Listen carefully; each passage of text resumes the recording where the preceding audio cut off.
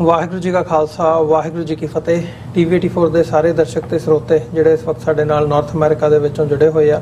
ਜਾਂ ਫਿਰ social media ਤੇ ਸਾਨੂੰ ਦੁਨੀਆ ਭਰ ਦੇ ਵਿੱਚ ਦੇਖ ਰਹੇ ਆ, ਮੈਂ ਅਮਰਵੀਰ ਸਿੰਘ ਅੱਜ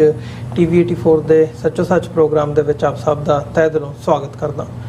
ਵਿਊਅਰਸ, ਤੁਹਾਡਾ ਸਵਾਗਤ ਹੈ ਤੇ ਨਾਲ ਦੀ ਨਾਲ doctor Amarjit Singh Khalistan affair centre ਦੇ ਸੰਚਾਲਕ ਇਸ ਵਕਤ ਸਾਡੇ ਨਾਲ ਜੁੜੇ ਹੋਏ ਆ। ਆਓ ਉਹਨਾਂ ਨਾਲ ਮਿਲ ਕੇ ਅੱਜ ਦੇ ਇਸ ਪ੍ਰੋਗਰਾਮ ਦੀ ਸ਼ੁਰੂਆਤ ਕਰਦੇ ਹਾਂ। ਡਾਕਟਰ ਸਾਹਿਬ ਸਵਾਗਤ ਹੈ ਜੀ। ਵਾਹਿਗੁਰੂ ਜੀ ਕਾ ਖਾਲਸਾ ਵਾਹਿਗੁਰੂ ਜੀ ਕੀ ਫਤਿਹ ਜੀ। हाँ जी, अमरवीर सिंह जी ਤੁਹਾਨੂੰ ਵੀ ਤੇ TV84 ਦੇ ਬਹੁਤ ਹੀ ਪਿਆਰੇ ਸੋਹਣੇ ਸਿਆਣੇ ਵਿਊਅਰਸ ਨੂੰ ਵੀ ਵਾਹਿਗੁਰੂ ਜੀ ਕਾ ਖਾਲਸਾ ਵਾਹਿਗੁਰੂ ਜੀ ਕੀ ਫਤਿਹ। ਸਾਡੇ ਬਹੁਤ ਹੀ ਪਿਆਰੇ ਮੁਸਲਮਾਨ ਭੈਣਾਂ ਭਰਾਵਾਂ ਨੂੰ ਅਸਲਾਮ ਅਲੈਕਮ। ਗੰਗਾ ਜਮਨੀ ਤਹਿਜ਼ੀਬ ਦੇ ਹਿੰਦੂ ਤਵੀਆਂ ਨੂੰ ਨਮੋ ਨਮੈ ਜੀ। ਡਾਕਟਰ ਸਾਹਿਬ, ਅੱਜ ਅਸੀਂ 15 ਅਗਸਤ 2024 ਦੇ ਦਿਨ ਗੱਲ ਕਰਨ ਜਾ ਰਹੇ ਹਾਂ। 31 ਸੌਣ ਨਾਨਕ ਸ਼ਾਹੀ ਸੰਮਤ 556 ਦਾ ਦਿਨ ਹੈ। ਨਾਨਕ ਸ਼ਾਹੀ ਸੰਮਤ ਦੇ ਮੁਤਾਬਕ ਦੇਖੀਏ ਤੇ 15 ਅਗਸਤ ਦਾ ਦਿਨ ਸਾਡੇ ਦਰਸ਼ਕਾਂ ਲਈ ਵੀ ਮਤਲਬ ਅੱਜ ਸਾਡੇ ਲਈ ਉਹ ਦਿਨ ਹੈ ਜਦੋਂ ਅਸੀਂ ਇੱਕ ਗੁਲਾਮੀ ਤੋਂ ਨਿਕਲ ਕੇ ਦੂਜੀ ਗੁਲਾਮੀ ਦੇ ਵਿੱਚ ਆਏ ਤੇ ਭਾਰਤ ਦਾ ਅਖੌਤੀ ਜਿਹੜਾ ਆਜ਼ਾਦੀ ਦਿਹਾੜਾ, ਮਤਲਬ ਉਹੀ ਹਾਲ ਤੁਸੀਂ ਵੀ ਬੀਤੀ ਕੱਲ ਵੀ ਕੁਝ ਸੱਚੋ ਸੱਚ ਇਸੇ ਪ੍ਰੋਗਰਾਮ ਦੇ ਵਿੱਚ ਬਿਆਨ ਕੀਤਾ ਸੀ ਵੀ ਜਿਵੇਂ ਅਸੀਂ ਆਪਣੀ ਘਰ-ਬਾਰ ਛੱਡੇ, ਬੰਦੇ ਮਰਵਾਏ, ਸਾਰਾ ਕੁਝ ਉਜਾੜਾ ਦੇਖ ਕੇ ਉਹਨੂੰ ਮਤਲਬ ਜਦੋਂ ਅਸੀਂ ਬਾਰਡਰ ਲੰਘ ਕੇ ਦੂਜੇ ਪਾਸੇ ਗਏ ਆ ਤੇ ਸਾਡਾ ਆਜ਼ਾਦੀ ਦਿਨ ਬਣਾ ਦਿੱਤਾ ਗਿਆ ਕਿ ਤੁਹਾਡੀ ਆਜ਼ਾਦੀ ਹੈ। ਪੰਜਾਬ ਦੇ ਲਈ, ਬੰਗਾਲ ਦੇ ਲਈ, ਸਾਡੇ ਲਈ ਜਦੋਂ ਤੁਸੀਂ ਹਿਸਟੋਰੀਕਲ ਪਰਸਪੈਕਟਿਵ ਤੋਂ ਦੇਖਦੇ ਹੋ ਕਦੇ ਵੀ ਇਹ ਆਜ਼ਾਦੀ ਉਸ ਹਿਸਾਬ ਨਾਲ ਨਹੀਂ ਸਮਝ ਪੈਂਦੀ। ਜਦੋਂ ਕੋਈ ਵੀ ਸੂਝਵਾਨ ਜਾਂ ਤੁਸੀਂ ਅੱਖਾਂ ਖੋਲ੍ਹ ਕੇ ਦੇਖੋਗੇ, ਅੱਖਾਂ ਬੰਦ ਕਰਕੇ ਤੁਸੀਂ ਮੰਨੀ ਜਾਣੀ ਹੈ ਜੀ ਆਜ਼ਾਦੀ ਤੇ ਝੰਡਾ ਉਹ ਕਰੀ ਜਾਣਾ ਤੇ ਉਹਨੂੰ ਜਿਹਨੇ ਉਹ ਕਰਨਾ ਉਹਨੂੰ ਉਹ ਮੁਬਾਰਕ। ਤੇ ਅੱਜ ਅਸੀਂ 15 ਅਗਸਤ ਦੇ ਹਵਾਲੇ ਨਾਲ ਹੀ ਡਾਕਟਰ ਸਾਹਿਬ ਮੈਂ ਚਾਹੂੰਗਾ ਕਿ ਅਸੀਂ ਗੱਲ ਕਰੀਏ ਇਸ ਦਿਨ ਦੀ। ਸਾਡੇ ਇਤਿਹਾਸ ਦੇ ਵਿੱਚ ਜਿਹੜੀ ਮਹੱਤਤਾ ਹੈਗੀ ਹੈ, ਪਹਿਲੀ ਗੁਲਾਮੀ ਤੋਂ ਦੂਜੀ ਗੁਲਾਮੀ ਤੱਕ ਦਾ ਜਿਹੜਾ ਸਫ਼ਰ ਹੈ, ਪਹਿਲੇ ਸੈਗਮੈਂਟ ਦੇ ਵਿੱਚ ਸ਼ੁਰੂਆਤ ਕਰੀਏ। ਮੈਂ ਜਾਣਨਾ ਚਾਹੂੰਗਾ ਉਸ ਮੌਕੇ ਦੇ ਉੱਤੇ ਥੋੜ੍ਹਾ ਜਿਹਾ ਅਸੀਂ ਜੇ ਹਿਸਟੋਰੀਕਲ ਪਰਸਪੈਕਟਿਵ ਤੋਂ ਦੇਖੀਏ, ਸਿੱਖਾਂ ਦੀ ਅੰਗਰੇਜ਼ਾਂ ਦੇ ਨਾਲ ਜਾਂ ਅੰਗਰੇਜ਼ਾਂ ਦੇ ਟਾਈਮ ਪੀਰੀਅਡ ਦੇ ਵਿੱਚ ਜਿਸ ਕਿਸਮ ਦੇ ਹਾਲਾਤ ਸੀਗੇ, ਕਿੰਨਾ ਸਰਕਮਸਟੈਂਸਸ ਦੇ ਵਿੱਚੋਂ ਅਸੀਂ ਲੰਘ ਰਹੇ ਸੀ। ਜੇ 47 ਤੋਂ ਪਹਿਲਾਂ ਦੇ 10, 15, 20 ਸਾਲ ਦੇਖਣੇ ਹੋਣ, ਤੁਸੀਂ ਸਾਚੀ ਸਾਖੀ ਦਾ ਸਰਦਾਰ ਕਪੂਰ ਸਿੰਘ ਦਾ ਹਮੇਸ਼ਾ ਜ਼ਿਕਰ ਕਰਦੇ ਹੋ, ਜਿਹੜੀਆਂ ਆਫਰਸ ਅੰਗਰੇਜ਼ਾਂ ਵੱਲੋਂ ਸਿੱਖਾਂ ਨੂੰ, ਸਿੱਖਾਂ ਦੇ ਆਗੂਆਂ ਨੂੰ, ਬਲਦੇਵ ਸਿੰਘ ਮਾਸਟਰ, ਤਾਰਾ ਸਿੰਘ ਨੂੰ ਵੱਖ-ਵੱਖ ਟਾਈਮਾਂ ਦੇ ਉੱਤੇ ਦਿੱਤੀਆਂ ਗਈਆਂ। ਰਾਊਂਡ ਟੇਬਲ ਕਾਨਫਰੰਸ ਦਾ ਜ਼ਿਕਰ ਹੁੰਦਾ। ਸੋ ਉਹਨਾਂ ਹਾਲਾਤਾਂ ਦਾ ਜ਼ਿਕਰ ਕਰੀਏ ਤੇ ਇਹ ਸਮਝੀਏ ਸਾਡੇ ਦਰਸ਼ਕਾਂ ਦੇ ਲਈ ਕਿ ਕੀ ਹਾਲਾਤ ਸੀਗੇ ਉਸ ਮੌਕੇ ਦੇ ਉੱਤੇ, ਕੀ ਸਰਕਮਸਟੈਂਸਸ ਸੀ ਸਿੱਖਾਂ ਦੇ ਲਈ, ਪੋਸੀਬਿਲਿਟੀਜ਼ ਕੀ ਸੀਗੀਆਂ ਤੇ ਕਿੰਨਾ ਹਾਲਾਤਾਂ ਦੇ ਵਿੱਚ ਅਸੀਂ ਨਾਕਾਮ ਰਹੇ ਕਿ ਅਸੀਂ ਆਜ਼ਾਦੀ ਦੀ ਥਾਂ ਤੇ ਗੁਲਾਮੀ ਦੇ ਵਿੱਚ ਆ ਕੇ ਖਲੋਤੇ ਹਾਂ। ਦੇਖੋ, ਬੇਸ਼ੱਕ ਅੱਜ ਬਹੁਤ ਸਾਰੀਆਂ ਥਾਵਾਂ ਦੇ ਉੱਤੇ ਦੁਨੀਆ ਦੀਆਂ ਰਾਜਧਾਨੀਆਂ ਦੇ ਵਿੱਚ ਸਿੱਖਾਂ ਵੱਲੋਂ ਵੱਡੇ ਪੈਮਾਨੇ ਦੇ ਉੱਤੇ ਪ੍ਰੋਟੈਸਟ ਰੈਲੀਜ਼ ਹੋ ਰਹੀਆਂ ਨੇ। ਵਾਸ਼ਿੰਗਟਨ DC ਦੇ ਵਿੱਚ, ਸੈਨ ਫਰਾਂਸਿਸਕੋ, ਵੈਨਕੂਵਰ, ਟੋਰਾਂਟੋ ਤੋਂ ਲੈ ਕੇ ਆਸਟ੍ਰੇਲੀਆ, ਨਿਊਜ਼ੀਲੈਂਡ ਔਰ ਸਾਰੇ ਯੂਰਪ ਭਰ ਦੇ ਵਿੱਚ। ਦੂਸਰੇ ਪਾਸੇ ਬਹੁਤ ਸਾਰੀਆਂ ਥਾਵਾਂ ਦੇ ਉੱਤੇ ਇਹ ਅੱਜ ਵਿਚਾਰ ਚਰਚਾਵਾਂ ਜਾਂ ਸੈਮੀਨਾਰਸ ਐਂਡ ਡਿਸਕਸ਼ਨਸ ਵੀ ਜਿਹੜੀਆਂ ਅਗਸਤ ਚੜ੍ਹਦਿਆਂ ਹੀ ਸ਼ੁਰੂ ਹੋ ਜਾਂਦੀਆਂ ਨੇ ਕਿ ਅਸੀਂ ਕਿੱਥੇ ਗਲਤੀ ਕੀਤੀ ਸਾਡੀ ਲੀਡਰਸ਼ਿਪ ਨੇ, ਅੱਜ ਜਿਸ ਹਾਲਾਤ ਅਸੀਂ ਹਾਂ ਇਸ ਚੋਂ ਕਿਵੇਂ ਨਿਕਲਿਆ ਜਾਏ। ਔਰ ਜਿਵੇਂ ਦਲ ਖਾਲਸਾ ਵੱਲੋਂ ਪਿਛਲੇ ਦਿਨੀ ਹੁਸ਼ਿਆਰਪੁਰ ਦੇ ਵਿੱਚ ਬਹੁਤ ਵੱਡਾ ਪ੍ਰੋਟੈਸਟ ਮਾਰਚ, ਜਿਹਨੂੰ ਫਰੀडम ਮਾਰਚ ਦਾ ਨਾਂ ਦਿੱਤਾ ਗਿਆ, ਕੱਢਿਆ ਗਿਆ। ਸੋ ਇਹ ਕਿਉਂਕਿ ਵਾਕਿਆਤ ਸਿੱਖਾਂ ਦੀ ਇਸ 77 ਸਾਲ ਦੀ ਨਵੀਂ ਗੁਲਾਮੀ ਦੀ ਕਹਾਣੀ, ਇਸ ਦੀ ਇਬਾਰਤ ਵੀ 15 ਅਗਸਤ ਵਾਲੇ ਦਿਨ ਹੀ ਲਿਖੀ ਗਈ ਸੀ। ਲੇਕਿਨ ਇਸ ਨੂੰ ਸਮਝਣ ਤੋਂ ਪਹਿਲਾਂ ਕਿ ਜਦੋਂ ਅਸੀਂ ਸਿੱਖ ਲੀਡਰਸ਼ਿਪ ਜਾਂ ਖਾਸ ਤੌਰ ਤੇ ਉਸ ਵੇਲੇ ਸਿੱਖ ਲੀਡਰਸ਼ਿਪ ਬੇਸ਼ੱਕ ਦੋ ਹਿੱਸਿਆਂ 'ਚ ਡਿਵਾਈਡਡ ਸੀ। ਇੱਕ ਕਾਂਗਰਸੀ ਖੈਮਾ ਸੀ ਜਿਹੜੇ ਗਾਂਧੀ ਨਹਿਰੂ ਦੀ ਆਈਡੀਓਲੋਜੀ ਤੋਂ ਪ੍ਰਭਾਵਿਤ ਹੋ ਕੇ ਆਪਣਾ ਅੱਡ ਜਿਹੜਾ ਉਹ ਨੈਸ਼ਨਲਿਸਟਿਕ ਵਤੀਰਾ ਰੱਖਦੇ ਸੀ।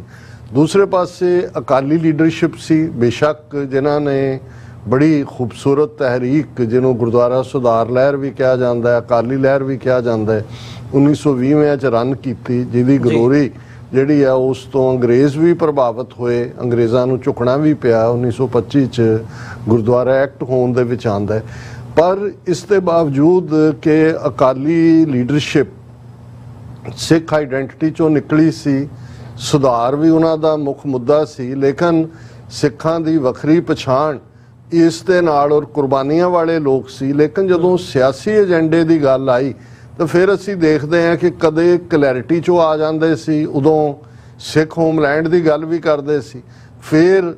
ਕਨਫਿਊਜ਼ਨ ਔਰ ਭੰਬਲ ਭੂਸੇ ਦਾ ਸ਼ਿਕਾਰ ਹੋ ਕੇ ਕਾਂਗਰਸ ਦਾ ਪ੍ਰਭਾਵ ਕਬੂਲਦੇ ਸੀ, ਔਰ ਉਦੋਂ ਯੂਨਾਈਟਿਡ ਰਹਿਣ ਦੀ ਗੱਲ ਕਰਦੇ ਆ ਪਾਕਿਸਤਾਨ ਦੀ ਡਿਮਾਂਡ ਦੇ ਖਿਲਾਫ, ਕਿਉਂਕਿ ਪਾਕਿਸਤਾਨ ਦੀ ਮੰਗ ਤਾਂ 23 ਮਾਰਚ 1940 ਤੋਂ ਬਾਅਦ ਆਈ ਜਦੋਂ ਕਿ ਲਾਹੌਰ ਡਿਕਲੇਰੇਸ਼ਨ ਆਈ। ਪਰ ਇਸ ਤੋਂ ਪਹਿਲਾਂ ਕਿ ਇਸ ਦੌਰ ਦੀ, ਕਿਉਂਕਿ ਮੈਂ 1920 ਤੇ 1947 ਤੱਕ 27 ਸਾਲ ਦੇ ਪੀਰੀਅਡ ਨੂੰ ਜ਼ਿਆਦਾ ਕਲੋਜ਼ਲੀ ਫੋਕਸ ਕਰਨਾ ਚਾਹਾਂਗਾ, ਪਰ ਥੋੜਾ ਜਿਹਾ ਪਿਛੋਕੜ 'ਚ ਜੇ ਜਾਈਏ ਕਿ ਅੰਗਰੇਜ਼ ਉੱਥੇ ਕੋਈ ਐਕਸਪੈਂਸ਼ਨਿਸਟ ਪਾਵਰ ਵਾਂਗ, ਜਾਂ ਇਹ ਨਹੀਂ ਹੈ ਕਿ ਬਰਤਾਨੀਆ ਦੀ ਸਲਤਨਤ ਨੇ ਭਾਰਤ ਦੇ ਉੱਤੇ, ਮੁਗਲਿਆ ਸਲਤਨਤ ਦੇ ਉੱਤੇ ਹਮਲਾ ਕਰ ਦਿੱਤਾ ਤੇ ਉਹਨਾਂ ਨੇ ਰਾਜ ਸਥਾਪਿਤ ਕਰ ਲਿਆ, ਬਾਕੀਆਂ ਨੂੰ ਜਿਹੜਾ ਉਹ ਬੇਰਾਜੇ ਕਰ ਦਿੱਤਾ, ਇਵੇਂ ਨਹੀਂ ਸੀ। ਅਸੀਂ ਦੇਖਦੇ ਹਾਂ ਕਿ ਅੰਗਰੇਜ਼ ਇੱਕ trading company, East India company ਦੇ ਤੌਰ ਤੇ ਜਹਾਂਗੀਰ ਦੇ ਪੀਰੀਅਡ ਦੇ ਵਿੱਚ ਉਹਨਾਂ ਦੀ ਐਂਟਰੀ ਹੁੰਦੀ ਹੈ, ਔਰ ਉਹਨਾਂ ਨੂੰ ਗੁਜਰਾਤ ਦੀਆਂ 1-2 ਪੋਰਟਸ ਦੇ ਉੱਤੇ ਟ੍ਰੇਡਿੰਗ ਰਾਈਟਸ ਮਿਲਦੇ ਨੇ। ਔਰ ਇਹ ਕਿਉਂਕਿ ਜਹਾਂਗੀਰ ਦਾ ਇਹ ਪੀਰੀਅਡ 1606 ਦੇ ਨੇੜੇ ਤੇੜੇ ਹੀ ਉਹ ਤਖਤ ਨਸ਼ੀਨ ਹੁੰਦਾ ਹੈ, ਸੋ ਇਹ 17ਵੀਂ ਸਦੀ ਦੀ ਬਿਗਨਿੰਗ ਹੈ। ਪਰ ਉਦੋਂ ਤੋਂ ਲੈ ਕੇ 1757 ਤੱਕ ਪਹੁੰਚਦੇ ਆ ਜਦੋਂ ਕਿ ਉਹ ਇੱਕ ਪੋਲੀਟੀਕਲ ਐਂਟੀਟੀ ਦੇ ਤੌਰ ਦੇ ਉੱਤੇ ਜਿਹੜਾ ਇੱਕ ਭਾਰਤ ਦੇ ਵੱਡੇ ਹਿੱਸੇ ਤੇ ਕਾਬਜ਼ ਹੁੰਦੇ ਨੇ, ਕਿਉਂਕਿ 1757 ਦੇ ਵਿੱਚ ਪਲਾਸੀ ਦੀ ਲੜਾਈ ਹੁੰਦੀ ਹੈ, ਜਿਸ ਦੇ ਵਿੱਚ ਹਾਲਾਂ ਕੋਈ ਅੰਗਰੇਜ਼ੀ ਫੌਜ ਜਿਹੜੀ ਆ ਉਹ ਈਸਟ ਇੰਡੀਆ ਕੰਪਨੀ ਹੀ ਐਕਸਪੈਂਡ ਕਰ ਰਹੀ ਸੀ, ਕੋਈ ਕੁਈਨ ਦੇ ਥੱਲੇ ਨਹੀਂ ਸੀ ਉਸ ਕਿਸਮ ਦਾ, ਲੇਕਿਨ ਇਹ ਇੱਕ ਮਿਲਿਆ ਜੁਲਿਆ ਮਿਲਗੋਬਾ ਜਿਹਾ ਸਿਸਟਮ ਸੀ। ਤੇ ਜਦੋਂ 1757 ਚ ਪਲਾਸੀ ਦੀ ਲੜਾਈ ਅੰਗਰੇਜ਼ ਜਿੱਤਦੇ ਨੇ, ਜ਼ਾਹਰ ਹੈ ਉਹੀ ਡਿਵਾਈਡ ਐਂਡ ਰੂਲ, ਖਰੀਦੋ ਟ੍ਰੇਟਰ, ਔਰ ਇੱਕ ਪਾਸੇ ਸਰਾਜੂ ਦੌਲਾ ਜਿਹੜਾ ਬਹਾਦਰੀ ਨਾਲ ਲੜਦਾ ਮਾਰਿਆ ਜਾਂਦਾ ਹੈ, ਮੀਰ ਜ਼ਾਫਰ ਇਹਨਾਂ ਦੀ ਖੇਡ ਪਲੇ ਕਰਦਾ ਹੈ। ਔਰ ਜਦੋਂ ਉਹ ਬੰਗਾਲ ਫਤਹ ਕਰ ਲੈਂਦੇ ਨੇ, ਉਸ ਵੇਲੇ ਦਾ 1757 ਚ ਬੰਗਾਲ ਦਾ ਮਤਲਬ ਸੀ ਸਾਰਾ ਅੱਜ ਦਾ ਵੈਸਟ ਬੰਗਾਲ, ਅੱਜ ਦਾ ਬੰਗਲਾਦੇਸ਼, ਅਸਾਮ, ਅੱਜ ਦਾ ਬਿਹਾਰ ਸਾਰਾ, ਔਰ ਉੜੀਸਾ, ਇਹ ਸਾਰਾ ਹੀ ਬੰਗਾਲ ਸੂਬੇ ਦਾ ਹਿੱਸਾ ਸੀ। ਸੋ ਅੰਗਰੇਜ਼ਾਂ ਦਾ ਸੋਲੀਡੀਫਾਈ ਹੋ ਕੇ ਉਸ ਖਿੱਤੇ ਦੇ ਵਿੱਚ ਰਾਜ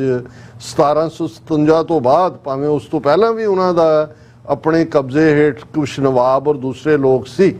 ਫਿਰ ਅਸੀਂ 1757 ਤੋਂ 1849 ਤੱਕ ਆ ਜਾਈਏ, 1849 ਤੱਕ, ਜਾਂ ਉਸ ਤੋਂ ਵੀ ਪਹਿਲਾਂ 1809 ਤੱਕ ਆ ਜਾਈਏ, ਕਿ ਅੰਗਰੇਜ਼ ਜਦੋਂ ਤੱਕ ਉਹ ਬਾਕੀ ਬੰਗਾਲ ਫਤਹ ਤੋਂ ਬਾਅਦ ਸਿੱਖ ਰਾਜ ਦੀਆਂ ਹੱਦਾਂ ਦੇ ਨੇੜੇ, ਜਿੱਥੇ ਕਿ ਲੁਧਿਆਣਾ ਤੇ ਫਿਰੋਜ਼ਪੁਰ ਚੋਂ ਆ ਕੇ ਬੈਠਦੇ ਨੇ ਬਾਅਦ ਦੇ ਵਿੱਚ, ਉਹ ਸਿੱਖ ਰਿਆਸਤਾਂ ਮਾਲਵੇ ਦੀਆਂ ਜਿਹੜੀਆਂ 1802-03 ਤੋਂ ਬਾਅਦ ਜਿਹੜਾ ਹੈ ਉਹ ਮੈਟਕਾਫ ਨੂੰ ਪਹੁੰਚ ਕਰਦੀਆਂ ਨੇ, ਕਿਉਂਕਿ ਇਧਰ ਸਿੱਖ ਮਿਸਲਾਂ ਦਾ ਪੀਰੀਅਡ 1757 ਦਾ ਜਦੋਂ ਅਸੀਂ ਜ਼ਿਕਰ ਕਰਦੇ ਹਾਂ, ਤੇ ਇਸ ਤੋਂ ਪਹਿਲਾਂ 12 ਸਿੱਖ ਮਿਸਲਾਂ, ਫਿਰ ਅਸੀਂ ਜਦੋਂ ਇਸੇ ਹੀ ਸਦੀ ਦੀ ਗੱਲ ਕਰਦੇ ਹਾਂ 1762 ਦੇ ਵਿੱਚ ਵੱਡਾ ਘੱਲੂਘਾਰਾ ਅਹਿਮਦ ਸ਼ਾਹ ਅਬਦਾਲੀ ਦੇ ਹੱਥੋਂ, ਫਿਰ ਅਸੀਂ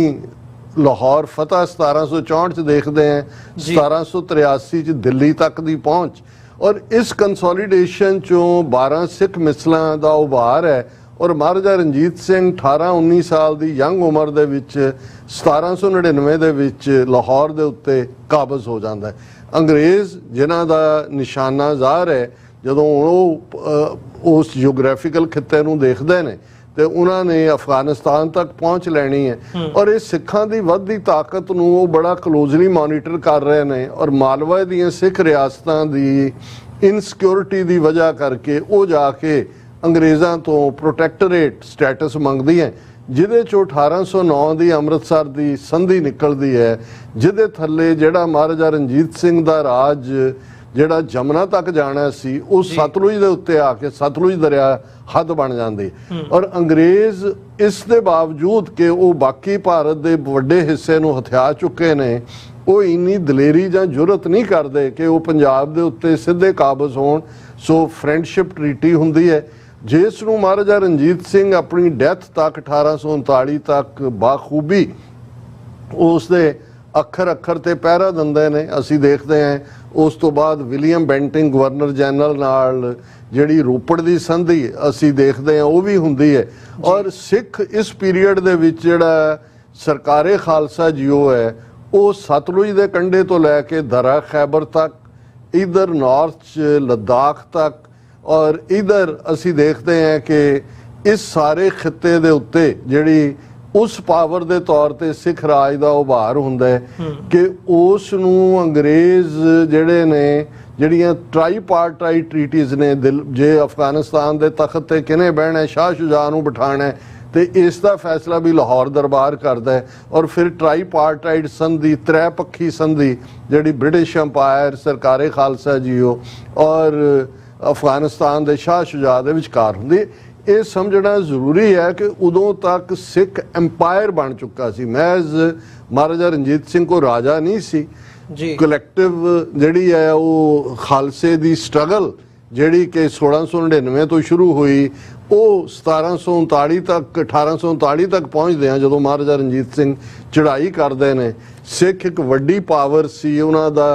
ਕੀ ਠਾਠ ਬਾਠ ਸੀ, ਉਹਨਾਂ ਦਾ ਲਿਟਰੇਸੀ ਲੈਵਲ ਕੀ ਸੀ, ਬਾਕੀ ਕੀ ਚੀਜ਼ਾਂ ਨੇ, ਇਸ ਦੇ ਉੱਤੇ ਬਹੁਤ ਸਾਰੇ ਸਕਾਲਰਸ ਅੱਜ ਵੀ ਕੰਮ ਕਰਦੇ ਨੇ ਕਿ ਭਾਈ ਕਿਵੇਂ। ਔਰ ਹਾਰਮਨੀ ਜਿੱਥੇ ਹਿੰਦੂ, ਸਿੱਖ, ਮੁਸਲਮਾਨ, ਈਸਾਈ, ਹਾਲਾਂ 50 ਤੋਂ ਜ਼ਿਆਦਾ ਮਹਾਰਾਜਾ ਰਣਜੀਤ ਸਿੰਘ ਦੇ ਜਨਰਲ ਜਾਂ ਦੂਸਰੇ ਐਕਸਪਰਟ ਉਹ ਯੂਰਪੀਅਨ ਮੂਲ ਦੇ ਨੇ, ਪਰ ਉਹ ਵੀ ਉਸ ਸਾਰੇ ਸਿਸਟਮ ਦਾ ਹਿੱਸਾ ਨੇ। ਹੁਣ ਅੰਗਰੇਜ਼ ਇਹ ਸਮਝਦੇ ਨੇ ਕਿ ਭਾਈ ਉਹਨਾਂ ਦੀ ਵਿਕਟਰੀ ਉਦੋਂ ਤੱਕ ਮੁਕੰਮਲ ਨਹੀਂ ਹੈ ਜਦੋਂ ਤੱਕ ਉਹ ਸਿੱਖ ਰਾਜ ਨੂੰ ਹੜੱਪਣ ਨਾ। ਫਿਰ ਇਹ ਇੱਕ ਕੰਸਪੀਰੇਸੀਜ਼ ਜਿਵੇਂ ਡੋਗਰਿਆਂ ਦੇ ਨਾਲ, ਸੰਧਾ ਵਾਲੀਆਂ ਦੇ ਨਾਲ ਉਹ ਕੀ ਹੁੰਦਾ ਹੈ ਉਹ ਇੱਕ ਸੈਡ ਚੈਪਟਰ ਹੈ। ਪਰ 1846 ਦੇ ਵਿੱਚ ਜਿਹੜੀ ਪਹਿਲੀ ਜਿਸ ਨੂੰ, ਔਰ ਇਹ ਦੇਖਣ ਵਾਲੀ ਗੱਲ ਇਹ ਹੈ ਕਿ ਜਦੋਂ ਅਸੀਂ ਜੰਗ ਹਿੰਦ ਪੰਜਾਬ ਕਹਿੰਦੇ ਹਾਂ, ਸ਼ਾਹ ਮੁਹੰਮਦ ਨੇ ਜਿਹੜਾ ਜੰਗਨਾਮਾ ਲਿਖਿਆ, ਅੱਜ ਭਾਵੇਂ ਉਹਨੂੰ ਜੰਗਨਾਮਾ ਸਿੰਘਾਂ ਫਰੰਗੀਆਂ ਕਿਹਾ ਜਾਂਦਾ ਪਰ ਜੰਗ ਹਿੰਦ ਪੰਜਾਬ ਹੈ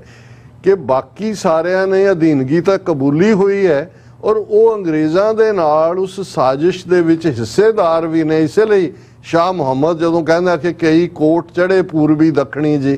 ਜਾਂ ਜੰਗ ਹਿੰਦ ਪੰਜਾਬ ਦਾ ਹੋਣ ਲੱਗਾ। ਸੋ ਇਹਨਾਂ ਨੂੰ ਸਮਝਣਾ ਬੜਾ ਜ਼ਰੂਰੀ ਹੈ ਕਿ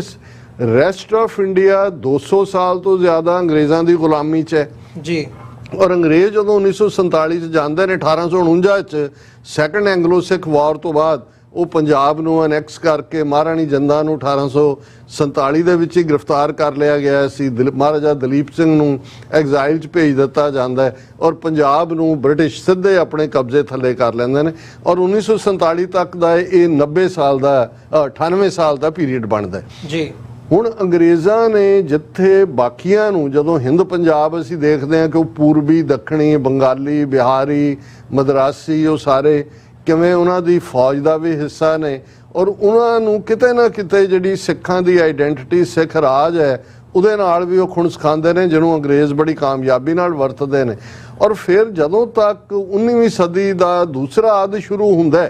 ਸਿੱਖ ਭਾਵੇਂ ਫਰੰਗੀ ਨੇ ਉਹਨਾਂ ਨੂੰ ਜਾਲਸਾਜ਼ੀ ਨਾਲ, ਚਾਲਸਾਜ਼ੀ ਨਾਲ ਜਿਹੜਾ ਆਪਣੇ ਅਧੀਨ ਕਰ ਲਿਆ, ਲੇਕਿਨ ਉਹ ਅਧੀਨ ਨਹੀਂ ਹੁੰਦੇ। ਭਾਈ ਮਹਾਰਾਜ ਸਿੰਘ ਪਹਿਲੀ ਰਿਬੈਲੀਅਨ ਕਰਦੇ ਨੇ, ਕੂਕਾ ਲਹਿਰ, ਰਹਿਣ ਨਾ ਦੇਵੋ ਹਿੰਦ 'ਚ ਰਾਜ ਫਰੰਗੀ ਦਾ। ਪਰ ਅਨਫੋਰਚੂਨੇਟਲੀ ਭਾਈ ਮਹਾਰਾਜ ਸਿੰਘ ਤੋਂ ਬਾਅਦ ਜਿਹੜੀ ਮੁੱਖ ਧਾਰਾ ਸਿੱਖਾਂ ਦੀ ਆ ਉਹ ਕੂਕਾ ਲਹਿਰ ਤੋਂ ਬਾਅਦ, ਜਾਂ ਜੇ ਫਿਰ 20ਵੀਂ ਸਦੀ ਦੀ ਬਿਗਨਿੰਗ 'ਚ ਅਸੀਂ ਗਦਰ ਲਹਿਰ ਦੇਖਦੇ ਹਾਂ, ਉਹਨਾਂ ਦੇ ਅੰਦਰ ਫਿਰ ਸਾਰੇ ਭਾਰਤ 'ਚੋਂ ਅੰਗਰੇਜ਼ਾਂ ਨੂੰ ਕੱਢਣ ਦਾ ਜਿਹੜਾ ਆਈਡੀਆ ਹੈ ਉਹ ਜਿਹੜਾ ਇਸ ਤਰੀਕੇ ਦੇ ਨਾਲ ਕ੍ਰਿਸਟਲਾਈਜ਼ ਹੁੰਦਾ ਹੈ, ਜਿਸ ਦੇ ਉੱਤੇ ਫਿਰ ਜਿਹੜਾ ਹਿੰਦੂ ਰਾਸ਼ਟਰਵਾਦ ਜਿਹਨੂੰ ਅਸੀਂ ਅੱਜ ਕਹਿੰਦੇ ਹਾਂ, ਉਦੋਂ ਇੰਡੀਅਨ ਨੈਸ਼ਨਲਿਜ਼ਮ ਦੇ ਥੱਲੇ ਉਹ ਕਿਵੇਂ ਉਸ ਆਈਡੀਆ ਨੂੰ ਪ੍ਰਚਾਰਿਆ ਗਿਆ, ਉਹਦੀ ਸਪਿਰਿਚੁਅਲ ਬਾਉਂਡਰੀਜ਼ ਕੋਈ ਸੇਂਟ ਔਰਬਿੰਦੋ, ਕੋਈ ਟੈਗੋਰ, ਕੋਈ ਦੂਸਰੇ ਜਿਹੜੇ ਨੇ ਤੈਅ ਕਰਦੇ ਨੇ ਔਰ ਉਹਦੀ ਪੋਲੀਟੀਕਲ ਜਿਹੜਾ ਉਸ ਨੂੰ ਇੱਕ ਫਾਰਮੈਟ ਜਦੋਂ ਗਾਂਧੀ ਸੀਨ ਦੇ ਉੱਤੇ ਉਤਰਦਾ 1919 ਦੇ ਜਲਿਆਂਵਾਲੇ ਬਾਗ ਦੇ ਸਾਕੇ ਤੋਂ ਬਾਅਦ ਖਾਸ ਤੌਰ ਤੇ, ਕਿਉਂਕਿ ਉਹੀ ਕਾਂਗਰਸ ਦਾ ਫਿਰ ਸੱਤਿਆਗ੍ਰਹਿ ਤੇ ਅਸਹਿਯੋਗ ਅੰਦੋਲਨ ਔਰ ਦੂਸਰਾ ਇਹ ਹੁੰਦਾ। ਹੁਣ ਇਹ ਹੈ ਕਨਫਿਊਜ਼ਨ ਦਾ ਪੀਰੀਅਡ, ਕਿਉਂਕਿ ਉਹ ਇੱਕ ਪਾਸੇ ਸਿੱਖਾਂ ਦੇ ਅੰਦਰ ਕਿਉਂਕਿ ਇਨਹੈਰੈਂਟ ਵੈਲਿਊਜ਼ ਨੇ ਸੱਚ, ਹੱਕ, ਇਨਸਾਫ ਲਈ ਖਲੋਣ ਦੀਆਂ, ਜ਼ੁਲਮ ਨੂੰ ਵੰਗਾਰਨ ਦੀਆਂ। ਸੋ ਸਿੱਖਾਂ ਦੀ ਉਹ ਜਿਹੜੀ ਸਪਿਰਿਟ ਹੈ, ਜਿਹੜੀ ਜ਼ੁਲਮ ਦੇ ਖਿਲਾਫ ਖਲੋਣ ਦੀ ਸਪਿਰਿਟ ਹੈ, ਉਹਨੂੰ ਬੜੀ ਚਲਾਕੀ ਦੇ ਨਾਲ ਜਿਹੜੇ ਹਿੰਦੂ ਨੈਸ਼ਨਲਿਸਟ ਨੇ, ਜਿਨ੍ਹਾਂ ਦੇ ਅੰਦਰ ਤਾਂ ਹਿੰਦੂਤਵ ਹੈ ਜਾਂ ਰਾਮ ਰਾਜ ਦੇ ਰੂਪ ਦੇ ਵਿੱਚ ਉਹਨੂੰ ਉਹ ਕੋਈ ਹੋਰ ਸ਼ੇਪ ਦੇ ਰਹੇ ਨੇ, ਔਰ ਉਸ ਭੁਲੇਖੇ ਦੇ ਵਿੱਚ ਸਿੱਖ ਫਸ ਜਾਂਦੇ ਨੇ। ਪਹਿਲੀ ਸਟੇਜ ਤੇ ਮੁਸਲਮਾਨ ਵੀ ਫਸੇ, ਕਿਉਂਕਿ ਜਿਹੜਾ ਲਖਨਊ ਪੈਕਟ ਹੁੰਦਾ ਹੈ, ਜਿਹੜਾ ਮੁਹੰਮਦ ਅਲੀ ਜਿਨਾ ਦੇ ਰਾਹੀਂ ਹੁੰਦਾ ਹੈ, ਔਰ ਦੂਸਰਾ ਉਦੋਂ ਤੱਕ ਉਹ ਵੀ ਯਕੀਨ ਕਰਦੇ ਨੇ ਕਿ ਵੀ ਸਾਡੀ ਪ੍ਰਾਇੋਰਟੀ ਇਹੀ ਹੋਣੀ ਚਾਹੀਦੀ ਹੈ ਵੀ ਅਸੀਂ ਅੰਗਰੇਜ਼ਾਂ ਨੂੰ ਇੱਥੋਂ ਕੱਢਣਾ ਹੈ, ਅਸੀਂ ਇੱਕ ਸੁਸਾਇਟੀ ਹੈ, ਅਸੀਂ ਟੁਗੈਦਰ ਰਹਿਣ ਵਾਲੇ ਹਾਂ, ਟੁਗੈਦਰ ਅਸੀਂ ਰਵਾਂਗੇ। ਪਰ ਹੌਲੀ ਹੌਲੀ ਹੌਲੀ ਜਦੋਂ, ਔਰ ਇਸ ਦਾ ਮੈਂ ਸਮਝਦਾ ਜੇ ਕਹਿਣਾ ਹੋਏ ਕਿ ਪਾਕਿਸਤਾਨ ਸ਼ਾਇਦ 1940 ਦੇ ਵਿੱਚ ਤਾਂ ਉਸ ਦੀ ਡੈਕਲੇਰੇਸ਼ਨ ਹੋਈ, ਪ੍ਰੋਕਲੇਮੇਸ਼ਨ, ਪਰ ਜਦੋਂ 1936-37 ਦੇ ਵਿੱਚ ਪ੍ਰੋਵਿੰਸ਼ੀਅਲ ਇਲੈਕਸ਼ਨਸ ਹੁੰਦੀਆਂ ਨੇ, ਕਿਉਂਕਿ ਉਸ ਤੋਂ ਪਹਿਲਾਂ ਸੈਪਰੇਟ ਇਲੈਕਟੋਰੇਟ ਬਣ ਚੁੱਕੇ ਨੇ, ਸਿੱਖਾਂ ਨੂੰ ਉਹਨਾਂ ਨੇ ਸੈਪਰੇਟ ਵੋਟ ਦੇ ਰਾਹੀਂ ਆਪਣੇ ਨੁਮਾਇੰਦੇ ਚੁਣਨ ਦਾ ਹੱਕ ਦਿੱਤਾ ਹੈ, ਜਿਵੇਂ ਹਿੰਦੂਆਂ ਨੂੰ ਦਿੱਤਾ ਹੈ, ਮੁਸਲਮਾਨਾਂ ਨੂੰ ਦਿੱਤਾ ਹੈ। ਇਹ ਬਹੁਤ ਵੱਡੀ ਗੱਲ ਸੀ, ਕਿਉਂਕਿ ਇਹਦਾ ਮਤਲਬ ਸੀ ਕਿ ਅੰਗਰੇਜ਼ਾਂ ਨੇ ਤਿੰਨਾਂ ਦਾ ਬਾਦਸ਼ਾਹੀ ਸਟੇਟਸ ਕਬੂਲਿਆ, ਔਰ ਇਸੇ ਲਈ ਉਹਨਾਂ ਨੂੰ ਸੈਪਰੇਟ ਇਲੈਕਟੋਰੇਟ ਦਿੱਤੇ। 1909 ਚ ਆਨੰਦ ਮੈਰਿਜ ਐਕਟ ਪਾਸ ਹੋ ਚੁੱਕਾ ਸੀ, ਜਿਹਦਾ ਹਿੰਦੂਆਂ ਨੇ ਬਹੁਤ ਵਿਰੋਧ ਕੀਤਾ ਸੀ। ਜਦੋਂ ਤੁਸੀਂ ਮਹੰਤ ਨਰੈਣੂ ਔਰ ਉਹਦੀ ਸਟਰਗਲ ਦੇਖਦੇ ਹੋ, ਉਹਦੇ ਵਕੀਲਾਂ ਚੋਂ ਲਾਲਾ ਲਾਜਪਤ ਰਾਏ ਔਰ ਗਾਂਧੀ ਵਰਗੇ ਵੀ ਭਾਵੇਂ ਉੱਥੇ ਆ ਗਿਆ ਗਾਂਧੀ ਨਨਕਾਣਾ ਸਾਹਿਬ, ਲੇਕਿਨ ਉਹਨੇ ਕਿਹਾ ਜੀ ਇਹ ਕੋਈ ਜ਼ਰੂਰੀ ਨਹੀਂ ਹੈ ਕਿ ਭਾਈ ਇਹ ਹੈ ਵੀ ਇਹ ਸੁਧਾਰ ਦੇ ਨਾਂ ਥੱਲੇ ਸਨਾਤਨ ਨੂੰ ਬਾਹਰ ਨਹੀਂ ਕੱਢਣਾ ਚਾਹੀਦਾ। ਸੋ ਉਹਨਾਂ ਦਾ ਉਹ ਜ਼ਾਹਰ ਤਾਂ ਹੋ ਰਿਹਾ ਸੀ, ਲੇਕਿਨ 1936 ਦੇ ਵਿੱਚ ਜਦੋਂ ਪ੍ਰੋਵਿੰਸ਼ੀਅਲ ਚੋਣਾਂ ਹੁੰਦੀਆਂ ਨੇ, ਮੁਸਲਿਮ ਲੀਗ ਆਲਮੋਸਟ ਨਦਾਰਦ ਰਹਿੰਦੀ ਹੈ ਔਰ ਕਾਂਗਰਸ ਦੀਆਂ ਹਕੂਮਤਾਂ ਬਣਦੀਆਂ ਨੇ। ਅੱਜ ਜੋ ਅਸੀਂ ਮਾਡਲ ਮੋਦੀ ਸਰਕਾਰ ਦੇ ਥੱਲੇ ਸੂਰਿਆ ਨਮਸਕਾਰ ਔਰ ਫਲਾਣਾ ਟਿਮਕਾ ਦੇਖ ਰਹੇ ਹਾਂ, ਇਹ 1936 ਤੋਂ ਬਾਅਦ ਜਿੱਥੇ ਕਾਂਗਰਸ ਦੀਆਂ ਹਕੂਮਤਾਂ ਬਣਦੀਆਂ ਨੇ, ਉਹ ਮੁਸਲਮਾਨਾਂ ਔਰ ਸਿੱਖਾਂ ਨੂੰ, ਸਿੱਖ ਤਾਂ ਬਹੁਤ ਮਾਈਨੋਰਟੀ ਸੀ ਜੀ,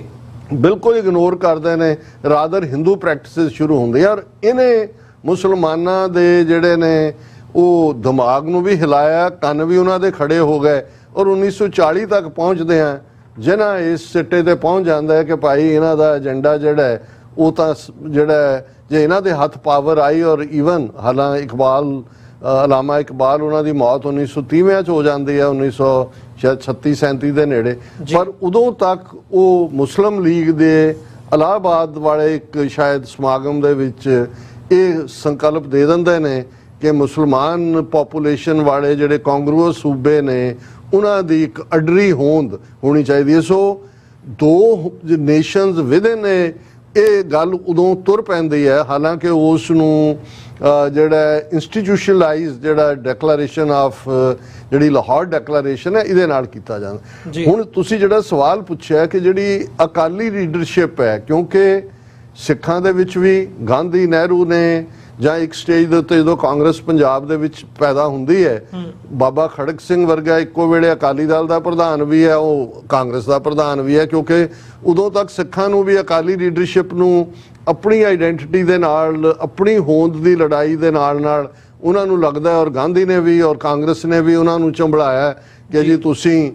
ਜਦੋਂ ਚਾਬੀਆਂ ਦਾ ਮੋਰਚਾ ਫਤਿਹ ਹੋਇਆ ਕਿ ਇੱਕ ਫਤਿਹ ਕਰ ਲਿਆ, ਹੁਣ ਤੁਸੀਂ ਬਾਕੀ ਮੁਲਕ ਨੂੰ ਆਜ਼ਾਦ ਕਰਵਾਉਣਾ। ਸੋ ਉਹਨਾਂ ਹਾਲਾਤਾਂ 'ਚ ਜਦੋਂ 1930 ਚ ਰਾਊਂਡ ਟੇਬਲ ਕਾਨਫਰੰਸਿਸ ਦਾ ਜਿਹੜਾ ਉਹ ਸਿਲਸਿਲਾ ਸ਼ੁਰੂ ਹੋ ਜਾਂਦਾ ਹੈ, ਰਾਊਂਡ ਟੇਬਲ ਕਾਨਫਰੰਸਿਸ ਮਿਸ਼ਨਸ ਦਾ ਸ਼ੁਰੂ ਹੋ ਜਾਂਦਾ ਹੈ, ਕੈਬਨਿਟ ਮਿਸ਼ਨ ਆਉਂਦਾ ਹੈ, ਕ੍ਰਿਪਸ ਮਿਸ਼ਨ ਆਉਂਦਾ ਹੈ। ਉਸ ਤੋਂ ਪਹਿਲਾਂ ਸਾਈਮਨ ਕਮਿਸ਼ਨ ਦੇ ਵਿਰੋਧ ਦੇ ਵਿੱਚ ਤਾਂ ਸਿੱਖ ਵੀ ਨਾਲ ਰਲ ਜਾਂਦੇ ਨੇ ਕਾਂਗਰਸ ਦੇ, ਔਰ ਲਾਲਾ ਲਾਜਪਤ ਰਾਏ ਦਾ ਫਰਾਡ ਤੇ ਭਗਤ ਸਿੰਘ ਤੇ ਉਹ ਸਾਰੀ ਕਹਾਣੀ ਵੱਖਰੀ ਤੌਰ ਦੇ ਉੱਤੇ ਹੁੰਦੀ ਹੈ। ਹੁਣ ਜਦੋਂ ਕ੍ਰਿਪਸ ਕੈਬਨਿਟ ਮਿਸ਼ਨ ਦੀ ਫੇਲਿਅਰ ਹੁੰਦੀ ਹੈ, ਕ੍ਰਿਪਸ ਮਿਸ਼ਨ ਆਉਂਦਾ ਹੈ, ਔਰ ਇਹ ਜਿਹੜੀਆਂ 6 ਉਦਾਹਰਨਾਂ, ਕਿਉਂਕਿ ਬੇਸ਼ੱਕ ਉਦੋਂ ਤੱਕ ਅਜੇ ਕੋਈ ਅੰਗਰੇਜ਼ਾਂ ਨੇ 1930 ਚ ਮਨ ਨਹੀਂ ਸੀ ਬਣਾਇਆ ਵੀ ਉਹਨਾਂ ਨੇ, ਪਰ ਉਹ ਦੇਖ ਰਹੇ ਸੀ ਕਿ ਹਾਲਾਂ ਨਵੀਂ ਦਿੱਲੀ ਐਜ਼ ਏ ਕੈਪੀਟਲ ਤਾਂ 1930-31 ਦੇ ਵਿੱਚ ਫੰਕਸ਼ਨਲ ਹੁੰਦੀ ਹੈ ਜੀ, ਉਹ ਦੇਖ ਰਹੇ ਸੀ ਕੀ ਕਰਨਾ ਹੈ। ਔਰ ਕ੍ਰਿਪਸ ਜਦੋਂ ਆਉਂਦਾ ਹੈ, ਔਰ ਸਰ ਕਪੂਰ ਸਿੰਘ ਹੋਰਾਂ ਨੇ 6 ਡਿਫਰੈਂਟ ਮੌਕਿਆਂ ਦੇ ਉੱਤੇ, ਜਿਹਨੂੰ ਅਸੀਂ 1930 ਤੋਂ 1946 ਤੱਕ ਇਹ ਕਹਿ ਸਕਦੇ ਹਾਂ, 1947 ਵੀ ਮਾਰਚ ਤੱਕ ਉਹ ਮੌਕੇ ਕਹਿ ਸਕਦੇ ਹਾਂ, ਜਿਹਦੇ 'ਚ ਅੰਗਰੇਜ਼ਾਂ ਨੇ ਸਿੱਧੀ ਆਫਰ ਵੀ, ਜਿਹਦੇ 'ਚ ਕਿ ਆਟੋਨਮਸ ਸਟੇਟ ਬਣਾ ਕੇ ਅੰਗਰੇਜ਼ਾਂ ਦੇ ਨਾਲ ਅਲਾਇੰਸ, ਸਮੁੰਦਰ ਤੱਕ ਐਕਸੈਸ, ਮੈਂ ਵੇਰਵੇ 'ਚ ਨਹੀਂ ਜਾਵਾਂਗਾ, ਜਿਹਨਾਂ ਦੀ ਦਿਲਚਸਪੀ ਹੈ ਉਹ ਸਾਚੀ ਸਾਖੀ ਦੇਖ ਲੈਣ। ਫਿਰ ਇਸੇ ਪੀਰੀਅਡ ਦੇ ਵਿੱਚ ਜਦੋਂ 1946 ਤੱਕ ਇਹ ਡੈਫੀਨੇਟ ਹੋ ਜਾਂਦਾ ਹੈ ਕਿ ਭਾਈ ਹੁਣ ਇਹ ਪਾਕਿਸਤਾਨ ਇੱਕ ਹਕੀਕਤ ਬਣਨ ਵੱਲ ਜਾ ਰਿਹਾ, ਫਿਰ ਮੁਹੰਮਦ ਅਲੀ ਜਿਨ੍ਹਾਂ ਵੱਲੋਂ ਸਿੱਖ ਲੀਡਰਸ਼ਿਪ ਨੂੰ ਇੱਕ ਆਟੋਨੋਮਸ ਯੂਨਿਟ ਦੇ ਤੌਰ ਤੇ ਪਾਕਿਸਤਾਨ ਨਾਲ ਇਲਹਾਕ ਕਰਨ ਦੀ ਗੱਲ ਕਿ ਵਿਦਨ ਇਹ ਆਫਰ ਵੀ ਸ਼ੁਰੂ ਹੋ ਜਾਂਦੀ ਹੈ। ਔਰ ਇਸ ਦੌਰ ਦੇ ਵਿੱਚ ਜਿਹੜੀਆਂ ਅੱਡ-ਅੱਡ ਆਪਸ਼ਨਸ ਅੰਗਰੇਜ਼ ਡਿਸਕਸ ਕਰਦੇ ਨੇ, ਉਹਦੇ 'ਚ ਸਿੱਖ ਲੀਡਰਸ਼ਿਪ ਉਸ ਸਾਰੀ ਸਿਚੁਏਸ਼ਨ, ਹਾਂ ਇਹ ਅਸੀਂ ਕਹਿ ਸਕਦੇ ਹਾਂ ਕਿ ਕੋਈ ਬਲੈਕ ਐਂਡ ਵਾਈਟ ਸਿਚੁਏਸ਼ਨ ਨਹੀਂ, ਅੰਗਰੇਜ਼ਾਂ ਦੇ ਸਾਹਮਣੇ ਵੀ ਨਹੀਂ ਸੀ ਬਲੈਕ ਐਂਡ ਵਾਈਟ ਵੀ ਉਹਨਾਂ ਨੇ ਕੀ ਕਰਨਾ ਜੀ। ਉਹ ਸਾਰੀਆਂ ਆਪਸ਼ਨਸ ਦੇਖ ਰਹੇ ਸੀ, ਪਰ ਸਿੱਖਾਂ ਦੇ ਕੋਲ ਜਿਹੜੇ ਫੈਕਟਰ 6-7 ਉਹਨਾਂ ਦੀਆਂ ਆਪਣੀਆਂ ਸਟੇਟਾਂ, ਪਟਿਆਲਾ, ਨਾਭਾ, ਜੀਂਦ, ਫਰੀਦਕੋਟ, ਫੂਲਕੀਆਂ, ਕਪੂਰਥਲਾ, ਇਹ ਸਾਰੀਆਂ ਰਿਆਸਤਾਂ, ਫੌਜ ਦੇ ਵਿੱਚ ਸੈਕੰਡ ਵਰਲਡ ਵਾਰ 'ਚ ਸਿੱਖਾਂ ਦਾ ਵੱਡਾ ਯੋਗਦਾਨ, ਜਿਹਦੀ ਬਦੌਲਤ 30 ਤੋਂ 35% ਅਫਸਰ ਸਿੱਖ, 18 ਤੋਂ 20% ਫੌਜੀ ਜਿਹੜੇ ਨੇ ਸਿੱਖ, ਔਰ ਸਿੱਖਾਂ ਦਾ ਕਿਰਦਾਰ, ਸਿੱਖਾਂ ਦੇ ਲਈ ਹਮਦਰਦੀ, ਔਰ ਸਾਡਾ ਹਿਸਟੋਰੀਕਲ ਕਲੇਮ ਕਿ 1849 ਸਾਡੇ ਤੋਂ ਅਸੀਂ ਲਾਸਟ ਸਾਂ ਜਿਨ੍ਹਾਂ ਤੋਂ ਉਹਨਾਂ ਨੇ ਧੋਖੇ ਨਾਲ ਰਾਜ ਲਿਆ ਸੀ। ਇਹਨਾਂ ਨੂੰ ਹੁਣ ਇਹ ਉਹ ਪੀਰੀਅਡ ਸੀ ਜਦੋਂ ਕਿ ਇੱਕ ਕਦਾਵਰ, ਕ੍ਰੈਡੀਬਲ, ਆਰਟੀਕੂਲੇਟ ਲੀਡਰਸ਼ਿਪ ਦੀ ਲੋੜ ਸੀ, ਜਿਹੜੀ ਕਿ ਇਸ ਸਾਰੇ ਨੂੰ ਪੋਲੀਟੀਕਲ ਆਪਸ਼ਨਸ ਦੇ ਵਿੱਚ ਬਦਲ ਸਕਦੀ। ਹਾਲਾਂ ਆਡਸ ਵੀ ਸਨ, ਆਡਸ ਇਹ ਸੀ ਕਿ ਉਸ ਵੇਲੇ 7 ਸਿੱਖ ਰਿਆਸਤਾਂ ਨੂੰ ਜੇ ਪਾਸੇ ਰੱਖ ਦਈਏ ਤੇ ਜਿਹੜਾ ਬ੍ਰਿਟਿਸ਼ ਪੰਜਾਬ ਸੀ, ਸਿੱਖਾਂ ਦੀ ਆਬਾਦੀ 13% ਦੇ ਕਰੀਬ ਸੀ, 13-14%। ਦੂਸਰਾ ਆਡ 29 ਜ਼ਿਲ੍ਹੇ ਪੰਜਾਬ ਦੇ ਸਨ, ਉਹਨਾਂ ਚੋਂ ਕੋਈ ਜ਼ਿਲ੍ਹਾ ਵੀ ਐਸਾ ਨਹੀਂ ਸੀ ਜਿਹਦੇ 'ਚ ਸਿੱਖਾਂ ਦੀ ਮੈਜੋਰਿਟੀ ਹੋਏ। ਲੇਕਿਨ ਇਸ ਸਭ ਦੇ ਬਾਵਜੂਦ, ਜਿਸ ਗੱਲ ਨੂੰ ਬਾਅਦ 'ਚ ਮਾਸਟਰ ਤਾਰਾ ਸਿੰਘ ਨੇ ਆਪਣੀ ਸਵੈ ਜੀਵਨੀ 'ਚ ਕਬੂਲ ਕੀਤਾ ਕਿ ਅਸੀਂ ਇਹ ਵੀ ਤਾਂ ਹਾਲਾਂਕਿ ਭਾਵੇਂ ਉਹ 12-13% ਸੀ, ਪਰ 33% ਤੋਂ ਜ਼ਿਆਦਾ ਜ਼ਮੀਨ ਦਾ ਰੈਵਨਿਊ ਉਹ ਦਿੰਦੇ ਸੀ ਜਿਹਦੀ ਮਲਕੀਅਤ ਸੀ। ਸੋ ਇਹ ਵੀ ਜਿਵੇਂ ਉਹਨਾਂ ਦੀ ਆਫਰ ਸੀ, ਜੇ ਉਸ ਨੂੰ ਦੇਖਿਆ ਜਾਂਦਾ ਹੈ ਤੇ ਜੀਓਗ੍ਰਾਫੀਕਲ ਇੱਕ ਤੁਸੀਂ ਹੁਣ ਜਦੋਂ ਇਜ਼ਰਾਈਲ ਵੀ ਹੋਣ ਚ ਆਉਂਦਾ ਹੈ, ਅਸੀਂ ਦੇਖਦੇ ਹਾਂ ਕਿ ਉਸ ਤੋਂ ਪਹਿਲਾਂ ਪੋਪੂਲੇਸ਼ਨ ਔਰ ਦੂਸਰਾ ਤੁਹਾਡੇ ਇੱਕ ਹੋਮਲੈਂਡ ਦਾ ਬੇਸ ਜਿਹੜਾ ਹਿਸਟੋਰੀਕਲ ਉਸ ਦੇ ਉੱਤੇ ਕਾਇਮ ਹੁੰਦਾ ਹੈ। ਆਬਾਦੀ ਮੂਵ ਬਾਅਦ ਵਿੱਚ ਤਾਂ ਮੂਵ ਹੋਈ 47 ਦੇ ਵਿੱਚ ਵੀ, ਜੇ ਹੁਣ 42-43 ਲੱਖ ਮੁਸਲਮਾਨ ਈਸਟ ਪੰਜਾਬ ਤੋਂ ਇਧਰ ਨੂੰ ਜਾਂਦਾ ਹੈ, 43-44 ਲੱਖ ਹਿੰਦੂ ਔਰ ਸਿੱਖ ਵੈਸਟ ਪੰਜਾਬ ਤੋਂ ਆਉਂਦਾ ਹੈ। ਇਸ ਨੂੰ ਵੀ ਇਵੇਂ ਵੀ ਪੀਸਫੁਲੀ ਵੀ ਕੀਤਾ ਜਾ ਸਕਦਾ ਸੀ ਉਸ ਬਲੱਡ ਸ਼ੈਡ ਤੋਂ ਬਿਨਾਂ। ਪਰ ਦੇਖਣ ਵਾਲੀ ਗੱਲ ਇਹ ਹੈ ਕਿ ਦੋ ਚੀਜ਼ਾਂ ਇਹਦੇ 'ਚ ਮੈਨੂੰ ਇਹ ਲੱਗਦਾ ਹੈ ਕਿ ਵੀ ਇੱਕ ਪਾਸੇ ਜਿੱਥੇ ਨਹਿਰੂ ਔਰ ਗਾਂਧੀ ਔਰ ਜਿਨਾ ਔਰ ਪਟੇਲ ਸਾਰੇ ਹੀ ਲੰਡਨ ਰਿਟਰਨਡ ਵਕੀਲ, ਗੁਜਰਾਤੀ, ਇੱਕ ਦੂਸਰੇ ਨਾਲ ਖਹਿਣ ਵਾਲੇ, ਸਮਝਣ ਵਾਲੇ, ਦਾ ਪੇਚ, ਔਰ ਸਾਡੀ ਟੂ ਸਿੰਪਲਿਸਟਿਕ ਲੀਡਰਸ਼ਿਪ, ਕਿਉਂਕਿ ਬਲੈਕ ਵਾਈਟ ਤਾਂ ਸਿਚੁਏਸ਼ਨ ਹੈ ਨਹੀਂ ਸੀ ਜੀ, ਉਹਨੂੰ ਆਰਟੀਕੂਲੇਟ ਵੀ ਨਹੀਂ ਕਰ ਪਾਏ। ਸੈਕੰਡਲੀ ਜਿਹੜਾ ਇੱਕ ਸਾਈਕੋਲੋਜੀਕਲ ਬੈਰੀਅਰ ਬਣਿਆ ਸੀ, ਜਿਸ ਨੂੰ ਮੈਂ ਸਮਝਦਾ ਹੈ ਵੀ ਦੂਰ ਕਰਨ ਦੇ ਲਈ ਕੋਈ ਮੁਸਲਿਮ ਲੀਡਰਸ਼ਿਪ ਨੇ ਜਾਂ ਈਵਨ ਮਿਸਟਰ ਜਿਨ੍ਹਾਂ ਨੇ ਵੀ ਕੋਈ ਐਕਸਟਰਾ ਐਫਰਟ ਨਹੀਂ ਕੀਤਾ, ਕਿਉਂਕਿ 18ਵੀਂ ਸਦੀ ਦਾ ਸਾਡੀ ਟਕਰਾਅ ਦਾ ਪੀਰੀਅਡ ਸੀ ਜਿਹਦੇ 'ਚ ਲਾਹੌਰ ਦੇ ਔਰ ਦਿੱਲੀ ਦੇ ਔਰ ਕਾਬਲ ਦੇ ਜਿਹੜੇ ਸਾਰੇ ਰੂਲਰ ਮੁਸਲਮਾਨ ਸਨ। ਸੋ ਸਾਈਕੋ ਹਿਸਟਰੀ ਉਹ ਕੈਰੀ ਹੋ ਰਹੀ ਸੀ।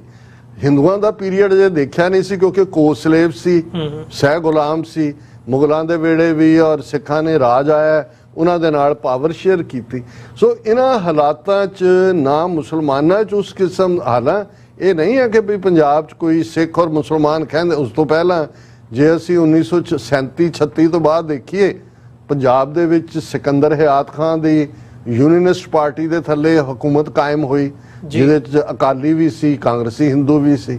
ਉਹਨਾਂ ਦੀ ਮੌਤ ਤੋਂ ਬਾਅਦ ਖਿਜਰ ਹਯਾਤ ਖਾਨ ਟਿਵਾਣਾ ਜਿਹੜੇ ਨੇ ਚੀਫ ਮਿਨਿਸਟਰ ਬਣਦੇ ਨੇ, ਉਹਦੇ 'ਚ ਸਿੱਖ ਵਜ਼ੀਰ ਵੀ ਨੇ ਔਰ ਹਿੰਦੂ ਵੀ ਨੇ। ਯੂਨੀਨਿਸਟ ਪਾਰਟੀ ਦੀ ਹਕੂਮਤ ਹੈ, ਲੇਕਿਨ ਯੂਨੀਨਿਸਟ ਪਾਰਟੀ ਵੀ ਕਿਉਂਕਿ ਉਹਦਾ ਮੁਸਲਮਾਨਾਂ ਦੇ ਕਾਮਨ ਲੋਕਾਂ 'ਚ ਬੇਸ ਨਹੀਂ ਸੀ, ਰਜਵਾੜੇ ਵੱਡੇ ਜਿਹੜੇ ਜ਼ਿਮੀਂਦਾਰ ਸੀ ਉਹਨਾਂ ਦੀ ਪਾਰਟੀ ਸੀ। ਔਰ ਦੂਸਰੇ ਪਾਸੇ ਸਿੱਖ ਲੀਡਰਸ਼ਿਪ ਦੇ ਵਿੱਚ ਵੀ ਕੋਈ ਆਊਟਰੀਚ ਨਹੀਂ ਸੀ। ਹਾਲਾਂ ਜਦੋਂ ਤੱਕ ਜਿਨ੍ਹਾਂ ਦੀਆਂ ਮੀਟਿੰਗਸ ਪਟਿਆਲਾ ਦੇ ਯਾਦਵਿੰਦਰ ਸਿੰਘ ਨਾਲ ਹੁੰਦੀਆਂ ਨੇ, ਜਾਂ ਇੱਕ ਅੱਧੀ ਮੀਟਿੰਗ ਜਿਹੜੀ ਸਿੱਖ ਸਟੂਡੈਂਟ ਫੈਡਰੇਸ਼ਨ 46 'ਚ ਆਰਗੇਨਾਈਜ਼ ਕਰਨ ਦੀ ਕੋਸ਼ਿਸ਼ ਕਰਦੀ ਹੈ, ਪਰ ਵਰਸਟ ਪਾਰਟ ਇਹ ਹੈ ਕਿ ਉਦੋਂ ਤੱਕ ਗਾਂਧੀ ਔਰ ਨਹਿਰੂ ਦੇ ਉੱਤੇ ਇੰਨਾ ਕੁ ਵਿਸ਼ਵਾਸ ਅਕਾਲੀ ਲੀਡਰ ਕਰ ਚੁੱਕੇ ਸੀ ਕਿ ਇਹਨਾਂ ਨੇ ਪਾਕਿਸਤਾਨ ਨਹੀਂ ਮੰਨਣਾ ਹੈ ਜੀ। ਗਾਂਧੀ ਦਾ ਇਹ ਸੀ ਕਿ ਜੀ ਮੇਰੀ ਲਾਸ਼ ਤੇ ਬਣੇਗਾ, ਤੇ ਅਕਾਲੀ ਇਹ ਸਮਝਦੇ ਸੀ ਕਿ ਕਿਸੇ ਵੀ ਡਿਵੀਜ਼ਨ ਦੇ ਮਾਮਲੇ 'ਚ ਅਸੀਂ ਘਾਟੇ 'ਚ ਹੋਣਾ, ਸਾਨੂੰ ਇਹੀ ਸੂਟ ਕਰਦਾ ਹੈ ਕਿ ਮੁਲਕ ਨਾ ਵੰਡਿਆ ਜਾਏ। ਪਰ ਜਦੋਂ ਹਕੀਕਤ ਦੇ ਵਿੱਚ ਸਿਚੁਏਸ਼ਨ ਬਦਲੀ, ਉਦੋਂ ਉਹ ਉਹਨੂੰ ਭਾਂਪ ਨਹੀਂ ਸਕੇ ਵੀ ਕਾਂਗਰਸ ਨੇ ਤਾਂ ਗਿਵਨ ਕਰਤਾ ਹੈ, ਉਹ ਤਾਂ ਬਣਾਉਣ ਲਈ ਆ ਗਏ, ਪਰ ਇਹਨਾਂ ਨੂੰ ਖੜੇ ਕਰ ਦਿੱਤਾ ਕਿ ਅਸੀਂ ਪਾਕਿਸਤਾਨ ਨਹੀਂ ਬਣਨ ਦੇਣਾ। ਔਰ ਇਸ ਦਾ ਇਜ਼ਹਾਰ ਮਾਰਚ ਦੇ ਮਹੀਨੇ 'ਚ 2-3 ਮਾਰਚ ਨੂੰ ਮਾਸਟਰ ਤਾਰਾ ਸਿੰਘ ਲਾਹੌਰ ਅਸੈਂਬਲੀ ਦੇ ਬਾਹਰ ਕਿਰਪਾਨ ਕੱਢ ਕੇ ਔਰ ਪਾਕਿਸਤਾਨ ਮੁਰਦਾਬਾਦ ਕਹਿ ਕੇ ਜਦੋਂ ਉਹ ਇਜ਼ਹਾਰ ਕਰਦੇ ਨੇ, ਅਗਲੇ ਦਿਨਾਂ ਦੇ ਵਿੱਚ ਰਾਵਲਪਿੰਡੀ ਜਿਹੜਾ ਉਹਨਾਂ ਦਾ ਜਿੱਥੇ ਉਹਨਾਂ ਦਾ ਵਸੇਵਾ ਪਿੰਡ ਸੀ, ਇੰਨੀ ਵਰਸਟ ਵਾਇਲੈਂਸ ਸਿੱਖਾਂ ਦੇ ਖਿਲਾਫ ਹੁੰਦੀ ਹੈ, ਹਜ਼ਾਰਾਂ ਔਰਤਾਂ ਉਧਾੜੀਆਂ ਜਾਂਦੀਆਂ ਨੇ ਔਰ ਵਰਸਟ ਹਾਲਤ ਦੇ ਵਿੱਚ। ਉਹ ਜਦੋਂ ਹਾਲਾਤ ਪੈਦਾ ਹੋ ਗਏ, ਫਿਰ ਜਿਹੜੀ ਕੋਈ ਗੱਲਬਾਤ ਪਾਕਿਸਤਾਨ ਦੀ ਜਾਂ ਜਿਨ੍ਹਾਂ ਉਹਨਾਂ ਦੇ ਨਾਲ ਨੈਗੋਸ਼ੀਏਸ਼ਨ ਕਰਕੇ ਹੱਲ ਕੱਢਣ ਦੀ ਸੀ ਜਾਂ ਦੂਜੀ, ਉਹ ਤਾਂ ਖਤਮ ਹੋ ਜਾਂਦੀ ਹੈ। ਔਰ ਫਿਰ ਜਿਹੜੀ ਹੈ ਇਧਰ ਉਸ ਦੀ ਜਦੋਂ ਤੱਕ ਅਗਸਤ ਮਹੀਨਾ ਆਉਂਦਾ ਹੈ, ਉਹ ਜਿਹੜੀ ਬਦਲੇ ਦੇ ਥੱਲੇ ਜਿਸ ਲੈਵਲ ਦਾ ਬਲੱਡ ਸ਼ੈਡ, ਜੇ ਅਸੀਂ ਇਹ ਦੇਖੀਏ ਈਵਨ ਬੰਗਾਲ, ਬੇਸ਼ੱਕ ਬੰਗਾਲ ਵੀ ਵੰਡਿਆ ਗਿਆ, ਪਰ ਅੱਜ ਵੀ ਬੰਗਾਲ ਦੀ 34% ਆਬਾਦੀ ਮੁਸਲਮਾਨ ਹੈ, ਵੈਸਟ ਬੰਗਾਲ ਦੀ ਜੀ, ਔਰ ਦੂਸਰੇ ਪਾਸੇ 14-15% ਹਿੰਦੂ ਪੋਪੂਲੇਸ਼ਨ ਹੈ ਈਸਟ ਬੰਗਾਲ। ਪਰ ਅਸੀਂ ਉਸ ਨਫ਼ਰਤ ਦੇ ਦੌਰ ਦੇ ਵਿੱਚ ਗਏ ਜਿੱਥੇ ਅਸੀਂ ਦੋਨੋਂ ਪਾਸੇ ਐਥਨਿਕ ਕਲੀਨਜ਼ਿੰਗ ਕੀਤੀ, ਜ਼ੁਲਮ ਦੀ ਅੱਤ ਦੋਨਾਂ ਧਿਰਾਂ ਦੀ ਇਸ ਬਹਿਸ 'ਚ ਕਿ ਕਿਹਨੇ ਪਹਿਲਾਂ ਸ਼ੁਰੂ ਕੀਤਾ ਜਾਂ ਪਿੱਛੋਂ, ਪਰ ਇਹਦੇ 'ਚ ਕੋਈ ਸ਼ੱਕ ਨਹੀਂ ਹੈ ਕਿ ਦਰਿੰਦਗੀ ਦਾ ਸਿਖਰ ਸੀ। ਸੋ ਮੈਨੂੰ ਇਹ ਲੱਗਦਾ ਹੈ ਕਿ ਸਭ ਤੋਂ ਵੱਡਾ ਰੀਜ਼ਨ ਜਿਹੜਾ ਉਹ ਅਕਾਲੀ ਲੀਡਰਸ਼ਿਪ ਦੀ ਨਾਲਾਇਕੀ, ਉਹਨਾਂ ਦਾ ਸਮੇਂ ਦੇ ਹਾਣ ਦਾ ਨਾ ਹੋਣਾ, ਸਿਚੁਏਸ਼ਨ ਨੂੰ ਠੀਕ ਨਾ ਭਾਂਪ ਸਕਣਾ। ਬਾਕੀ ਕੋਈ ਉਹਨਾਂ ਨੂੰ ਹਿੰਦੂ ਪੁੱਤਰ ਕਹੇ ਮਾਸਟਰ ਤਾਰਾ ਸਿੰਘ ਨੂੰ, ਜਾਂ ਕੋਈ ਬਲਦੇਵ ਸਿੰਘ ਦੇ ਟਾਟਾ ਕਾਰਖਾਨਿਆਂ ਦੇ ਨਾਲ, ਜੋ ਇਹ ਹਿੱਤ ਵੀ ਜ਼ਰੂਰ ਨੇ, ਇਹ ਸਾਰੇ ਵੀ ਹੋਣਗੇ, ਪਰ ਮੈਨੂੰ ਇਹ ਲੱਗਦਾ ਹੈ ਕਿ ਬਈ ਇਹ ਉਹ ਸਾਰੀ ਗੇਮ ਦੇ ਜਿਹੜੇ ਚਾਤਰ ਖਿਡਾਰੀ ਸੀ, ਜਿਹੜੇ ਟੇਬਲ ਦੇ ਉੱਤੇ ਬੈਠੇ, ਉਹ ਸਾਰੇ ਨੂੰ ਦੇਖ ਰਹੇ ਸੀ ਔਰ ਇਹ ਗੁੱਲੀ ਡੰਡੇ ਦੇ ਖਿਲਾੜੀ ਸੀ। ਇਹ ਕੋਈ ਮੈਚ ਹੀ ਨਹੀਂ ਸੀ ਉਹਨਾਂ ਦੇ ਲਈ। ਜੀ ਡਾਕਟਰ ਸਾਹਿਬ, ਜਿਵੇਂ ਤੁਸੀਂ ਇਹ ਗੱਲ ਕੀਤੀ ਹੈ, ਇੱਕ ਜਿਹੜੀ ਤੁਸੀਂ ਜਿਵੇਂ ਮੈਂਸ਼ਨ ਕੀਤਾ ਹੈ ਵੀ ਇਹ ਕਨਫਿਊਜ਼ਨ ਦਾ ਦੌਰ ਸੀ, ਇਹ ਜਿਹੜੇ ਪਿਛਲੇ ਸਾਲ ਸੀਗੇ ਜਾਂ ਪਿਛਲੇ ਦਹਾਕੇ ਸੀ, ਇਸ ਕਿਸਮ ਦੀ ਕਨਫਿਊਜ਼ਨ ਸੀ ਵੀ ਜਿਹੜੀ ਸਿੱਖਾਂ ਦੀ ਆਪਣੀ ਆਈਡੈਂਟੀਟੀ ਸੀਗੀ, ਜਿਹੜੀ ਮਹਾਰਾਜਾ ਰਣਜੀਤ ਸਿੰਘ ਦੇ ਟਾਈਮ ਪੀਰੀਅਡ ਤੱਕ ਸਿੱਖ ਉਸ ਦੇ ਨਾਲ ਰੈਜ਼ੋਨੇਟ ਕਰਦੇ ਸੀ। ਰਾਜ ਜਾਣ ਤੋਂ ਬਾਅਦ, ਸਿੱਖ ਰਾਜ, ਸਿੱਖ ਅੰਪਾਇਰ ਖਤਮ ਹੋਣ ਤੋਂ ਬਾਅਦ ਉਹ ਡਿਲਿਊਟ ਹੁੰਦਾ ਬਿਲਕੁਲ ਮੰਨਫੀ ਹੋ ਗਿਆ, ਤੇ ਸਾਰੀਆਂ ਜਿਹੜੀਆਂ ਮੂਵਮੈਂਟਸ ਨੇ ਸਿੱਖਾਂ ਨੇ ਜੋ ਚਲਾਈਆਂ, ਗਦਰ ਲਹਿਰ ਤੋਂ ਲੈ ਕੇ ਸਾਰਾ ਟਾਈਮ ਪੀਰੀਅਡ ਅਸੀਂ ਦੇਖਦੇ ਹਾਂ, ਤੇ ਉਹ ਸਾਰਾ ਫਿਰ ਇੰਡੀਅਨ ਨੈਸ਼ਨਲਿਜ਼ਮ ਦੇ ਖਾਤੇ ਦੇ ਵਿੱਚ ਪਿਆ। ਇਹ ਗੱਲ ਦੱਸੋ ਵੀ ਮਤਲਬ ਇਹਦਾ ਕਾਰਨ ਕੀ ਸੀਗਾ? ਕੀ ਕਾਰਨ ਸਮਝਦੇ ਹੋ ਕਿ ਇਹ ਜਿਹੜੀ ਕਨਫਿਊਜ਼ਨ ਹੈ ਇਹ ਇਸ ਲੈਵਲ ਤੱਕ ਗਈ ਕਿ ਅਸੀਂ ਆਪਣੀ ਆਈਡੈਂਟੀਟੀ ਨੂੰ ਮਤਲਬ ਮੰਨਫੀ ਕਰ ਦਿੰਦੇ ਹਾਂ ਬਿਲਕੁਲ ਹੀ? ਉਦੋਂ ਦੇ ਟਾਈਮ ਪੀਰੀਅਡ ਦੇ ਵਿੱਚ ਮੇਰਾ ਕੁਐਸਚਨ ਹੈ, ਈਵਨ ਅੱਜ ਵੀ ਜਦੋਂ ਅਸੀਂ ਦੇਖਦੇ ਹਾਂ ਪੰਜਾਬ ਦੇ ਵਿੱਚ ਕੋਈ ਵੀ ਜਿਹੜਾ ਐਕਸਪੈਰੀਮੈਂਟ ਹੈ ਪੋਲੀਟੀਕਲ, ਉਹ ਨਕਸਲਵਾੜੀ ਲਹਿਰ ਦੀ ਗੱਲ ਹੋਵੇ ਜਾਂ ਹੁਣ ਆਮ ਆਦਮੀ ਪਾਰਟੀ ਦੀ ਗੱਲ ਹੋਵੇ, ਸਾਰੇ ਭਾਰਤ ਦੇ ਵਿੱਚ ਉਸ ਕਿਸਮ ਦਾ ਰਿਸਪੌਂਸ ਨਹੀਂ ਮਿਲਿਆ, ਪਰ ਪੰਜਾਬ ਦੇ ਵਿੱਚ ਆ ਕੇ MP ਵੀ ਬਣ ਜਾਂਦੇ ਆ ਤੇ ਮੁੜ ਕੇ ਸਰਕਾਰ ਵੀ ਬਣ ਜਾਂਦੀ ਹੈ। ਵੀ ਮਤਲਬ ਪੰਜਾਬ ਦੇ ਪਾਣੀ 'ਚ ਹੀ ਕੁਛ ਅਜਿਹਾ ਹੈਗਾ ਜਾਂ ਕੀ ਕਾਰਨ ਕੀ ਹੈ ਇਸ ਕਨਫਿਊਜ਼ਨ ਦਾ? ਦੇਖੋ, ਮੇਰੇ ਬਹੁਤ ਨੇੜਲੇ ਮਿੱਤਰ ਮਿਸਟਰ ਏ ਸ਼ੇਖ ਰਹੇ ਨੇ, 18 ਸਾਲਾਂ ਦੀ ਸਾਂਝ ਰਹੀ, ਹੁਣ ਤਾਂ ਇਸ ਦੁਨੀਆ ਨੂੰ ਅਲਵਿਦਾ ਕਹਿ ਚੁੱਕੇ ਨੇ। ਉਹ ਅਕਸਰ ਕਹਿੰਦੇ ਸੀ ਕਿ ਸਾਡੀ ਮੁਸਲਮਾਨਾਂ ਦੀ ਪ੍ਰੋਬਲਮ ਇਹ ਹੈ ਕਿ ਅਸੀਂ ਇੰਨੇ ਕੁ ਕਲੋਜ਼ ਹੋ ਗਏ ਹੈ ਕਿ ਕਿਸੇ ਨੂੰ ਵੜਨ ਹੀ ਨਹੀਂ ਦਿੰਦੇ, ਔਰ ਸਾਡੀ ਇਹ ਕੱਟੜਤਾ ਜਿਹੜੀ ਹੈ ਇਹ ਸਾਡੀ ਵੱਡੀ ਬਿਮਾਰੀ ਬਣ ਗਈ ਹੈ। ਉਹਨਾਂ ਨੇ ਕਿਹਾ ਵੀ ਸਿੱਖਾਂ ਦੀ ਸਮੱਸਿਆ ਇਹ ਹੈ ਵੀ ਤੁਸੀਂ ਇੰਨੇ ਕੁ ਉਦਾਰ ਦੇ ਲੋ, ਇੰਨੇ ਕੁ ਓਪਨ ਹੋ ਕਿ ਉਸ ਓਪਨਨੈਸ, ਲਿਬਰਲ ਔਰ ਤੁਹਾਡੀਆਂ ਸੈਕੂਲਰ ਵੈਲਿਊਜ਼ ਦੇ ਥੱਲੇ ਤੁਸੀਂ ਆਪਣੇ ਹਿੱਤ ਭੁੱਲ ਕੇ ਦੂਸਰਿਆਂ ਦੇ ਝੰਡਾ ਬਰਦਾਰ ਬਣ ਜਾਂਦੇ ਹੋ। ਤੁਹਾਨੂੰ ਭੁੱਲ ਜਾਂਦਾ ਹੈ ਕਿ ਵੀ ਤੁਸੀਂ ਆਪਣੇ ਹਿੱਤਾਂ ਦੀ ਵੀ ਰੱਖਿਆ ਕਰਨੀ। ਔਰ ਮੈਂ ਸਮਝਦਾ ਹਾਂ ਵੀ ਇਸ ਨੂੰ ਬਾਈ ਐਂਡ ਲਾਰਜ ਇੱਕ ਠੀਕ ਸਟੇਟਮੈਂਟ ਹੈ। ਇੱਕ ਤਾਂ ਕਿਉਂਕਿ ਮੁੱਢਲੇ ਸਾਡੇ ਪ੍ਰਿੰਸੀਪਲ ਜਿਹੜੇ ਸਿੱਖੀਜ਼ਮ ਦੇ ਨੇ, ਉਹਨਾਂ ਦੇ ਵਿੱਚ ਸੱਚ, ਹੱਕ, ਇਨਸਾਫ, ਉਦਾਰਤਾ ਔਰ ਹਰ ਇੱਕ ਦੇ ਦਰਦ ਨੂੰ ਸਮਝਣ ਦੀ ਗੱਲ ਹੈ। ਔਰ ਸੈਕੰਡਲੀ ਮੈਂ ਸਮਝਦਾ ਹਾਂ ਵੀ ਉਦੋਂ ਤੱਕ, ਹੁਣ ਸਿੱਖ ਮਿਸਲਾਂ ਦੇ ਪੀਰੀਅਡ 'ਚ ਕਿਸੇ ਨੂੰ ਭੁਲੇਖਾ ਨਹੀਂ ਸੀ, ਰਣਜੀਤ ਸਿੰਘ ਦਾ ਰਾਜ ਆਉਣ ਤੱਕ ਭੁਲੇਖਾ ਨਹੀਂ ਸੀ, ਕਿਉਂਕਿ ਦੁਸ਼ਮਣ ਵੀ ਆਇਡੈਂਟੀਫਾਈਡ ਸੀ ਤੇ ਤੁਹਾਡਾ ਨਿਸ਼ਾਨਾ ਸਿੱਧਾ ਸਿੱਧਾ ਰਾਜ ਭਾਗ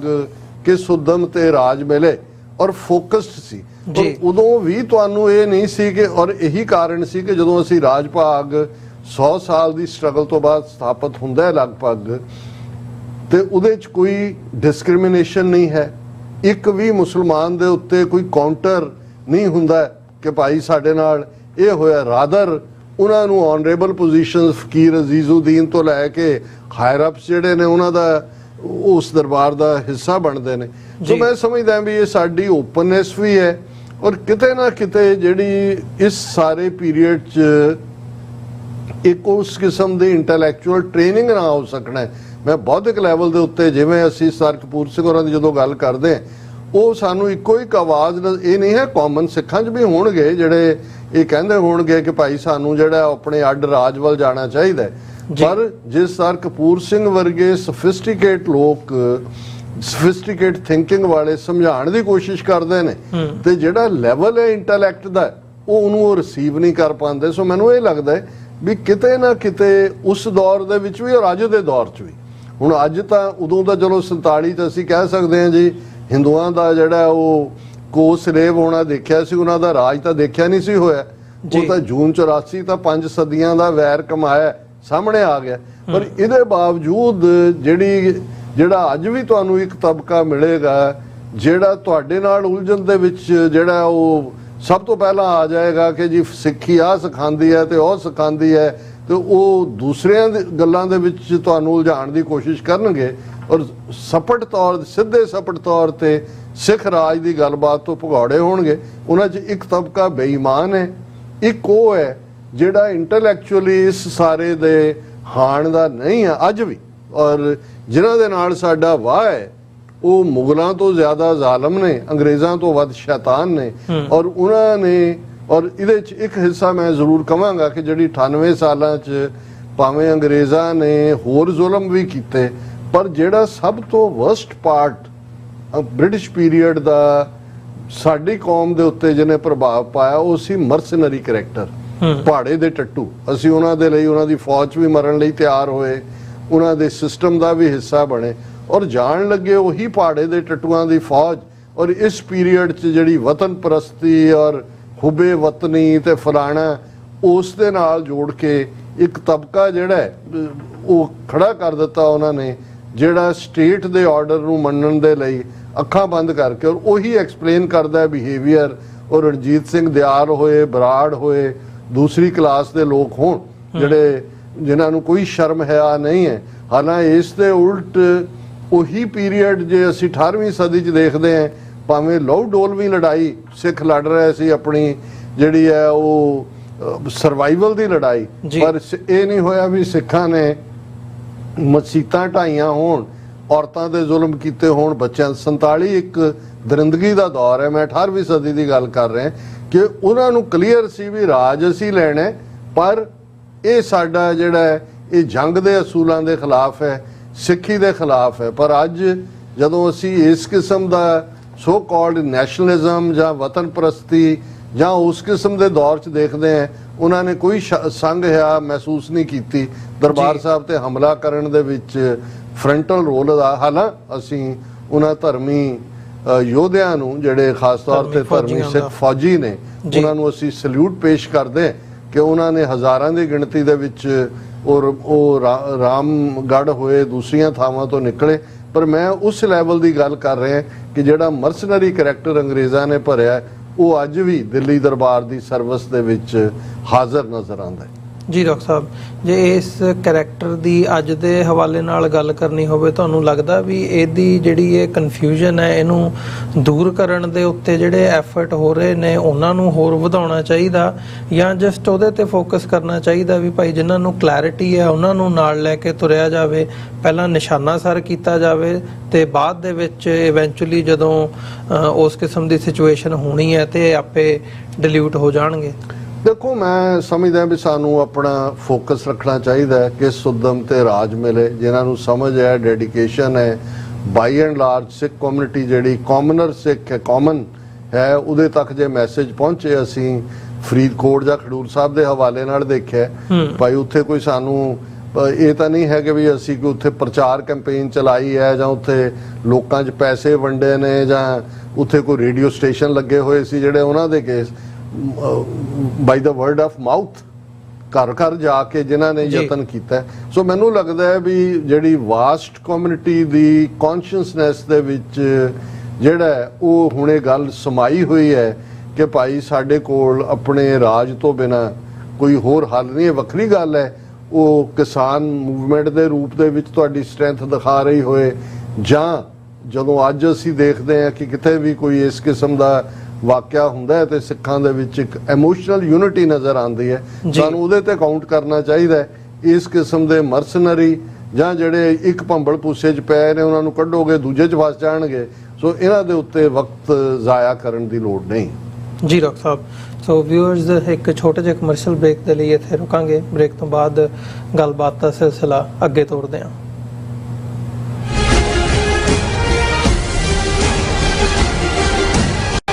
ਟਰਾਈ ਸਟੇਟ ਦੇ ਕੇਂਦਰੀ ਅਸਥਾਨ Gurdwara Sahib Sikh culture society Richmond Hill New York ਤੇ ਇਸ ਗੁਰਦੁਆਰਾ ਸਾਹਿਬ ਦੀ ਸਮੁੱਚੀ ਪ੍ਰਬੰਧਕ ਕਮੇਟੀ ਵੱਲੋਂ ਸਮੁੱਚੀਆਂ ਸੰਗਤਾਂ, ਪੰਥਕ ਜਥੇਬੰਦੀਆਂ ਅਤੇ ਸੇਵਾ ਸੁਸਾਇਟੀਆਂ ਦੇ ਸਹਿਯੋਗ ਨਾਲ ਹਰ ਸਾਲ ਦੀ ਤਰ੍ਹਾਂ ਸ੍ਰੀ ਗੁਰੂ ਗ੍ਰੰਥ ਸਾਹਿਬ ਮਹਾਰਾਜ ਸੱਚੇ ਪਾਤਸ਼ਾਹ ਜੀ ਦੇ ਪਹਿਲੇ ਪ੍ਰਕਾਸ਼ ਉਤਸਵ ਦੀਆਂ ਖੁਸ਼ੀਆਂ ਵਿੱਚ ਜੋ ਹਰ ਸਾਲ ਨਗਰ ਕੀਰਤਨ ਸਜਾਇਆ ਜਾਂਦਾ ਹੈ, ਇਸ ਸਾਲ ਗੁਰਦੁਆਰਾ ਸਿੱਖ ਕਲਚਰ ਸੁਸਾਇਟੀ ਤੋਂ